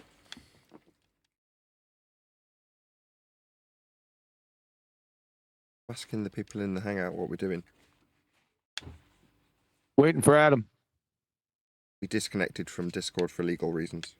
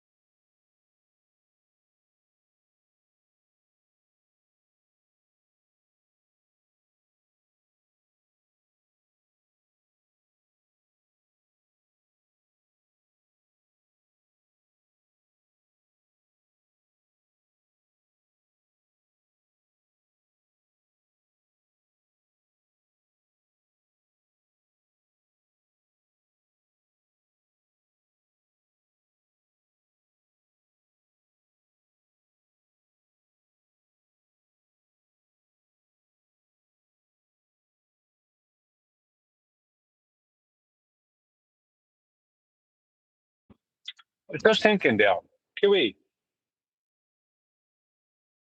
you know the pitch of the aircraft in the pitch data for the takeoff and the landing, Mm-hmm. right? Wouldn't that, maybe I'm wrong here, I'm just going off on out on a limb, just thinking there, wouldn't that also prove, due to the pitching, that exact pitching, that the plane had taken off and landing on a flat plane? Yeah. I don't see how. Go ahead. How? Because the angle with respect to a plane is how it's describing the angle that it's taking off with. Yeah, but it's also what it would have to do if it was a globe would be different. I could plot it out through GeoGebra and show it different on a globe. How just the takeoff and landing, how that on a globe would be different. The angles would be different. Their taking off and landing angles would be all different. I'm not saying it could happen on a globe. I'm just saying that the angles would be different. They wouldn't be able to use those angles. They wouldn't be able to use Treg. No, they wouldn't. But that's the point, you see. The angles they're taking off and landing at, and it's shown in the pitch data, right? Those angles, which are like 10 degrees or whatever they are, can't remember. Those angles would only work on a flat plane. They won't work on a globe of radius 3.5 miles. Can't exist on a sphere. Yeah, the angles themselves can't exist. But what Brian's saying is there's like with Rob Durham when he shows there's a accumulation or an increasing amount as you go over the curve. Well, that's what Brian means when he says angles. Obviously, notwithstanding that you couldn't get them at all. Yeah. Well, to get to cruising altitude, the plane wouldn't need that angle. You'd only need that angle on a flat plane. Right. And to come into land, you wouldn't need that angle. The point is that on a globe, you wouldn't need an angle as severe as that to get to cruising altitude, because the altitude you're going to in the sky, the point you're going to in the sky, is not going to require that angle from a takeoff position. If we hypothetically give them like a stationary sphere, or just if we keep it simple, that's my point. I see what you're saying. Everything would be different. Yeah, it can't. I remember seeing that before, not seeing it, but going through it in my own head before, with some of the maths or whatever, and not concerning the pitch data, but just concerning that issue. I can't remember what it was. A few years ago, I was making an argument about something, which I think could even be on a video I made. Because I've 200 or 300 videos, but yeah, it can't. All right, I'm going to look into that, because that would mean that not that what they're saying has any relevance, but that would just be, you can never have too much. You can never have too many big guns, if you understand what I mean. Sure. Can't I'm going to look into that later. This particular pudding can't be over-egged. So if the remaining in level flight is true because it's referencing a horizontal plane in the pitch nose up with respect to it for the duration of level flight, then the angle that they're ascending with is also with respect to a plane. It can't not be. So therefore, if it's remaining constant as they ascend, the angle of the plane that is, then that plane's angle is being described from a flat plane for it to remain consistent during the ascent. Exactly. Yeah. That's the thing. The angle that and it shows, the pitch shows for the takeoff and the landing that it's taking off and landing on the same horizontal plane. Right, and that's why all roads lead to a flat Earth. Yeah, of course. Yeah. This is the whole thing with this is just a secondary. So there's other elements in there in the pitch data, in the flow of flight data, that actually proves the point again as well. But this is like, okay, you want to be a-holes and try and go against the actual pitch data itself. Well, let's just check out the takeoff and landing. Because as Kiwi says, that's going to require trigonometry, which it does, which is part of a video I'm about to bring out. Not specific. Well, it's connected to this. Well, you know what else you could do with it, Brian? If you want to compare it to a sphere, if you imagine there's going to be a point on the ball surface that matches the takeoff angle, but at a different point on the curve of the sphere surface that isn't registered in the pitch data. So at some point, the gyro is going to match your takeoff angle versus the curve below that isn't registered. Does that make sense? The two will at some point overlap with one another, even for a split second. But that's obviously not going to occur. You just take off with an increased pitch angle, or elevation angle, pitch, with an increased pitch. And then you maintain level flight slightly above horizontal, and then you come back down again. Yeah, well, if you look at the altitude, after 100 miles, right, in a straight line, let's say a straight line tangent, 100-mile long straight line tangent from any point on that sphere, right, will end up with a 1.26 mile differential between the end of that tangent that's out in the outer space, more heading out into the outer space, and their surface below it. So that would mean when you're taking off or landing, the angle that you would have would be nowhere near as severe as it's shown. So we could bring in trigonometry into it and show, I can show on GeoGebra how for a plane to get to 6 miles altitude, let's just say above a globe, I know it's hypothetical, we can't do it and all that, but it's worth showing it if it just annihilates them all over again. Because you won't need that angle of attack on the ascent or descent. You won't for a globe, because the ground is dropping away from you at all times on a globe. So you won't need that angle of attack to get to your altitude. And we have the altitude as part of the flight data. You're off mute, I was going to say that's not happening. I was looking it up when you were talking about it. I don't know if it was yesterday or the day before. And I'm upset because the phone that has I took is the screen broke because I dropped it yesterday, so that's whack.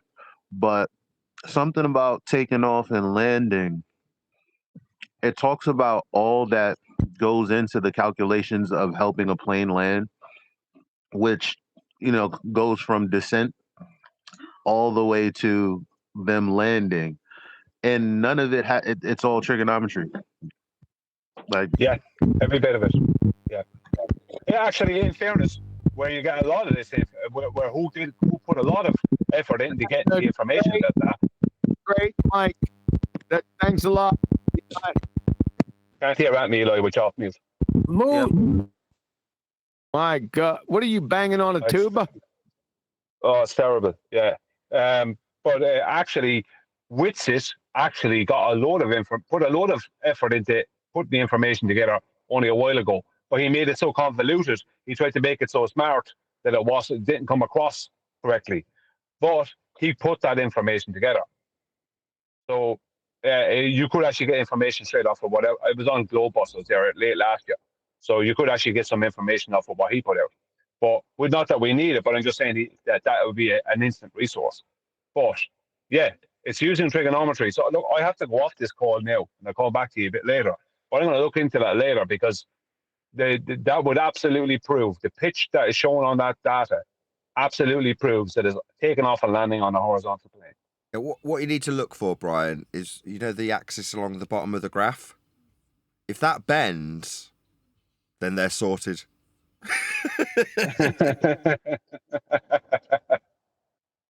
It'll all make sense if it bends. Yeah.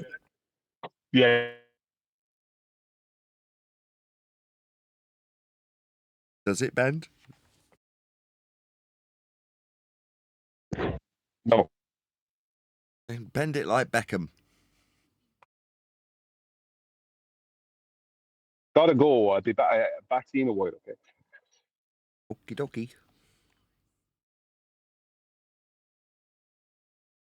I've got to go and get my eldest from Brownies in about 40 minutes.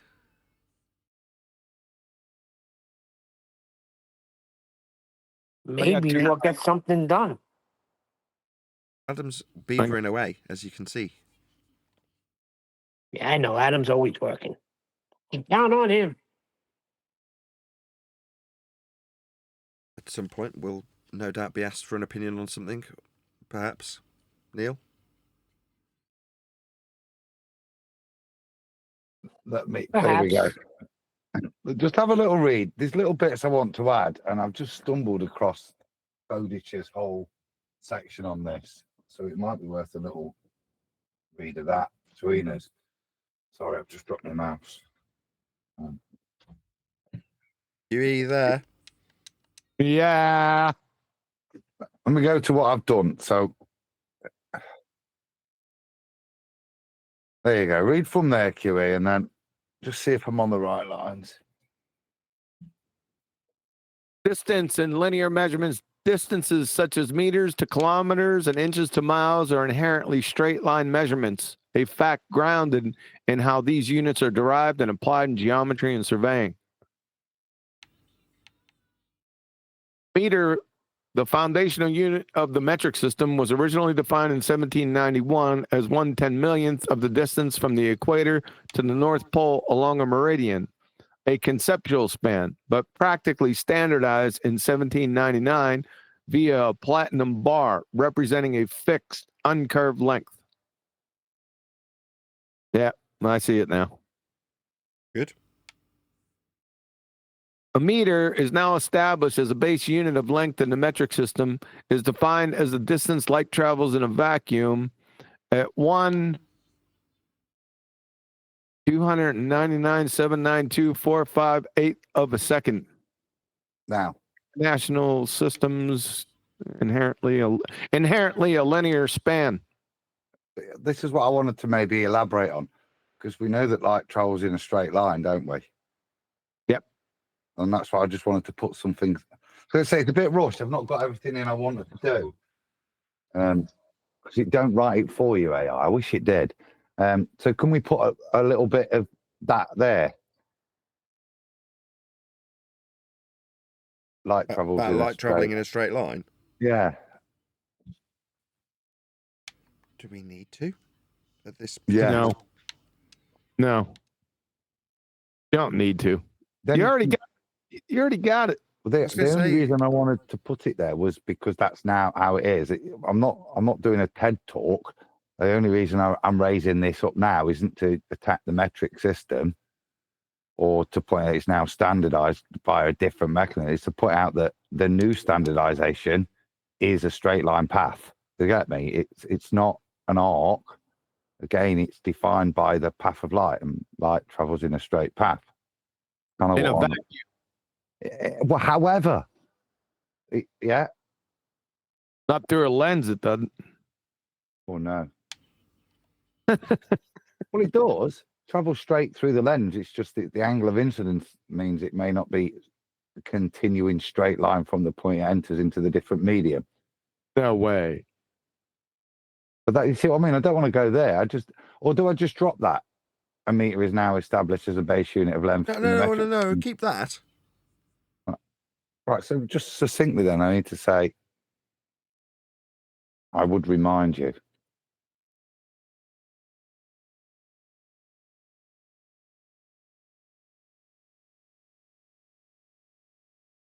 Do you feel it's needed? It's a single sentence, Adam. As I may remind you, light always travels in a straight line. Perfect. As I may or would. May's better, isn't it? Yep, I feel so. Perfect. That's all I want to say, just to highlight it, because it might not be obvious to. Well, you did say that. That was your sentence. I was paraphrasing it and repeating it. Let me remind you that light travels. And just may I remind you? That's it. Yeah.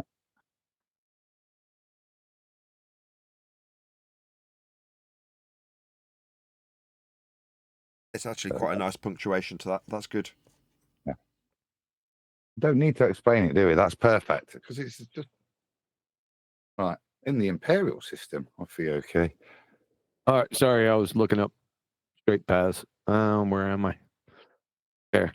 In the imperial system, the inch and mile follow a similar straight line derivation. The inch traces back to Anglo-Saxon measures, approximated as the width of a man's thumb, or 3 barley corns. Oh God!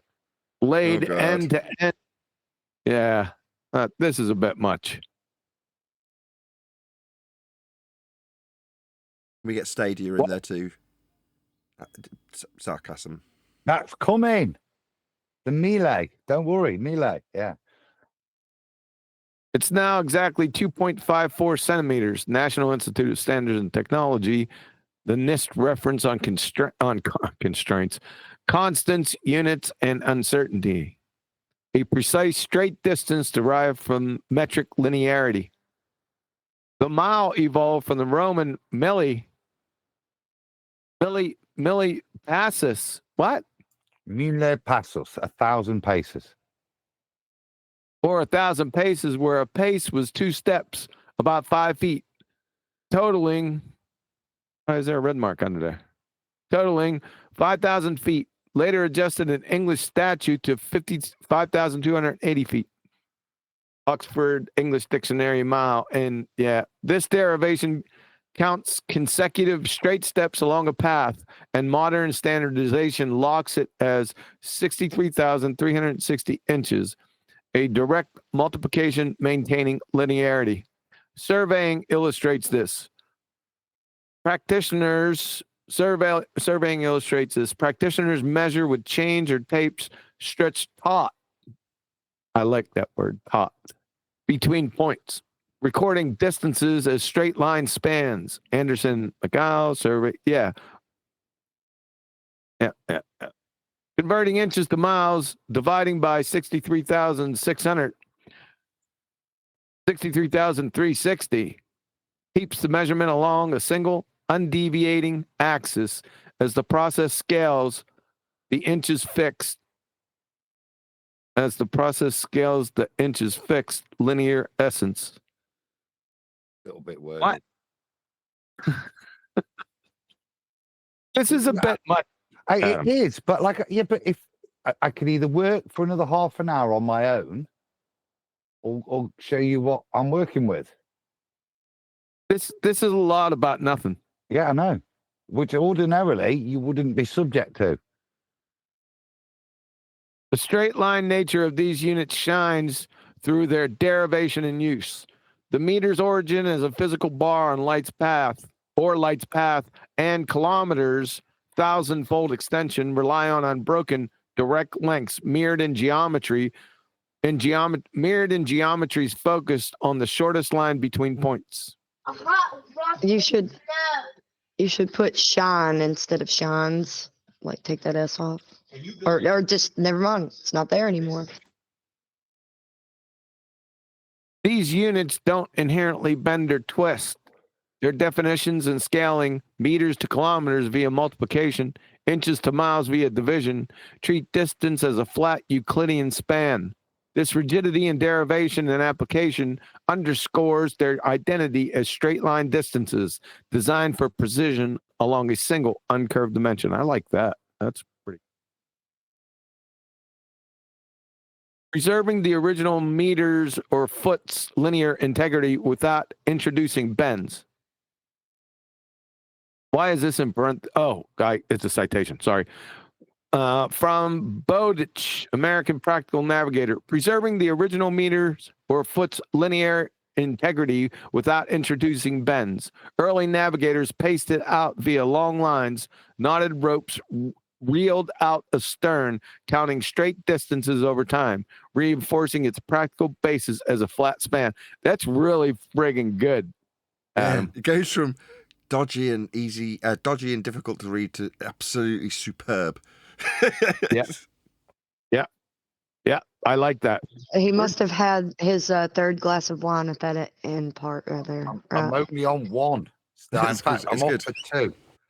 But you see, we've got to work on this. Like I say, there's sometimes lovely bits, and there's sometimes a shitload of nonsense that's not relevant. I love the bit about barley beans. The beans are gone. Yeah, it's not bad, Adam. I mean, if you want to stick that in here, I think it's nothing. Too windy. A man's thumb is fine. That's the bit of literature. Yeah, they don't need superfluous. I don't think this 2.4 nice bits needed either. We're just making a point. I think that I don't care what an inch is. Yeah, I'd get rid of that. The mile evolved from the Roman melee. I like this bit. Yeah, I don't like evolved. But that's okay. Well, I guess how QE would say it is anyone who can fog a mirror knows that distances are linear. So you don't have to go into it too much, but I like it. It's just simple. It is that simple. I'm just underlying the point. So the next, that's just now the mile bit. That's fine. This derivation counts consecutive straight steps along a path, and modern foundation locks it at this many inches, a direct multiplier, maintaining linearity. Surveying illustrates this. Practitioners measure with chains or tapes stretched taut between points, recording distances of straight line spans. Anderson and Mikkel surveying. Yeah, we read it. We're good. I'm just wondering if it's too wordy, but I like this bit. It's okay. I guess it's okay. Hit preserving the original meter's foot. Bring that up closer to the other part. Maybe get rid of that bit. And just get these units don't. Where have I gone from? Surveying illustrates this. These units don't inherently bend or twist. Their definition is scale in meters to kilometers via multiplication into. Yeah, I say get rid of that. Yeah, get rid of that. Yep. These units don't inherently bend or twist. Their definition is meters to kilometers. Inches to miles via divisions treats distance as flat Euclidean span. As a flat Euclidean span, this rigidity in derivation and application underscores their identity as straight line distances designed for precision along a single uncurved dimension. Boom. Yeah. Happy. Yep. Bring that up. Yep.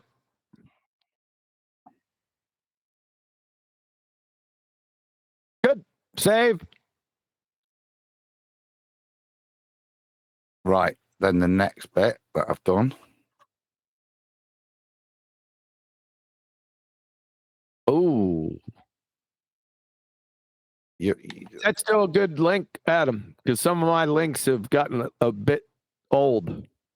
All I've done here is take the whole of the web page, stick it into it, and then giving it a little bit of feedback when it's confused me and it's excluded the modus tollens and stuff. So I've not done a great deal with this other than skim read it and ask for it to put bits in and focus on other bits and not mention the ball very much. So have a read, see out, and then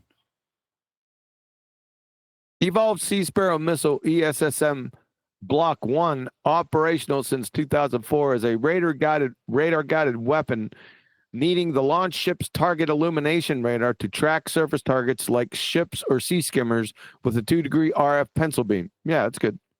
Its range exceeds 35 miles, possibly 50 kilometers or more, though classified.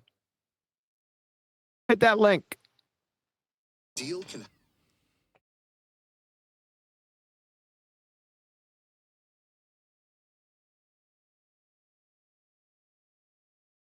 Yeah, you got to have to paste it in, right?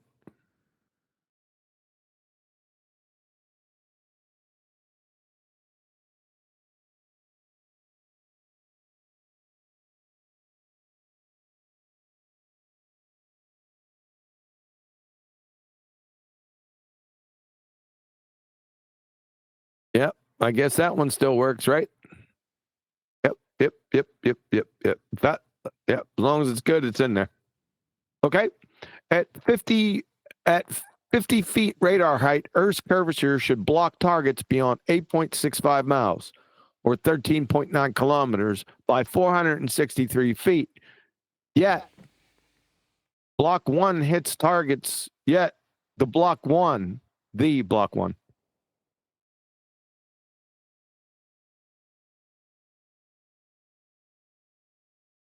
Yet the ESSM, do it again, ESSM Block 1. Yep, make it, yep. Block 1 hits targets over 50 kilometers away. It requires constant line of sight. The ballistic semi-active seekers require that the platform maintain. Yeah, that's a nice one. Now, copy that link and try it.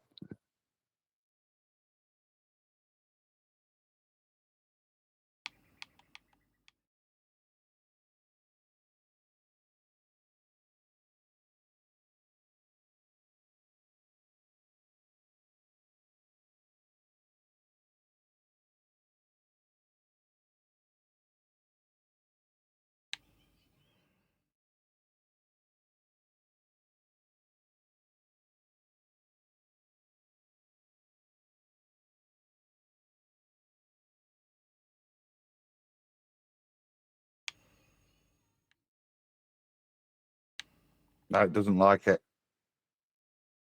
All right. Let me go to the page. Hold on. Is the dots gone? Let me try it on. Okay. I know you guys don't really need me right now, but I have to go do something and I'll be back, okay? Okay.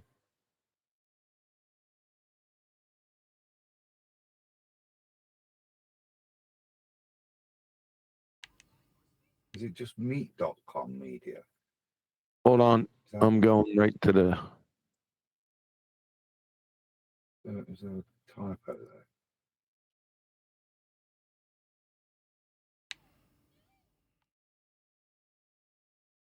Or is it meat? Let me hit it. Nope, it doesn't like it. Let me do this. Give me 2 seconds because I am going to get a top up of Vine. Okay. Let me see if I can track it down, Adam. Yeah, yeah.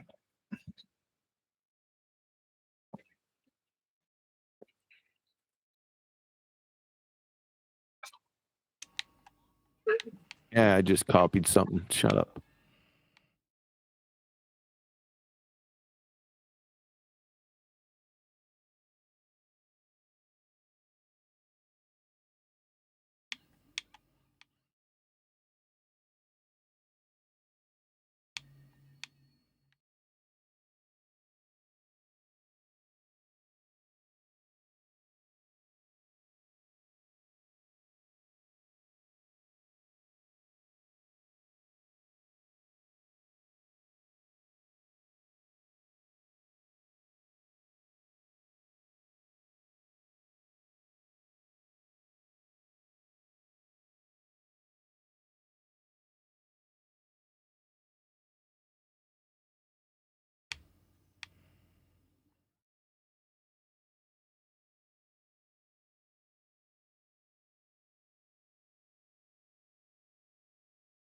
First place.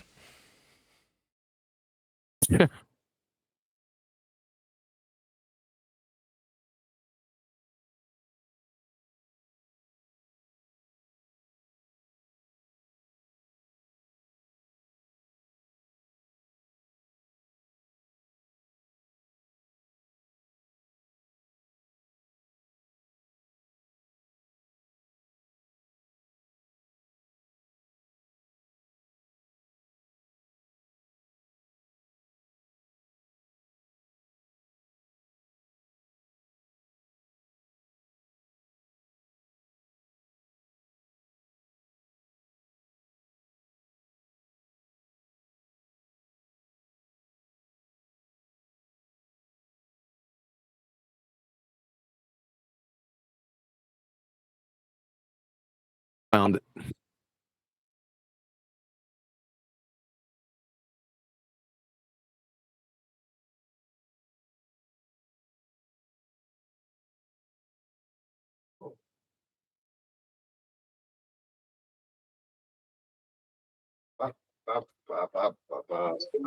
You back? I am. All right. I'm going to send this link to you personally. I found it. So this is principles of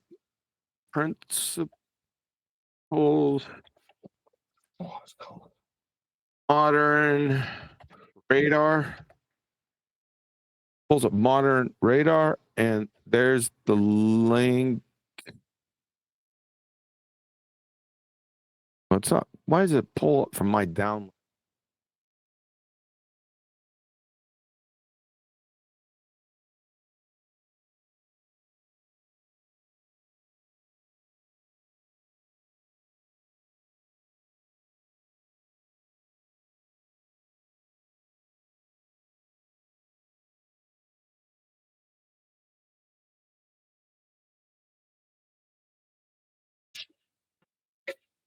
Copy.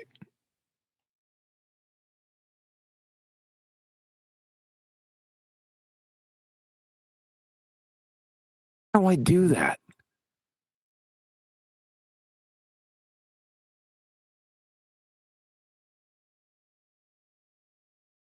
The fuck?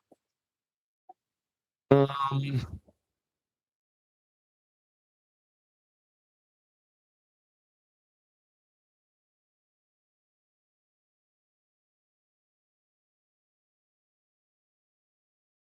it takes me back to users, John. Son of a bitch.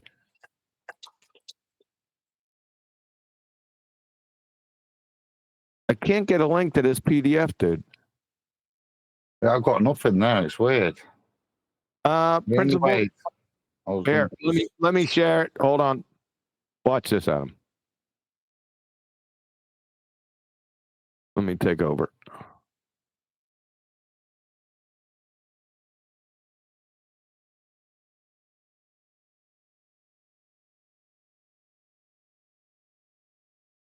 Right here, Adam. This research gate. Yeah.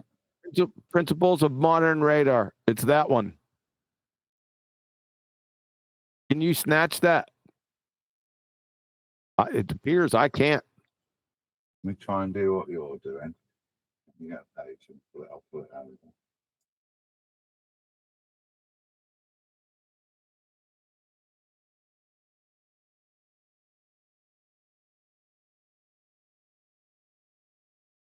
That's the one. Right.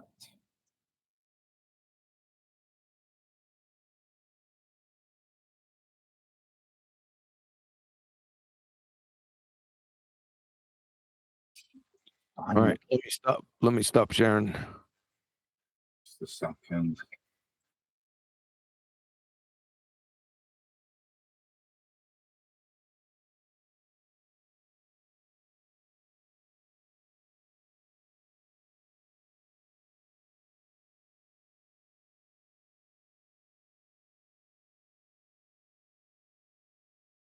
Look at that. If I search that, you're number one.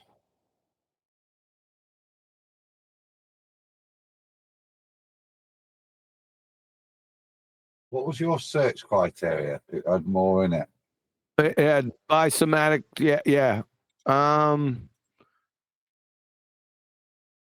Here, I'll give it. Let me try and give it to my search criteria. 1 second. Was that it? No, I don't got it. Shit. Yeah, copy and paste me what you sent in Google. All right.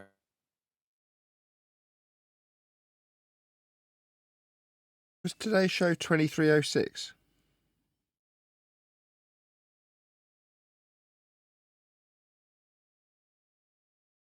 No idea.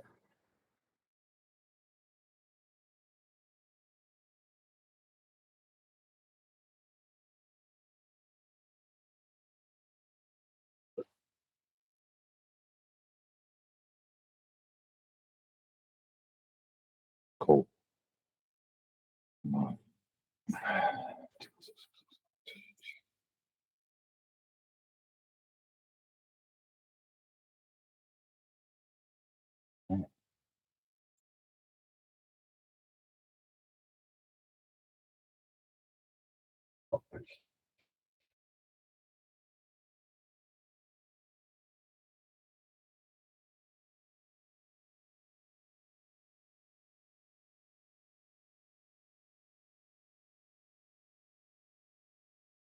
Can you see it? Is it?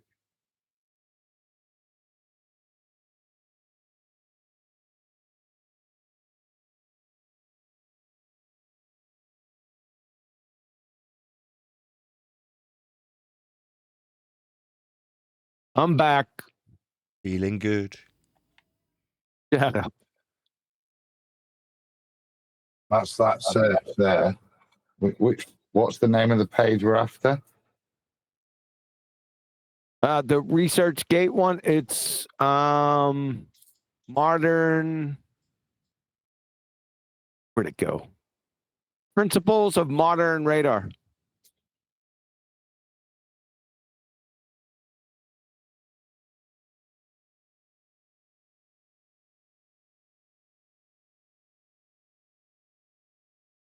That one. Hold on, Adam. Let me. Yeah, I think it might be that one. Yep. That's it.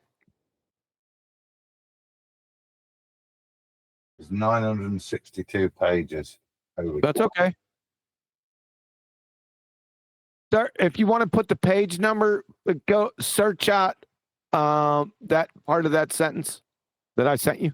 It doesn't have to be the whole thing. Just the first part of the sentence. It'll take you there in the document.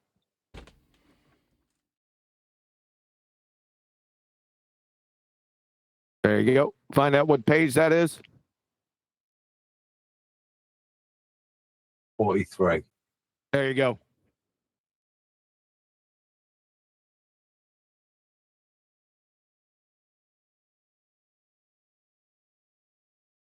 We're cooking with grease now, baby.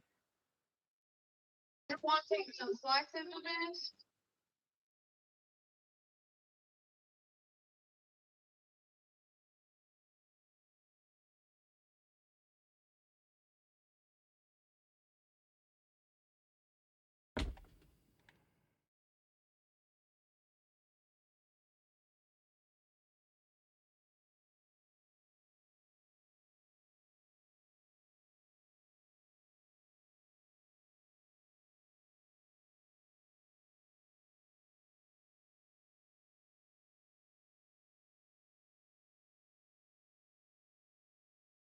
Is there a reason why Adam's not presenting a full screen?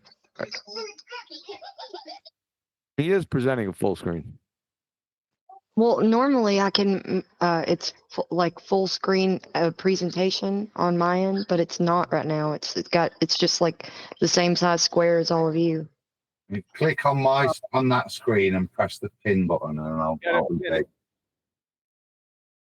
Oh, I don't know. It was full screen for, yeah, okay, that worked. I'm sorry. I'm kind of ignorant. It's because QE overtook and then dropped, you see, so I just sit. Yeah. Right. Oh, I was wondering because it was full screen and then I came back and it wasn't. It needs a period on the end of it, Adam.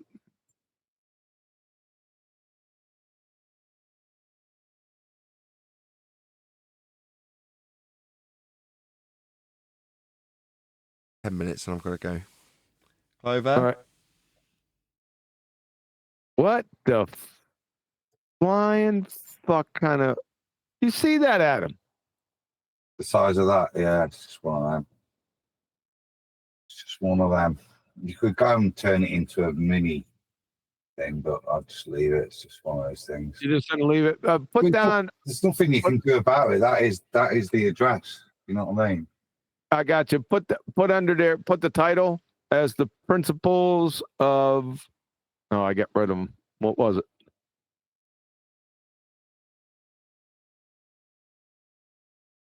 What's the title? Principles of modern radar. Just that. Principles of modern radar. That's fine. Yep. Put that in there. Page 43. Yeah.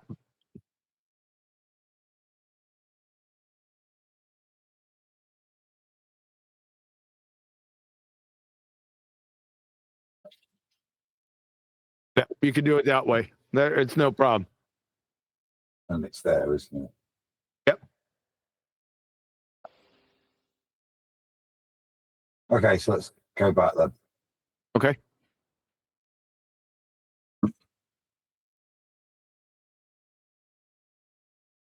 So knock that link down from the range is more than 35 miles. Knock it underneath the statement. Range is more than 35 miles.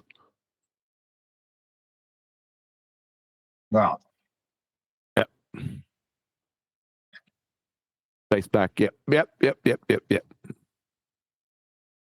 At 50 feet radar height, Earth's curvature should block.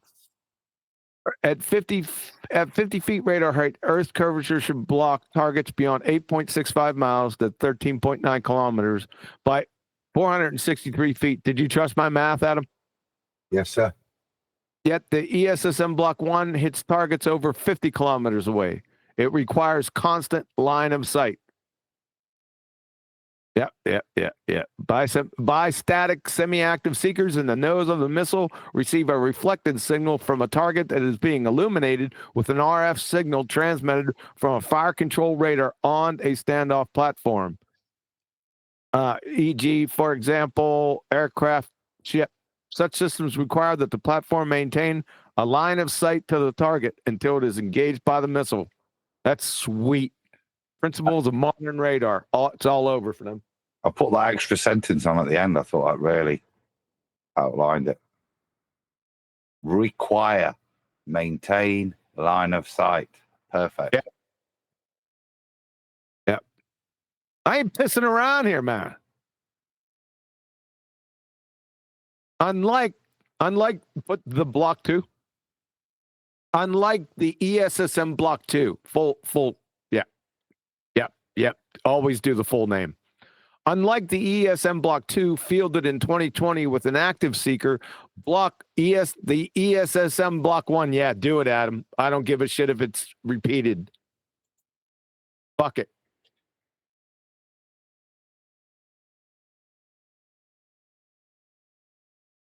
Unlike the ESSM Block 2 fielded in 2020 with an active seeker, the ESSM Block 1 depends on the launch ship's radar.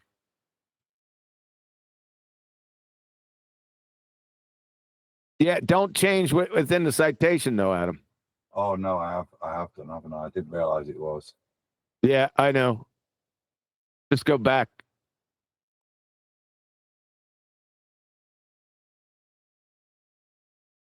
Is that what it says in the? Does it say ESSM Block 1 in the statement? I've not had a chance to check this. I've just thrown this into thingy, so I've not had a chance to read it. So I've told it to do certain things like use the citations and give the reference. That's from Raytheon, right? Yeah, that's the Raytheon capabilities. But yeah. Hold on.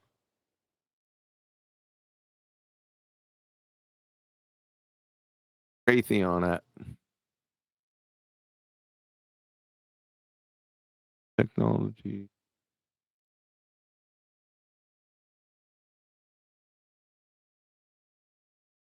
Oh, it's down here. Raytheon. Let's see if that pulls up. Yeah, that page isn't found either, Adam. Son of a bitch. It's too old. So I'm going to have to play this game again.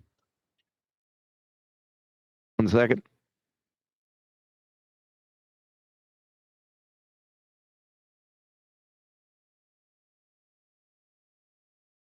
Take it here first.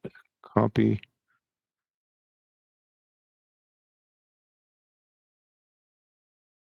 Why do these people do this to me?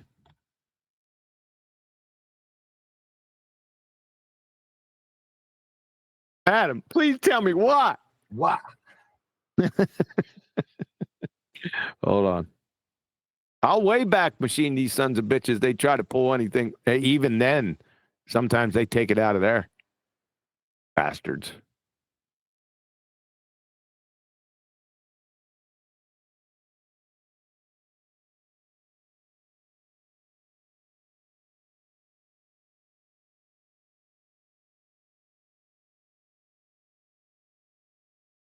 I'll way back machine those sons of bitches. I'm not seeing it, Adam. Oh, wait a second.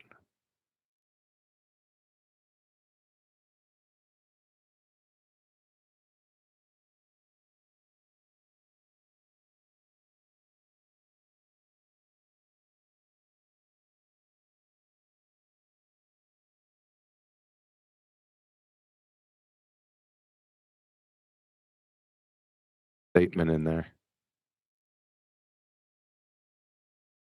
Let me try something.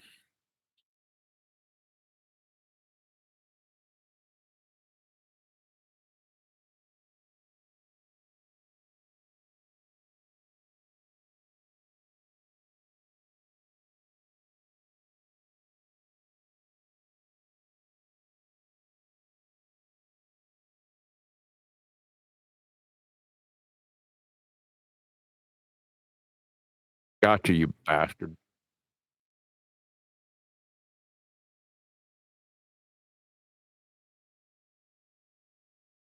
Where are you? Where are you? Blacking that some of it. Oh, the 26th of January. I get a look.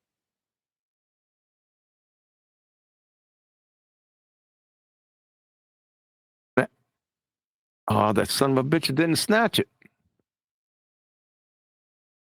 Loading. Hold on. Gave me the same damn thing. Hold on.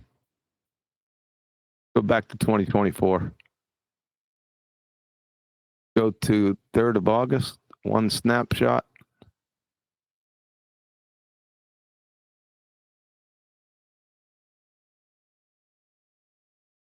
It's redirecting me to a 404 page not found. Why would you do that?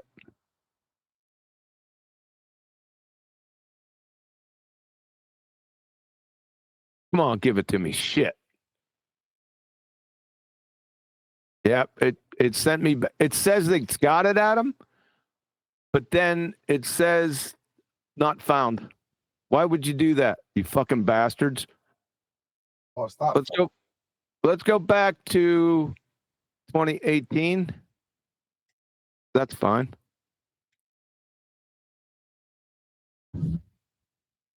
One snapshot. Adam, this thing's fucking screwing with me, dude. Which thing? Sorry, I'm in the Wayback Machine. It's giving me. Oh, I got it. You fucking bastard. Got it. Even if it's web archive, we still got it. Follow? I'll give it to you in direct message to you. What, the old one? The one that's archived. Wayback Machine. Open that up. There it is.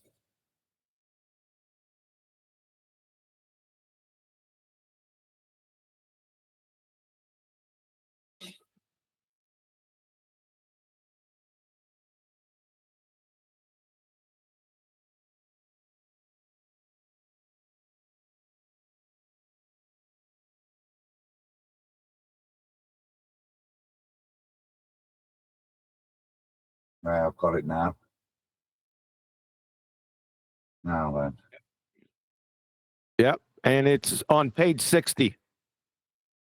So let me try sending this to you then.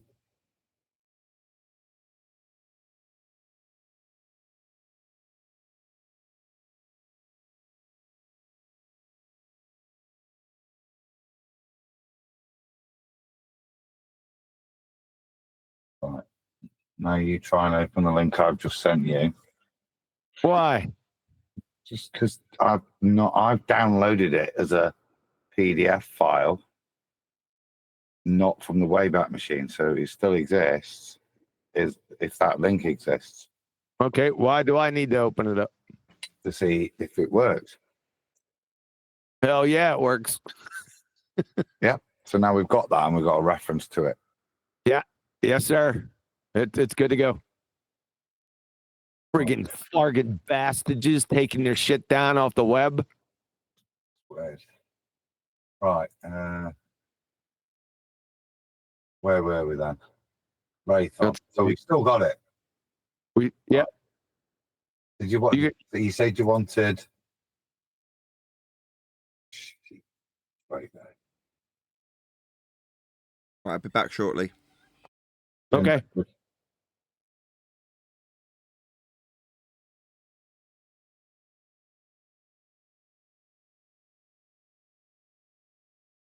And it's. Yep.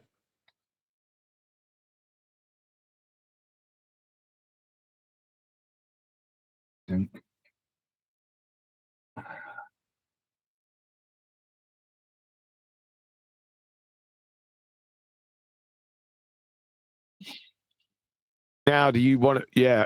Page, what was it? I think it was page 60. I think I got rid of it. I got rid of it. Sorry. I thought I said page 60.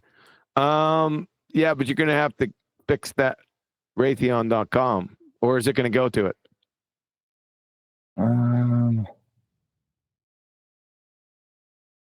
If we put this link instead.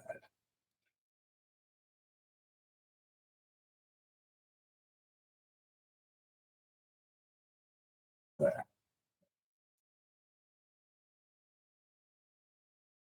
No, it is that. That's the web archive brachiology. Okay. Cool. Yeah, so that's there. But the reason I wanted that one is that if we've now got our own independent copy, you see, it should be there through that link. Yep. Cool. Yeah. I'd like it. I'd like like the rest of the link up on that page, Adam. Hey, you can't know about it. Well, I can. I can wait there.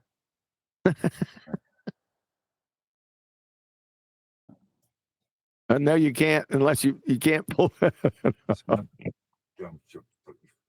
Watch this. Oh, that's just stupid. Right, just to please you, there you go. It doesn't matter, does it? Because that's not formatting.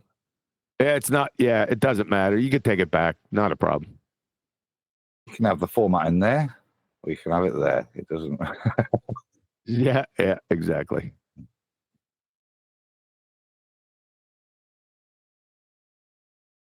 Sense. What's sense there doing by itself? I think it's tried to use the citation to word it. I've had to work with it. Since the first production ESM in full operation use since 2004 was successfully being used, this proves the existence of any curvature, at least from 2004 to 2020. So keep reading. Did you like it? That was my little panache there. It's very low on sarcasm, is AI. Is chapter 2 becoming the biggest chapter now? Wasn't Coriolis the biggest one? Yeah, but this one I think is gonna flip it. Yeah, it's gonna trump it big time because you're Well, covering so many little tiny subjects in depth. So that makes sense. Scroll up, Adam. Yeah, let's fix the sense now. Go back down. Go to the sense. Down. Right there. Yeah, the sense. Yeah. What? Sense. Is that you want to keep it that way? Not really. I'm sure that's what you've got, isn't it, from your text on the website? Is that the way I did it? Yeah, I think so. I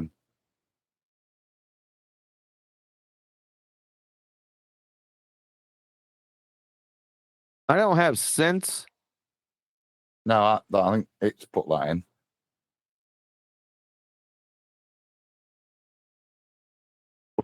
What does it say? The first production ESSM operational use.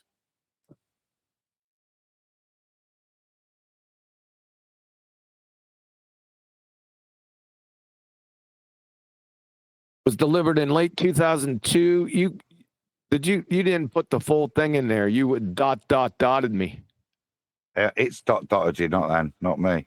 So it's reduced it with dots to make a sentence. Why? Fuck that. We want the whole sentence. Okay. I'll have to find that. I'll send it to you. Okay. I'll just cut that then.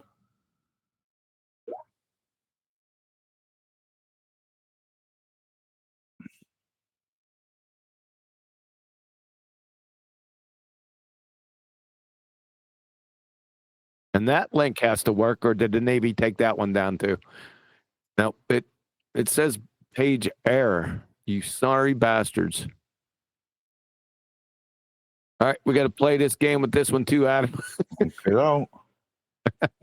Okie dokie. Honestly. It'll be good to have whenever you find the right links to these things, and you guys are going to put like the sources in the back of the book too, like full page sources maybe. No, this is the link you're getting. This is why they need to work. What we're not going to do is repeat it later, because as we've said, the reason it's there is to give validity to the statement. Look, it's the Navy military. You know what I mean? I've got 404. The page, it's the right website, but the page no longer exists on that website. Yeah, I'm Well, I'm that's the coming. thing. They're always changing these links, like tweaking them here and there. That's, I don't know if you know, or I talk about it, so I know you've heard of it, but the book Behold a Pale Horse, that guy was a part of naval intelligence.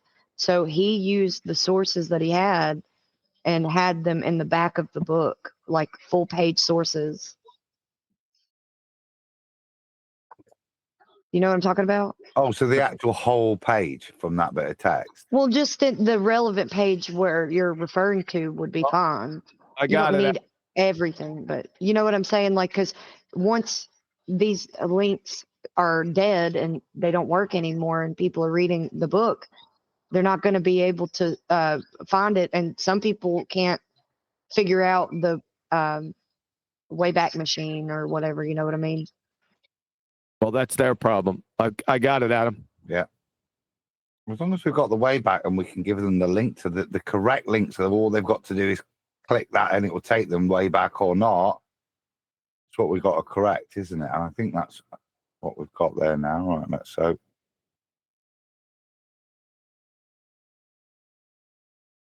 Let's just do that. No, no. Wonder whatever it was. Control Z.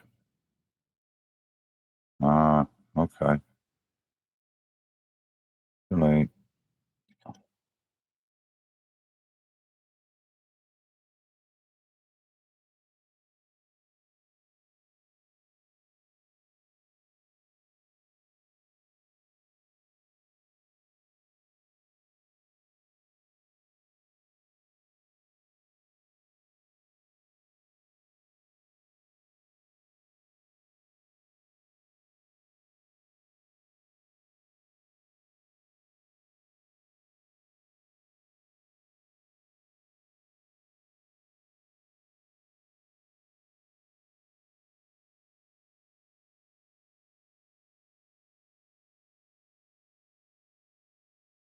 Do it that way. Yeah, perfect. That works. The first production incident was delivered in late 2002 to the US Navy by a Raytheon missile system and has been in full operational use in the US since 2004. You can take up a little asterisk. Yeah. Yeah.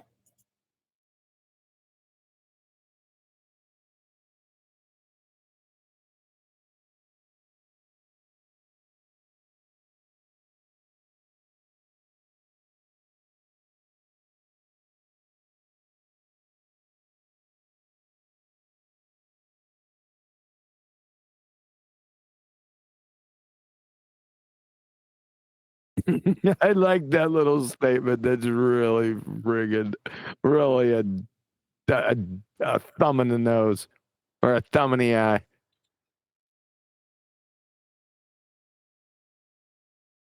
Does this disprove what? Not does this. This disproves. Oh, wait a second. Yeah, man, I'm being sarcastic to the reader here. Yeah, just put a period. Take the question mark out at the end. Sarcasm doesn't always translate well in text. That's why, as it was successfully being used from this time, does this disprove the existence of any curvature? At least from 2004 to 2020. Yeah, it can't. Okay, you got this. Disproves needs to be disproved.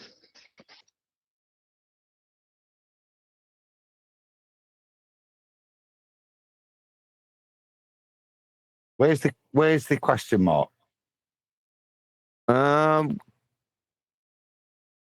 like want a question mark, comma. Yeah. Exclamation mark. Now you could do ... after. Yeah. You know,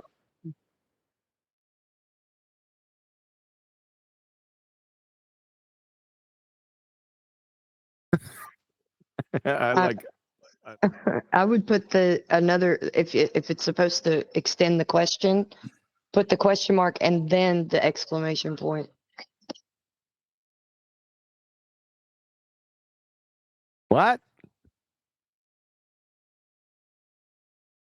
Say again, Flatsy. I think That what, Flatsy?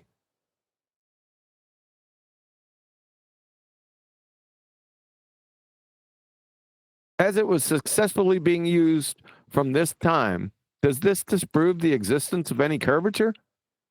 At least from 2004 to 2008 or 2008, 2020?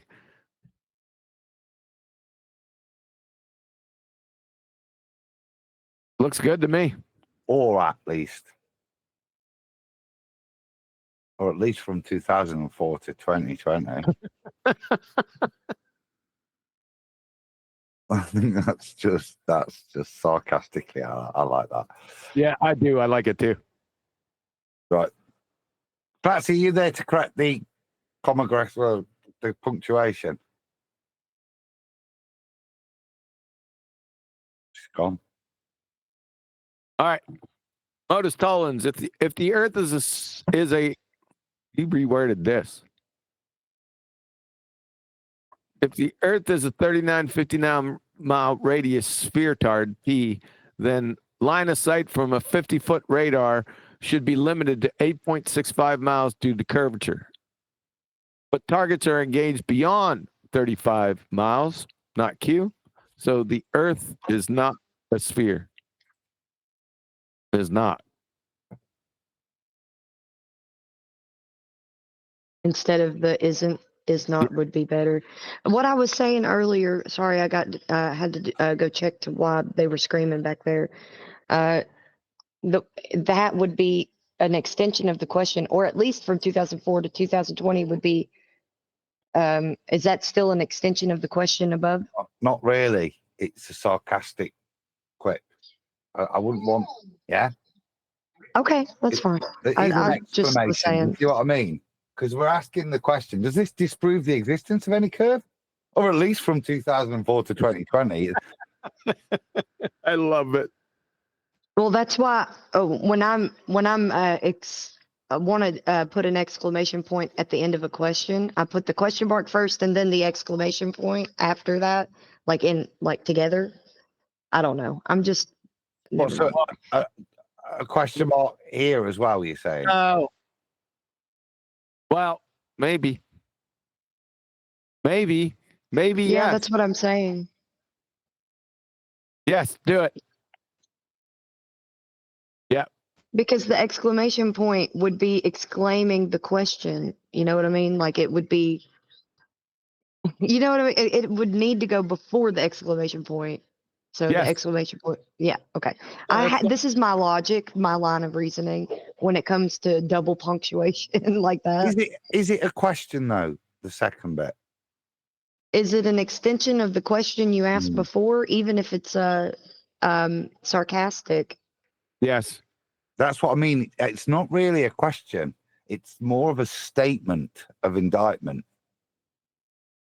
You get me? Which is it should help you answer the question. Right. You get me? So yeah, I get what you're saying, but if even it's sarcastically, is it an extension of the question before it? Yes. Hence the ellipses. Yes. It's an extension of it. It's a sarcastic thumb in the eye question. Which is perfect for a double exclamation or a double punctuation at the end of it. Well, it even drives the point home more that it's supposed to be something for them to look at to see, oh, they mean that like sarcastically, you know? Yeah, they're gonna, once you read it, it's sarcastic. It's so sarcastic, it's dripping. Sorry, I'm trying to pay attention. That's perfect. There's some of these things like I have a way of reasoning, like the question mark before the exclamation. That's fine. We're good. That's good, Adam. Leave it. Cool. Otis Tollins, if Earth is a 3959 mile radius sphere, then line of sight from a 50-foot radar should be limited to 8.65 miles due to curvature, Q. But targets are engaged beyond 35 miles, not Q. So the Earth is not a sphere.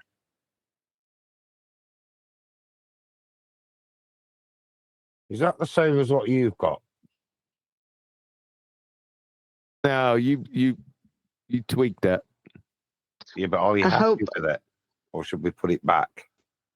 Hold on. Let me read the one that is the original mother load.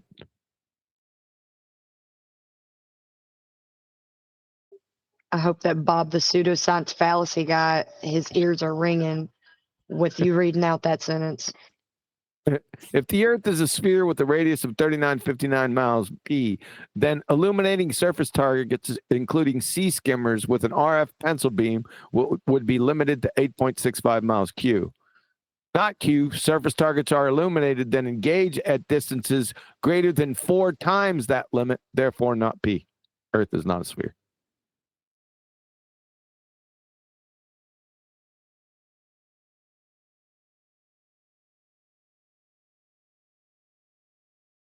I'd show it to you, but Blatzy would get a small screen then. Oh, it's okay if I get a small screen. I just didn't know why it had turned that way. Adam, do you want to see it or do you want to? No, I'm all good.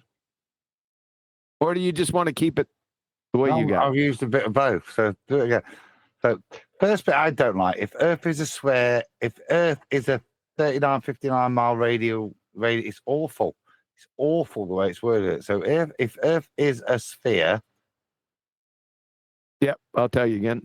Sphere of if the radius. Earth is a sphere with a radius. Yes. So if the Earth is a sphere with a radius 39, you could put of in there. I didn't do it, but I said radius 3959. Or just with radius 3959 miles. Sphere of radius 3959 mile p, then line of sight from a 50. No, then every distance to horizon measurement can be no more than. No. No, this is wrong. a different one. Then illuminating surface targets. So you didn't like that? No, I see this bit I liked because yours was like some military guy getting off. Whereas this is, yeah. I'm back, by the way. we can tell. I thought this was more succinct. Then line of sight from a 50-foot. The line of sight from a 50-foot radar, that needs wording slightly better. From a radar 50 foot above sea level. From a radar 50 foot above sea level. Above sea level.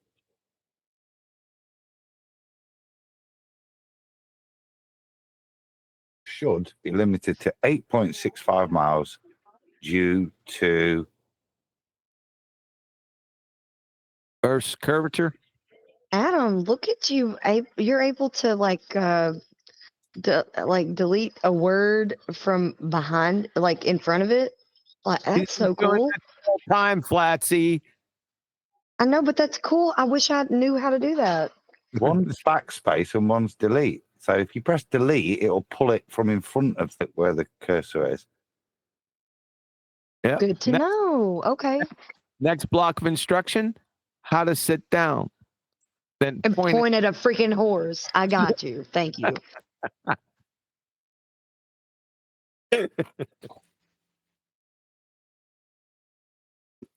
If we're doing if Earth or if the Earth is a sphere. If the Earth, yeah, okay, that's fair. If the Earth is a sphere. If the Earth is a sphere. If the Earth is a sphere, if the Earth is a sphere, toward a radius 3959 miles.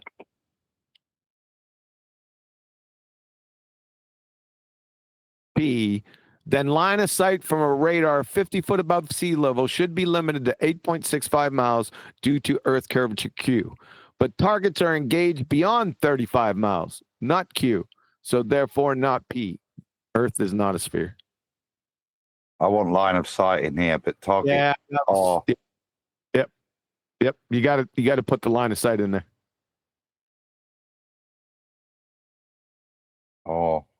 Is it illuminated? Oh, you're going back to my definition, huh? Well, I think so. Don't you? What's the right word? But targets are painted. Yeah, illuminated. Illuminated. Yep. Yeah. You could say targets are lit up. That's the correct vernacular.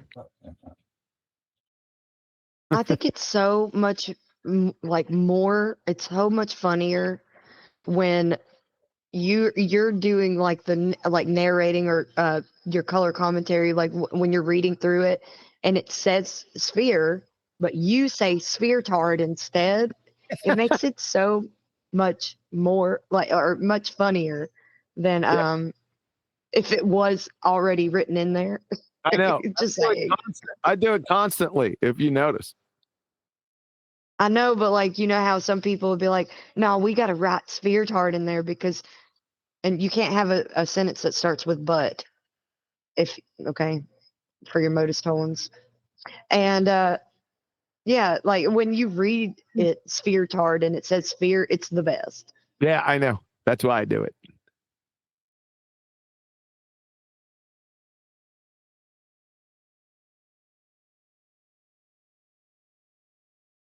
That's the cut of my jib. Well, it needs to be the cut of Adam's jib to change that sentence to where it doesn't start with but, or I'm going to kick him in his butt. Ooh, that's 2 T's, isn't it, though, instead of 1? Yes. Yeah.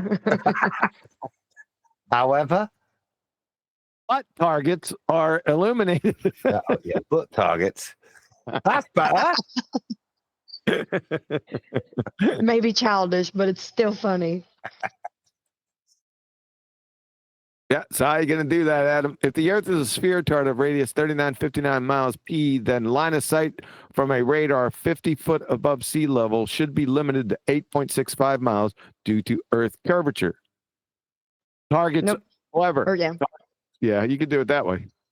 Or just start it with targets. Yeah, you could start it with targets. Targets are illuminated at distances beyond 35 miles. Yeah, exactly. Just targets. Yep. Targets are illuminated at distances beyond 35 miles, not Q, so therefore not P. The Earth is not a sphere tard of radius 3959 miles. That's it. Got it. Yep. That's it. There seems to be an inherent. Yeah. I was going to say, yeah, logical arguments have to be grammatically correct to be valid also. Yes.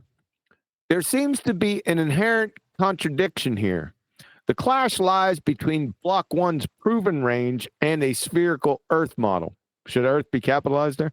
I think this is probably going to get cut, so don't worry. This is just... We've kind of covered it as we changed the text. What I'm saying, it's useful as something to work with what AI gives you, but it repeats itself and in unhelpful ways, like here. Other than this, but you might. You should just leave that right there and then kill the rest of it. Yeah.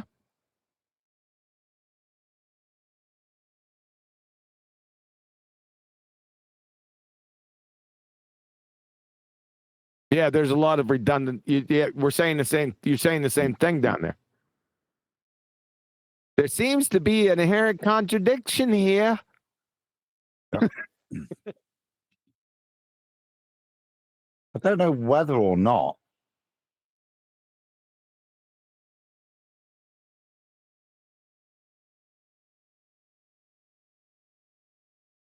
Go down again, Adam, to what you just highlighted. As it was successfully being used, I change it. What you do? Oh, I see what you're doing. Okay. As it should be the ESSM Block 1.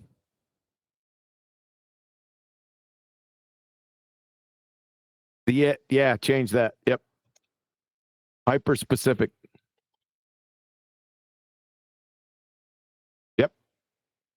Yep. Put a space there. There you go. That's a better finish I think it is too. of that thing, as opposed to. Yeah. Yes, sir. That's done. Shit, we can go home.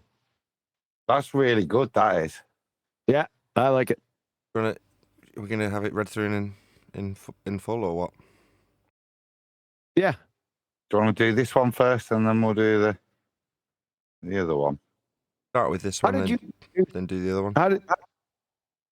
Yeah.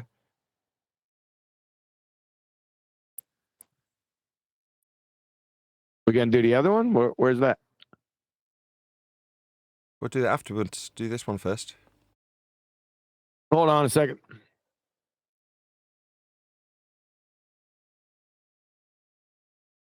Quite like this one. It might want putting earlier on, because it's not drilling it home as much. All roads lead to flat Earth, but it's got that sarcastic point which gets it there. Yeah. How did you introduce this topic, Adam? We haven't, because like I said, what we're going to need to do now, once we've done these little bullet points that we're really chunking this chapter out. This is now at 3,700 words, this chapter. Yeah, it's monstrous. It's fantastic. And it's all little bits, which is nice, isn't it? So the order we put them in, I don't know. We've literally just got, look, line of sight, sea sparrow. Yeah, that line of sight. Yeah, yep. That's it. That's all we've got. And then the actual fact, I'll put that.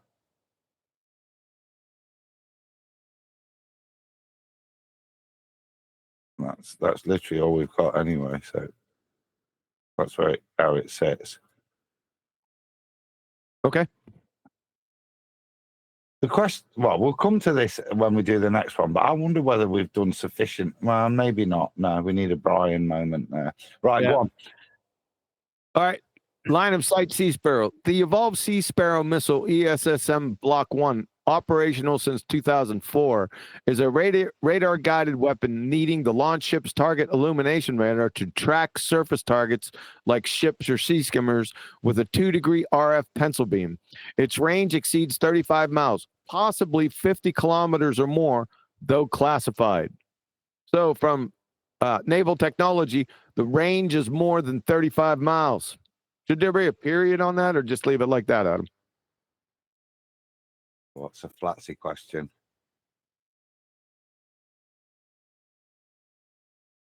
If I remember reading that correctly, I think there's a period right there. Let me check. You'd have to go into that link again to make sure.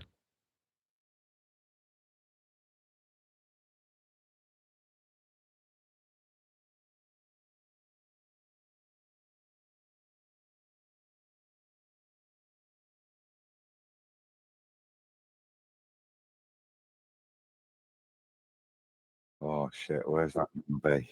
Range is more than 35 miles. It's not a big one, is it? Right. Control F. Control F, please. Thank you. 35. What do you mean no 35? Potentially. Miles. Oh, you miserable git.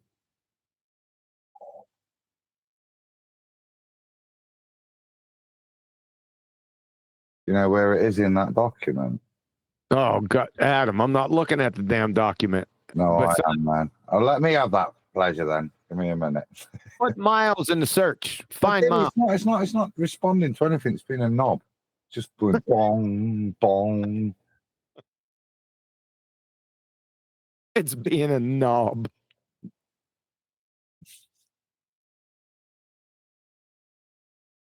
Yeah, so where's that? Mach 4. 50 the propulsion system provides missile the speed of over Mach 4 and a range of more than 50 kilometers.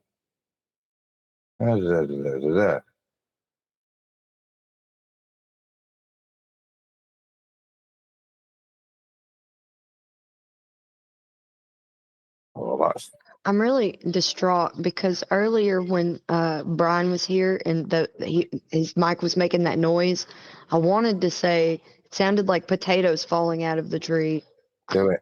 but I missed it. I missed an opportunity, and I just remembered that I completely missed that opportunity. Don't worry, you'll have plenty of opportunities here in the near future to do it. I can't see that citation in this bit. You can't see that in there. No. That's some bullshit. Let's see.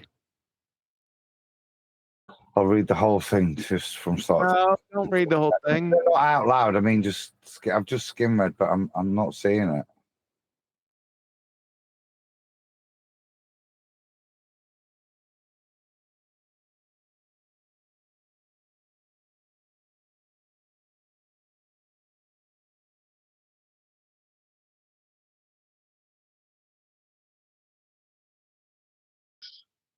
Whenever somebody can, please let me know why Brian keeps saying that it's racist to mention potatoes to him.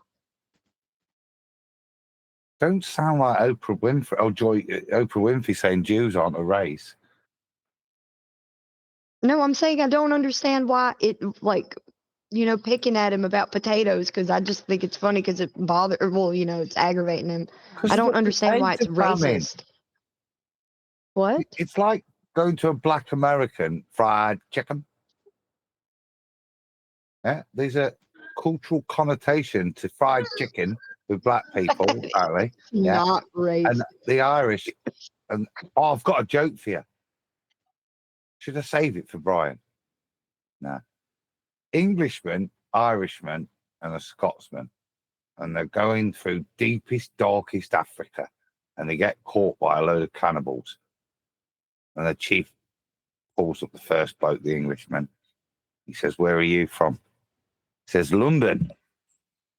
Says to the tribe, "Put him in the pot." Calls up the next bloke, Scottish bloke. He says, "Where are you from?" "Edinburgh." He says, "Put him in the pot." Calls up the next bloke. "Where are you from?" "Dublin, sir." "So you're Irish?" He says, "Yeah." He says, "Let him go." And the Englishman and the Scotsman are raging and they're screaming at the chief. What? Why did you let him go?" He says, "We've caught these people before. And when we put them in the pot, they eat all the potatoes."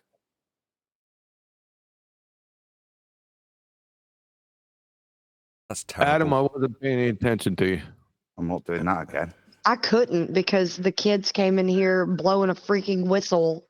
I'm like, please take that back there. Can't hear anything. Perfectly bordering on the lines of racism to black people and the Irish. Terrible, terrible.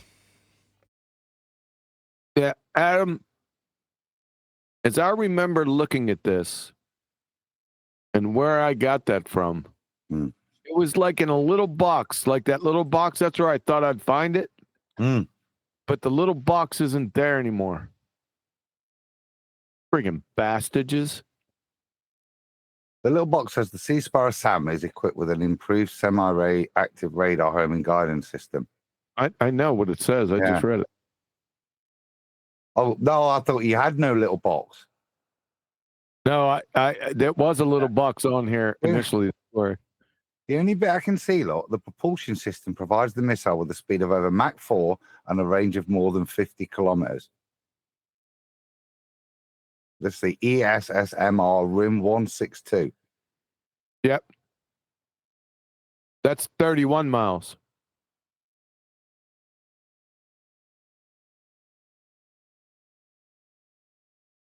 Wonder where I got that from. It has to be there. If I cited it, it was there. Yeah. Because I don't play games with that shit.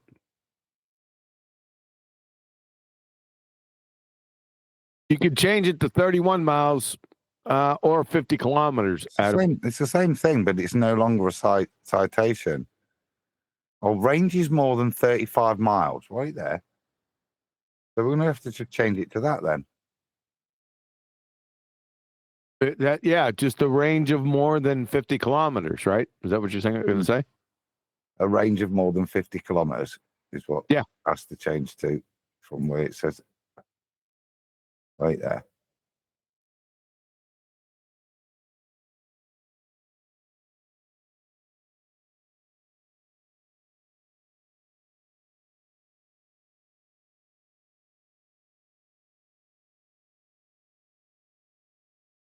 I put miles in there, so then I'll put range up in there. Bling bling.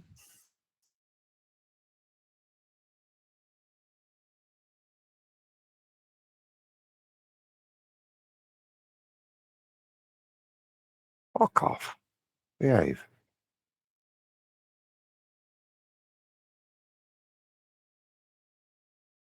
Seriously, you taught.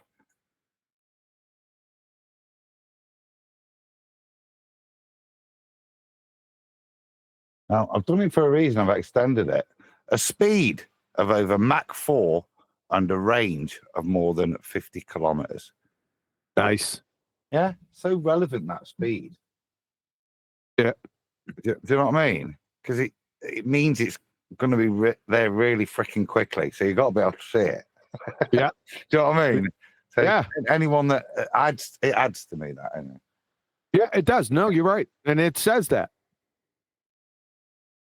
Yeah, it's correct. That's straight from it. The propulsion system provides a missile with a speed of over Mach 4 and a range of more than 50 kilometers. Yeah. Now you could put not parentheses, quotations, ... a speed of over Mach 4. Follow? Well, here, this is there, speed of over Mach 4. Yeah, put ...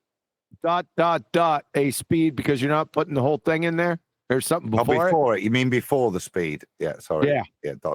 Sorry. Yeah. Yeah, that's fine. That does it. That wants the end of sentence, so it does want that because that Yep. Your quotations are lacking. And they're the little tiddies. They're tiddlers, aren't they? Head up there. There you go. Yeah, now that's good. Right.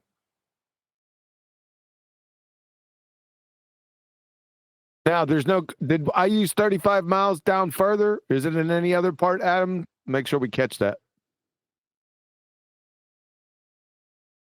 It's fine. Because look, its range exceeds 35 miles, possibly 50 kilometers or more. So we've now, it doesn't matter which we use now. Okay. Yeah. You want to look in there? Well, it's there, look. In that first paragraph, its range exceeds 35 miles or possibly 50 kilometers or more. Though classified. A speed of over Mach 4 and a range of more than 50 kilometers. At 50 feet, it doesn't matter which we use now. We use 50 kilometers here, but it wouldn't matter, would it? And we can use miles. This is the only one I would maybe change. Why? But then we've got 13.9 in kilometers afterwards. So it's fine. Yeah. Actually, no, it's not fine. That's awful. Like me. Yeah, if I take that, put that in parentheses, isn't it? That's better. Cut that. You want to keep it? I see what you're saying. You're going to put that and take the 13.9 out. Yeah, because that will sit pretty, won't it? Okay. Yeah. As a party American, I put that. I switched them.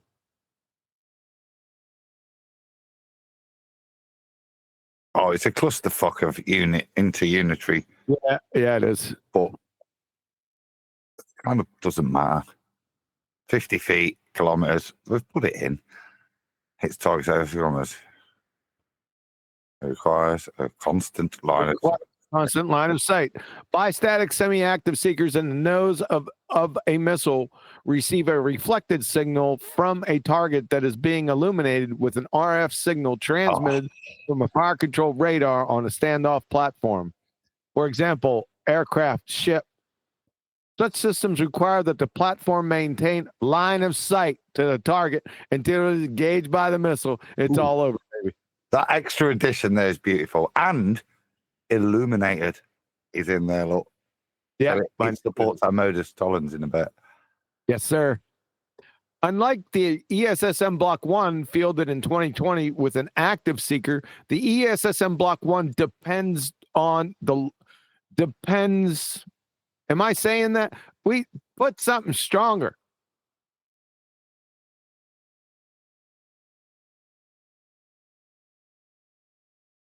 The ESSM Block 1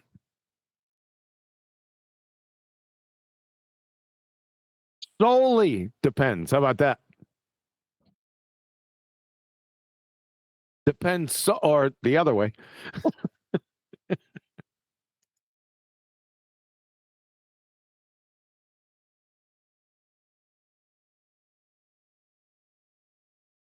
Yep.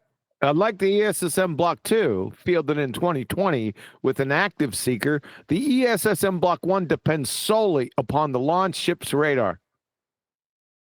Yeah, good. Mm-hmm. Think so. Well, unlike the RIM 7 Sea Sparrow missile, the ESSM Block 1, unlike the RIM 7 Sea Sparrow missile and ESSM Block 1, Block 2's active seeker will support terminal engagement without the launch ship's target illumination radar. I love that shit. Yeah. Because it delineates, right? Yep. In that. This versus that. This and that. I love that. Love it. Modus tollens, if the Earth is a sphere tard with a radius of 39.59 miles P, then line of sight. Do we want to write out line of sight there?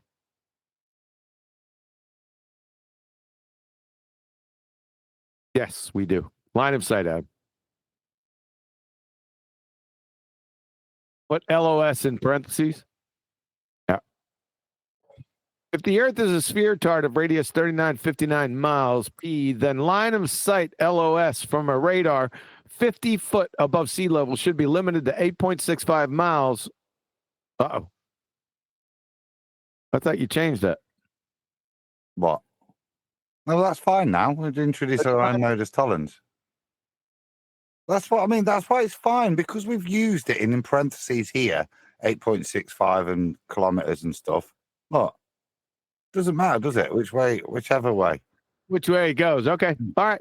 If the Earth is a sphere tard with a radius 39.59 miles P, then line of sight from a radar 50 foot above sea level should be limited to 8.65 miles due to Earth curvature. Q. Does Earth need to be capitalized there?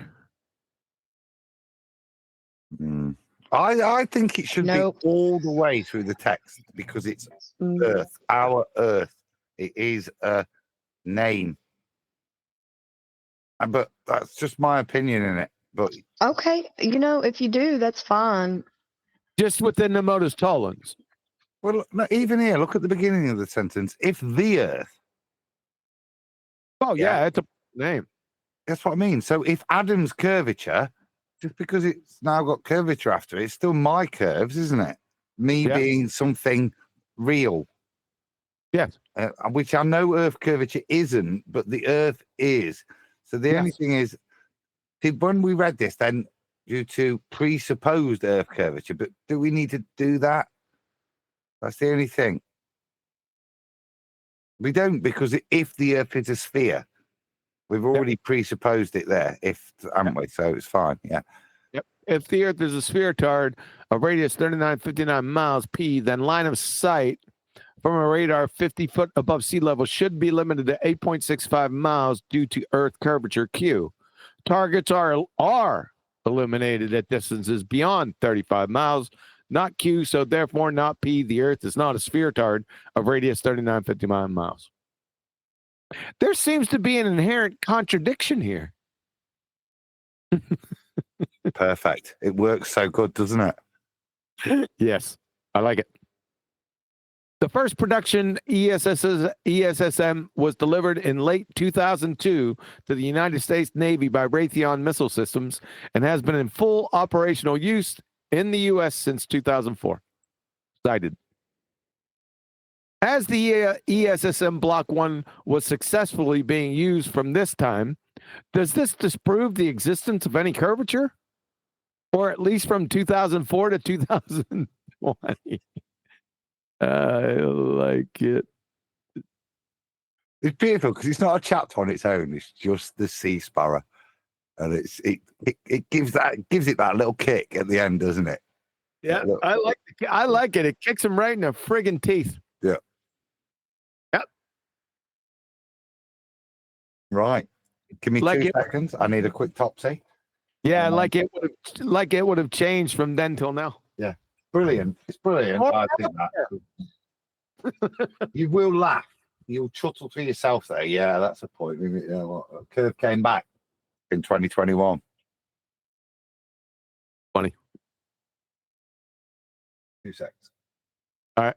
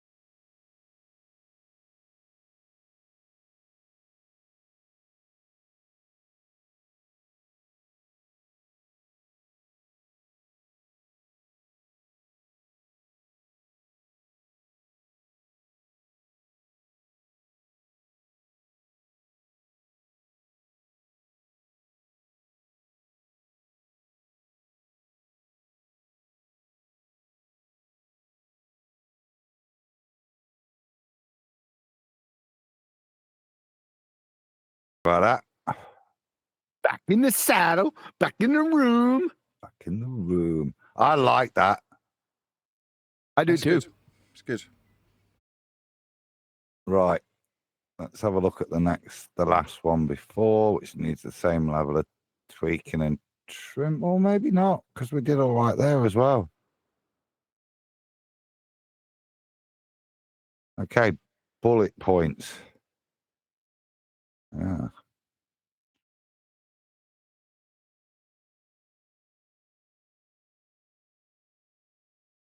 Stupid American AI.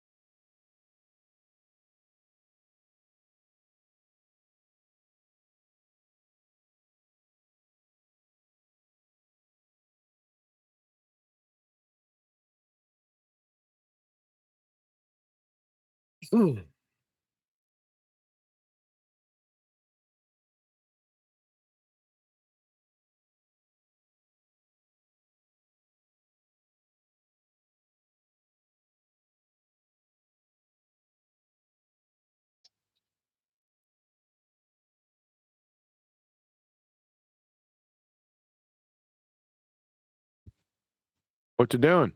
Eating your boogers? 2 seconds.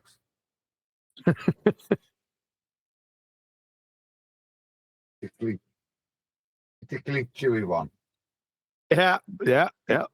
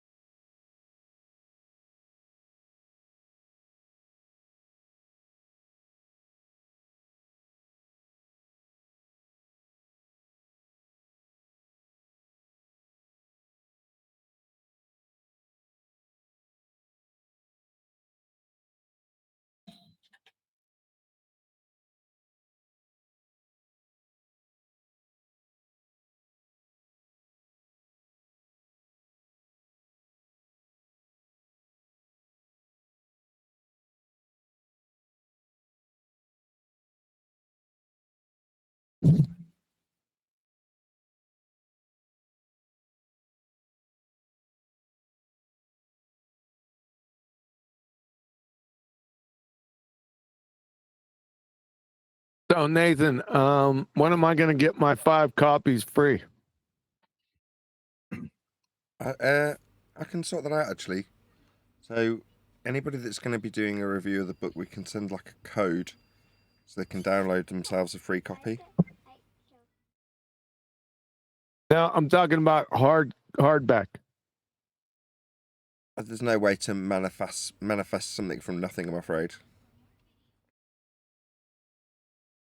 So there's not going to be hardback copy?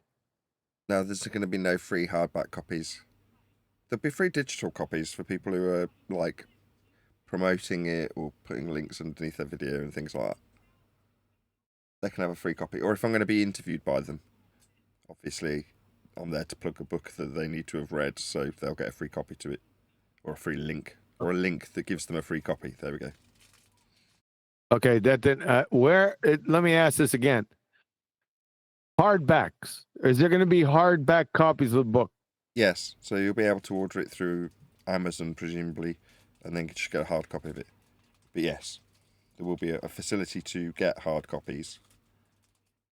Not for free. Then Witzy can get one. No, shut the fuck up.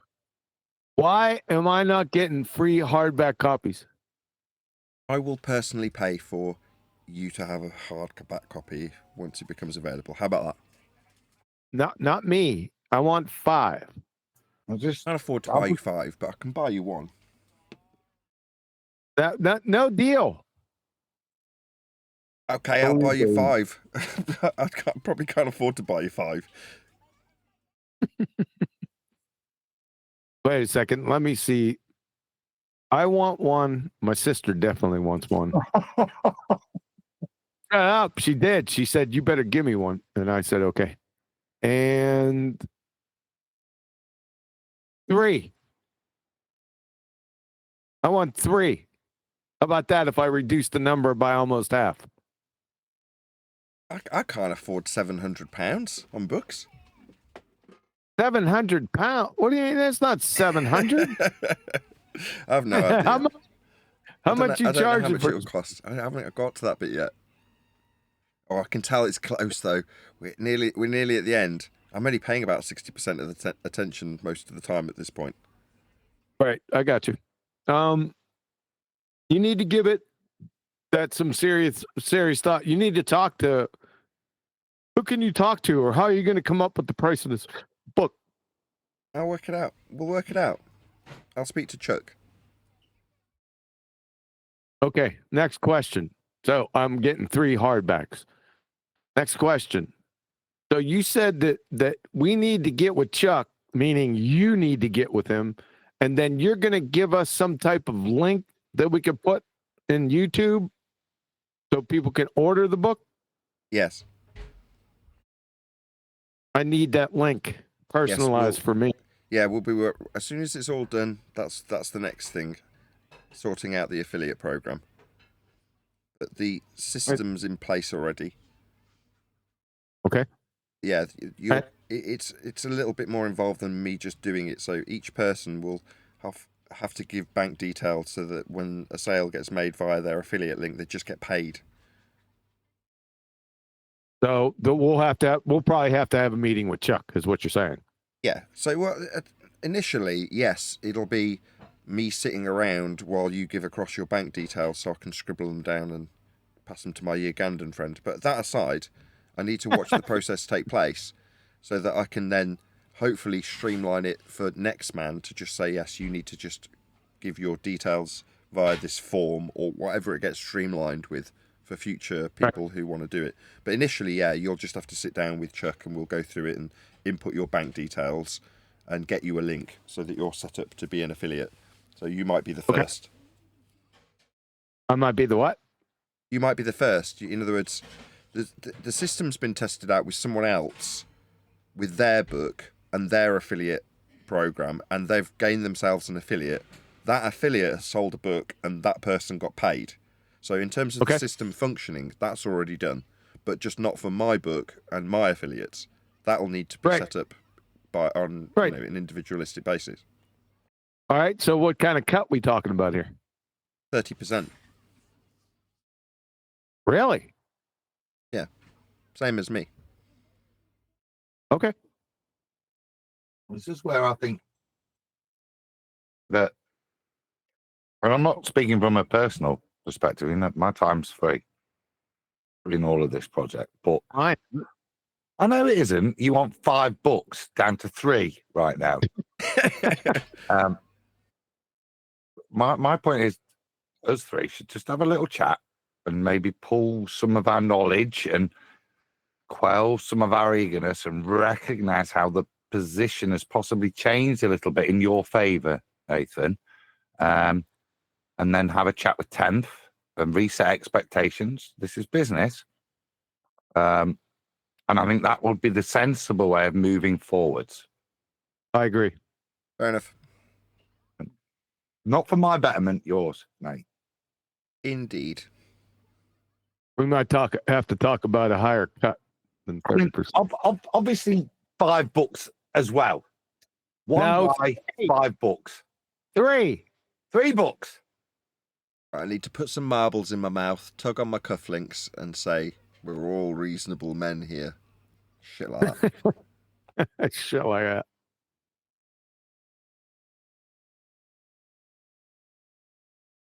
All right, what are we doing? Because you got a limited amount of time. Let me look at the clock. You got 34 minutes. I'm going to need at least 6 for the rest of these bow buns. But other than that, I'm left free for the rest of the evening. Read it. See what you think. I can scroll down while you're reading. Okay, we're on the distance linear measurement. Okay. Distances such as meters and kilometers or inches and miles are inherently straight line measurements, a fact grounded in how these units are derived and applied in geometry, physics, surveying, construction, and if you stop to think about it, even sport. Is sport capitalized? Oh, Billy.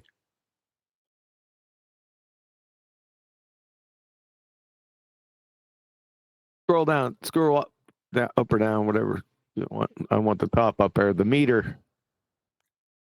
The meter, the foundational unit of the metric system, was originally defined in 1791 as 1/10,000,000th of the distance from the equator to the North Pole along a meridian, a conceptual span, but practically standardized in 1799 via a platinum bar representing a fixed, uncurved length. A meter is now established as a base unit of length in the metric system. Is defined as distance light travels in a vacuum. Yeah. Yeah. A meter, now established as a base unit of length in the metric system, is defined as the distance light travels in a vacuum in 299,792,458 of a second, International System of Units, BIPM 2019, inherently a linear span. Let me not do that. Is defined as the distance light travels in a vacuum in whatever of a second. Inherently a linear span. May I remind you, is there a period there, Adam, or your thing's set in there? I can't see past after span. Yeah. Inherently a linear span. May I remind you that light travels in a straight line. May I remind you that light also No. Always, I think it originally started as. May I remind you that light travels in a straight path.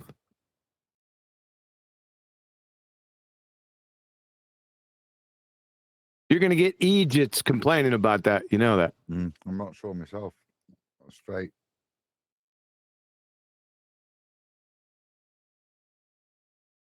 A meter now establishes as a base unit of limit.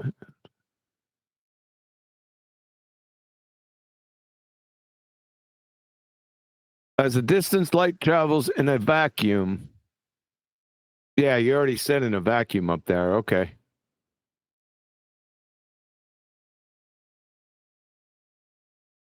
Well, you can put in a vacuum down here because that's a fact. You follow? Do you want to put it twice or what do you want to do with this? May I remind you that light travels in a light. Yeah, that'll solve any problem. You know what I'm saying, Adam? Yeah, I know it's fucking painful to put vacuum there. Refraction. Yes. Totally. Fine. Yeah, you good with that? Everyone good with that? So inherently a linear span. May I remind you that in a vacuum, light travels in a straight path. In the imperial system, the inch and mile follow a similar straight line derivation. The inch traces back to Anglo-Saxon measures, approximated as the width of a man's thumb. The mile evolved from the Roman milli passus, or 1,000 paces, where a pace was 2 steps, about 5 feet, totaling 5,000 feet, later adjusted in English statute to 5,280 feet.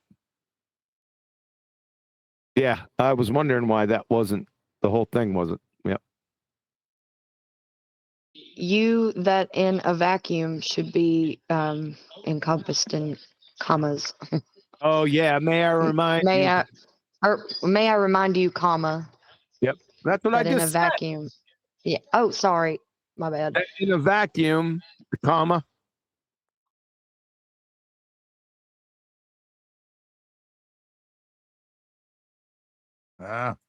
Holy God, Adam. I know.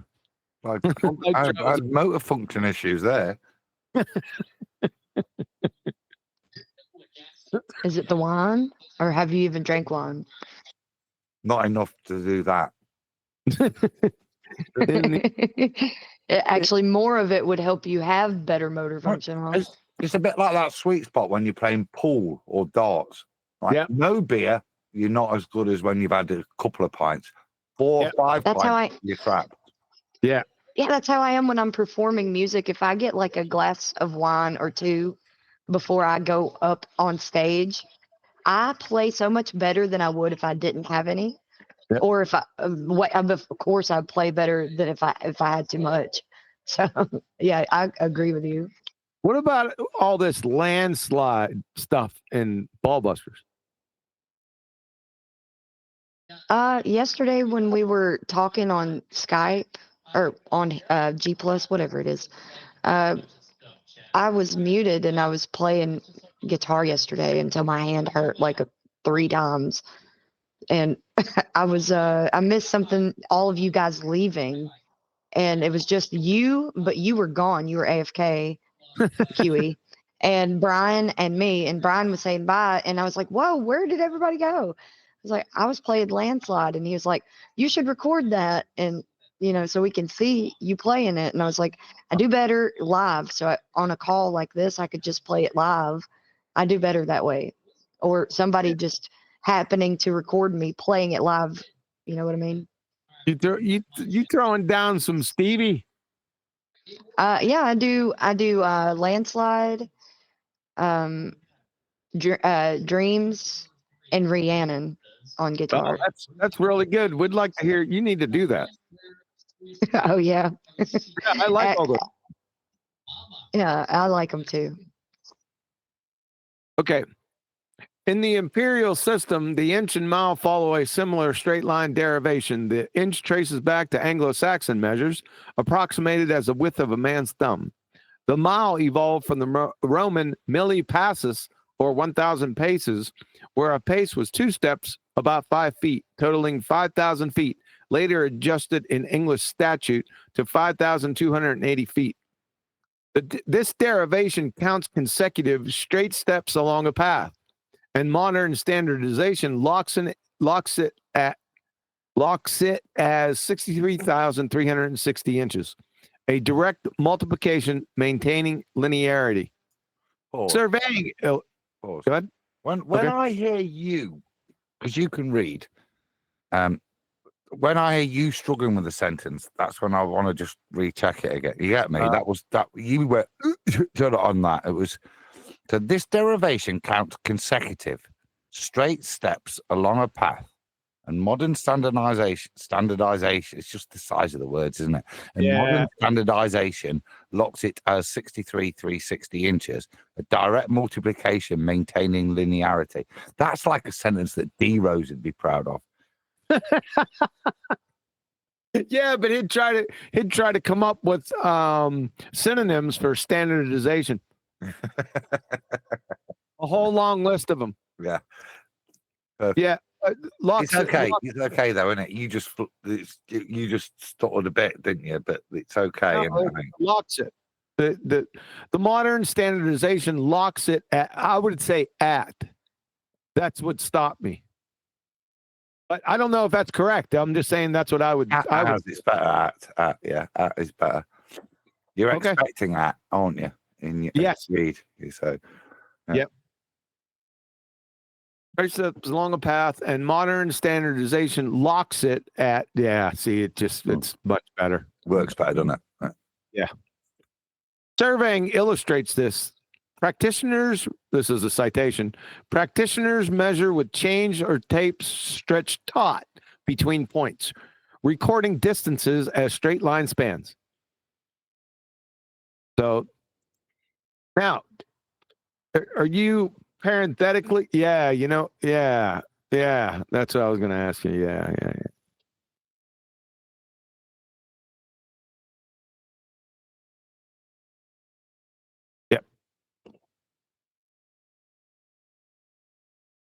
Now, are you just going to do that? You're going to, yeah.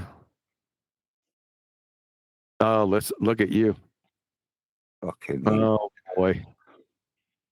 It's not my fault you guys can't spell meters. You can't do that in a citation, Adam. Oh, shizbot. Nana boo boo, stick your head in do. And do. Yeah. Nanu. Scroll up, Adam, to the last one you just made. Okay, where does the citation start? Surveying illustrates this, or practitioners?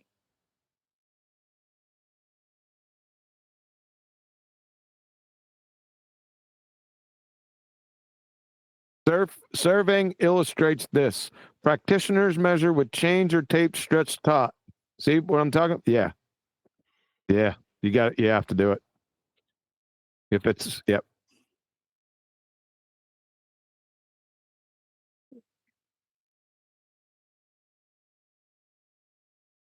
There should be a period, Adam.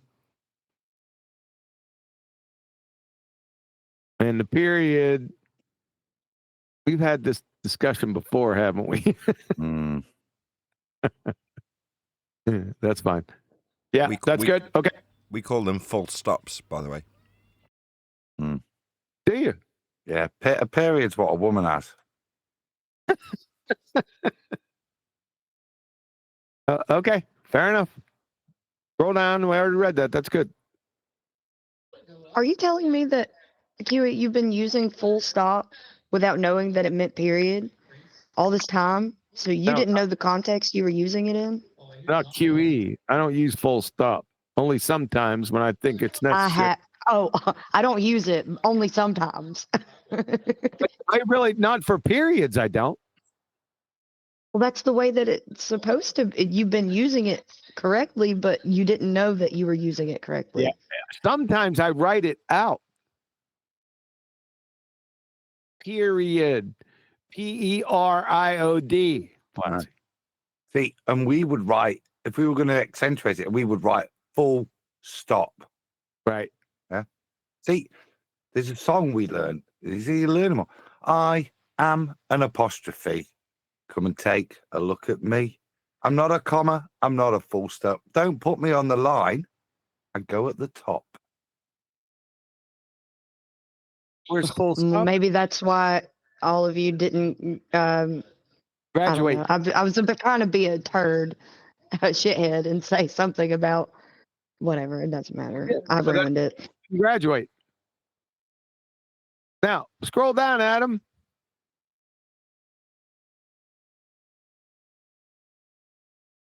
No, a little further.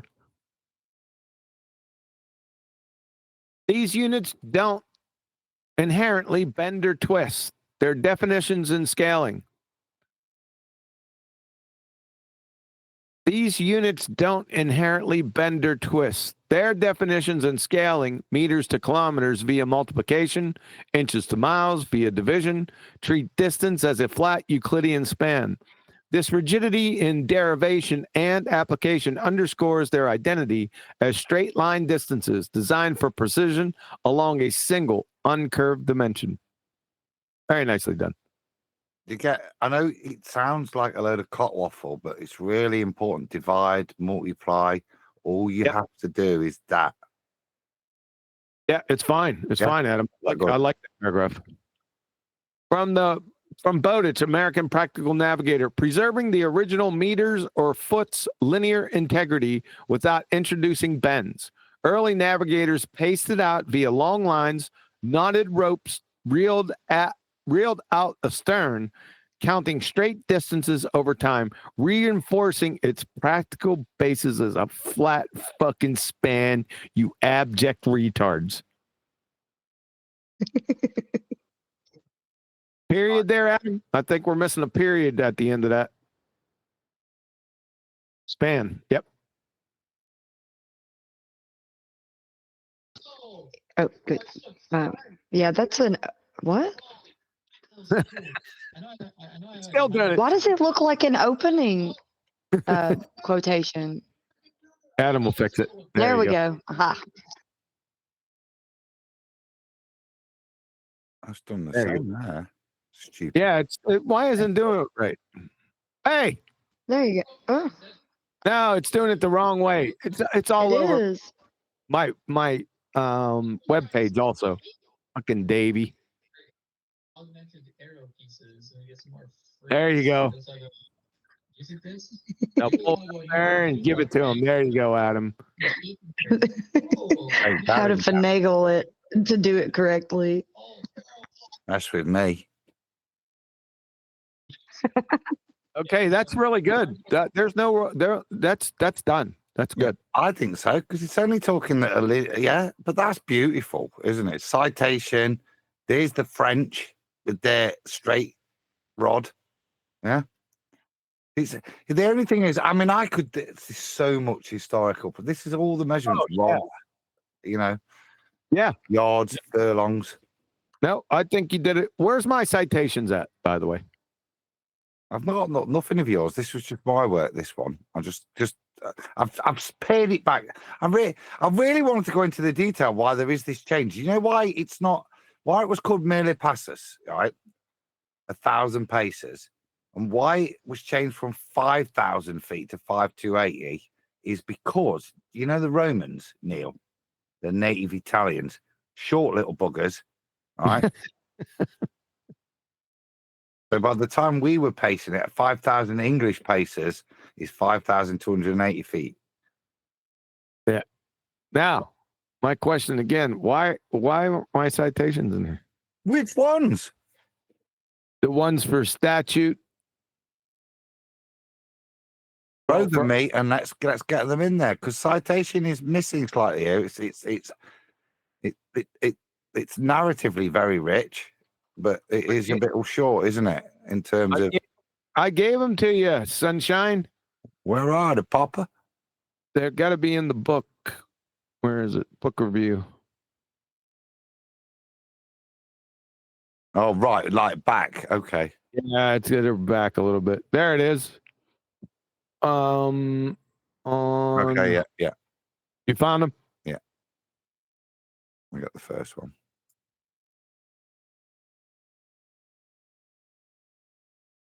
Perfect. Isn't that pretty? That fits in nice, doesn't it?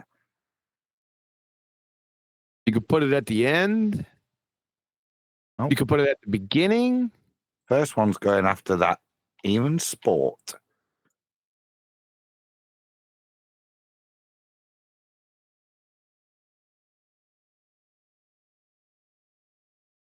Piss off.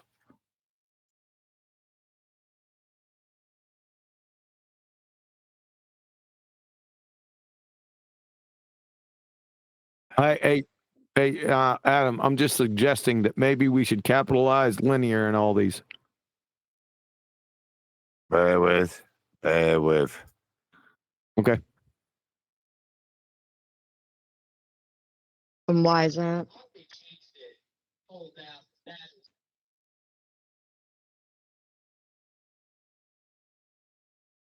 Got the definition of linear here too, Adam. I didn't give it to you. Well, that won't hurt.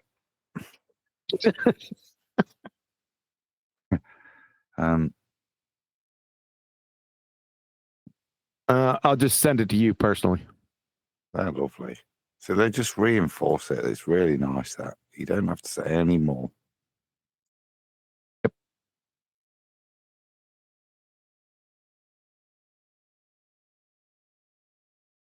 Copy. Now then, there was a bit I was doing as well, wasn't there? Wait there. And you'll like it. It's from Cambridge. Oh. What was that? No, that. Oh, don't be a dick. Back.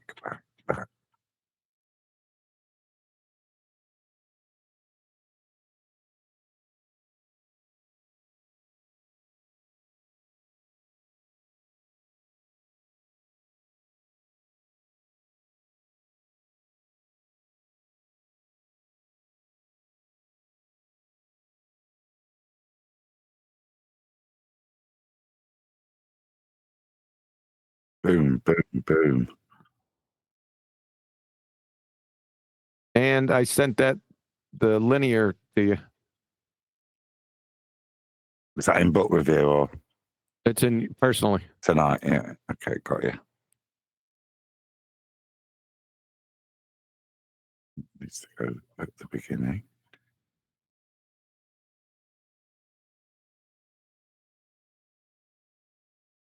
Right, with that, I'm going to say a huge, massive, enormous thank you to both Discord and G+ panels for making today's very heavily extended after show possible. And of course, a massive thank you to all of you for liking, commenting, sharing, subscribing, joining as a member and all that good stuff. I've been Nathan Oakley and I'll see you all in the next video.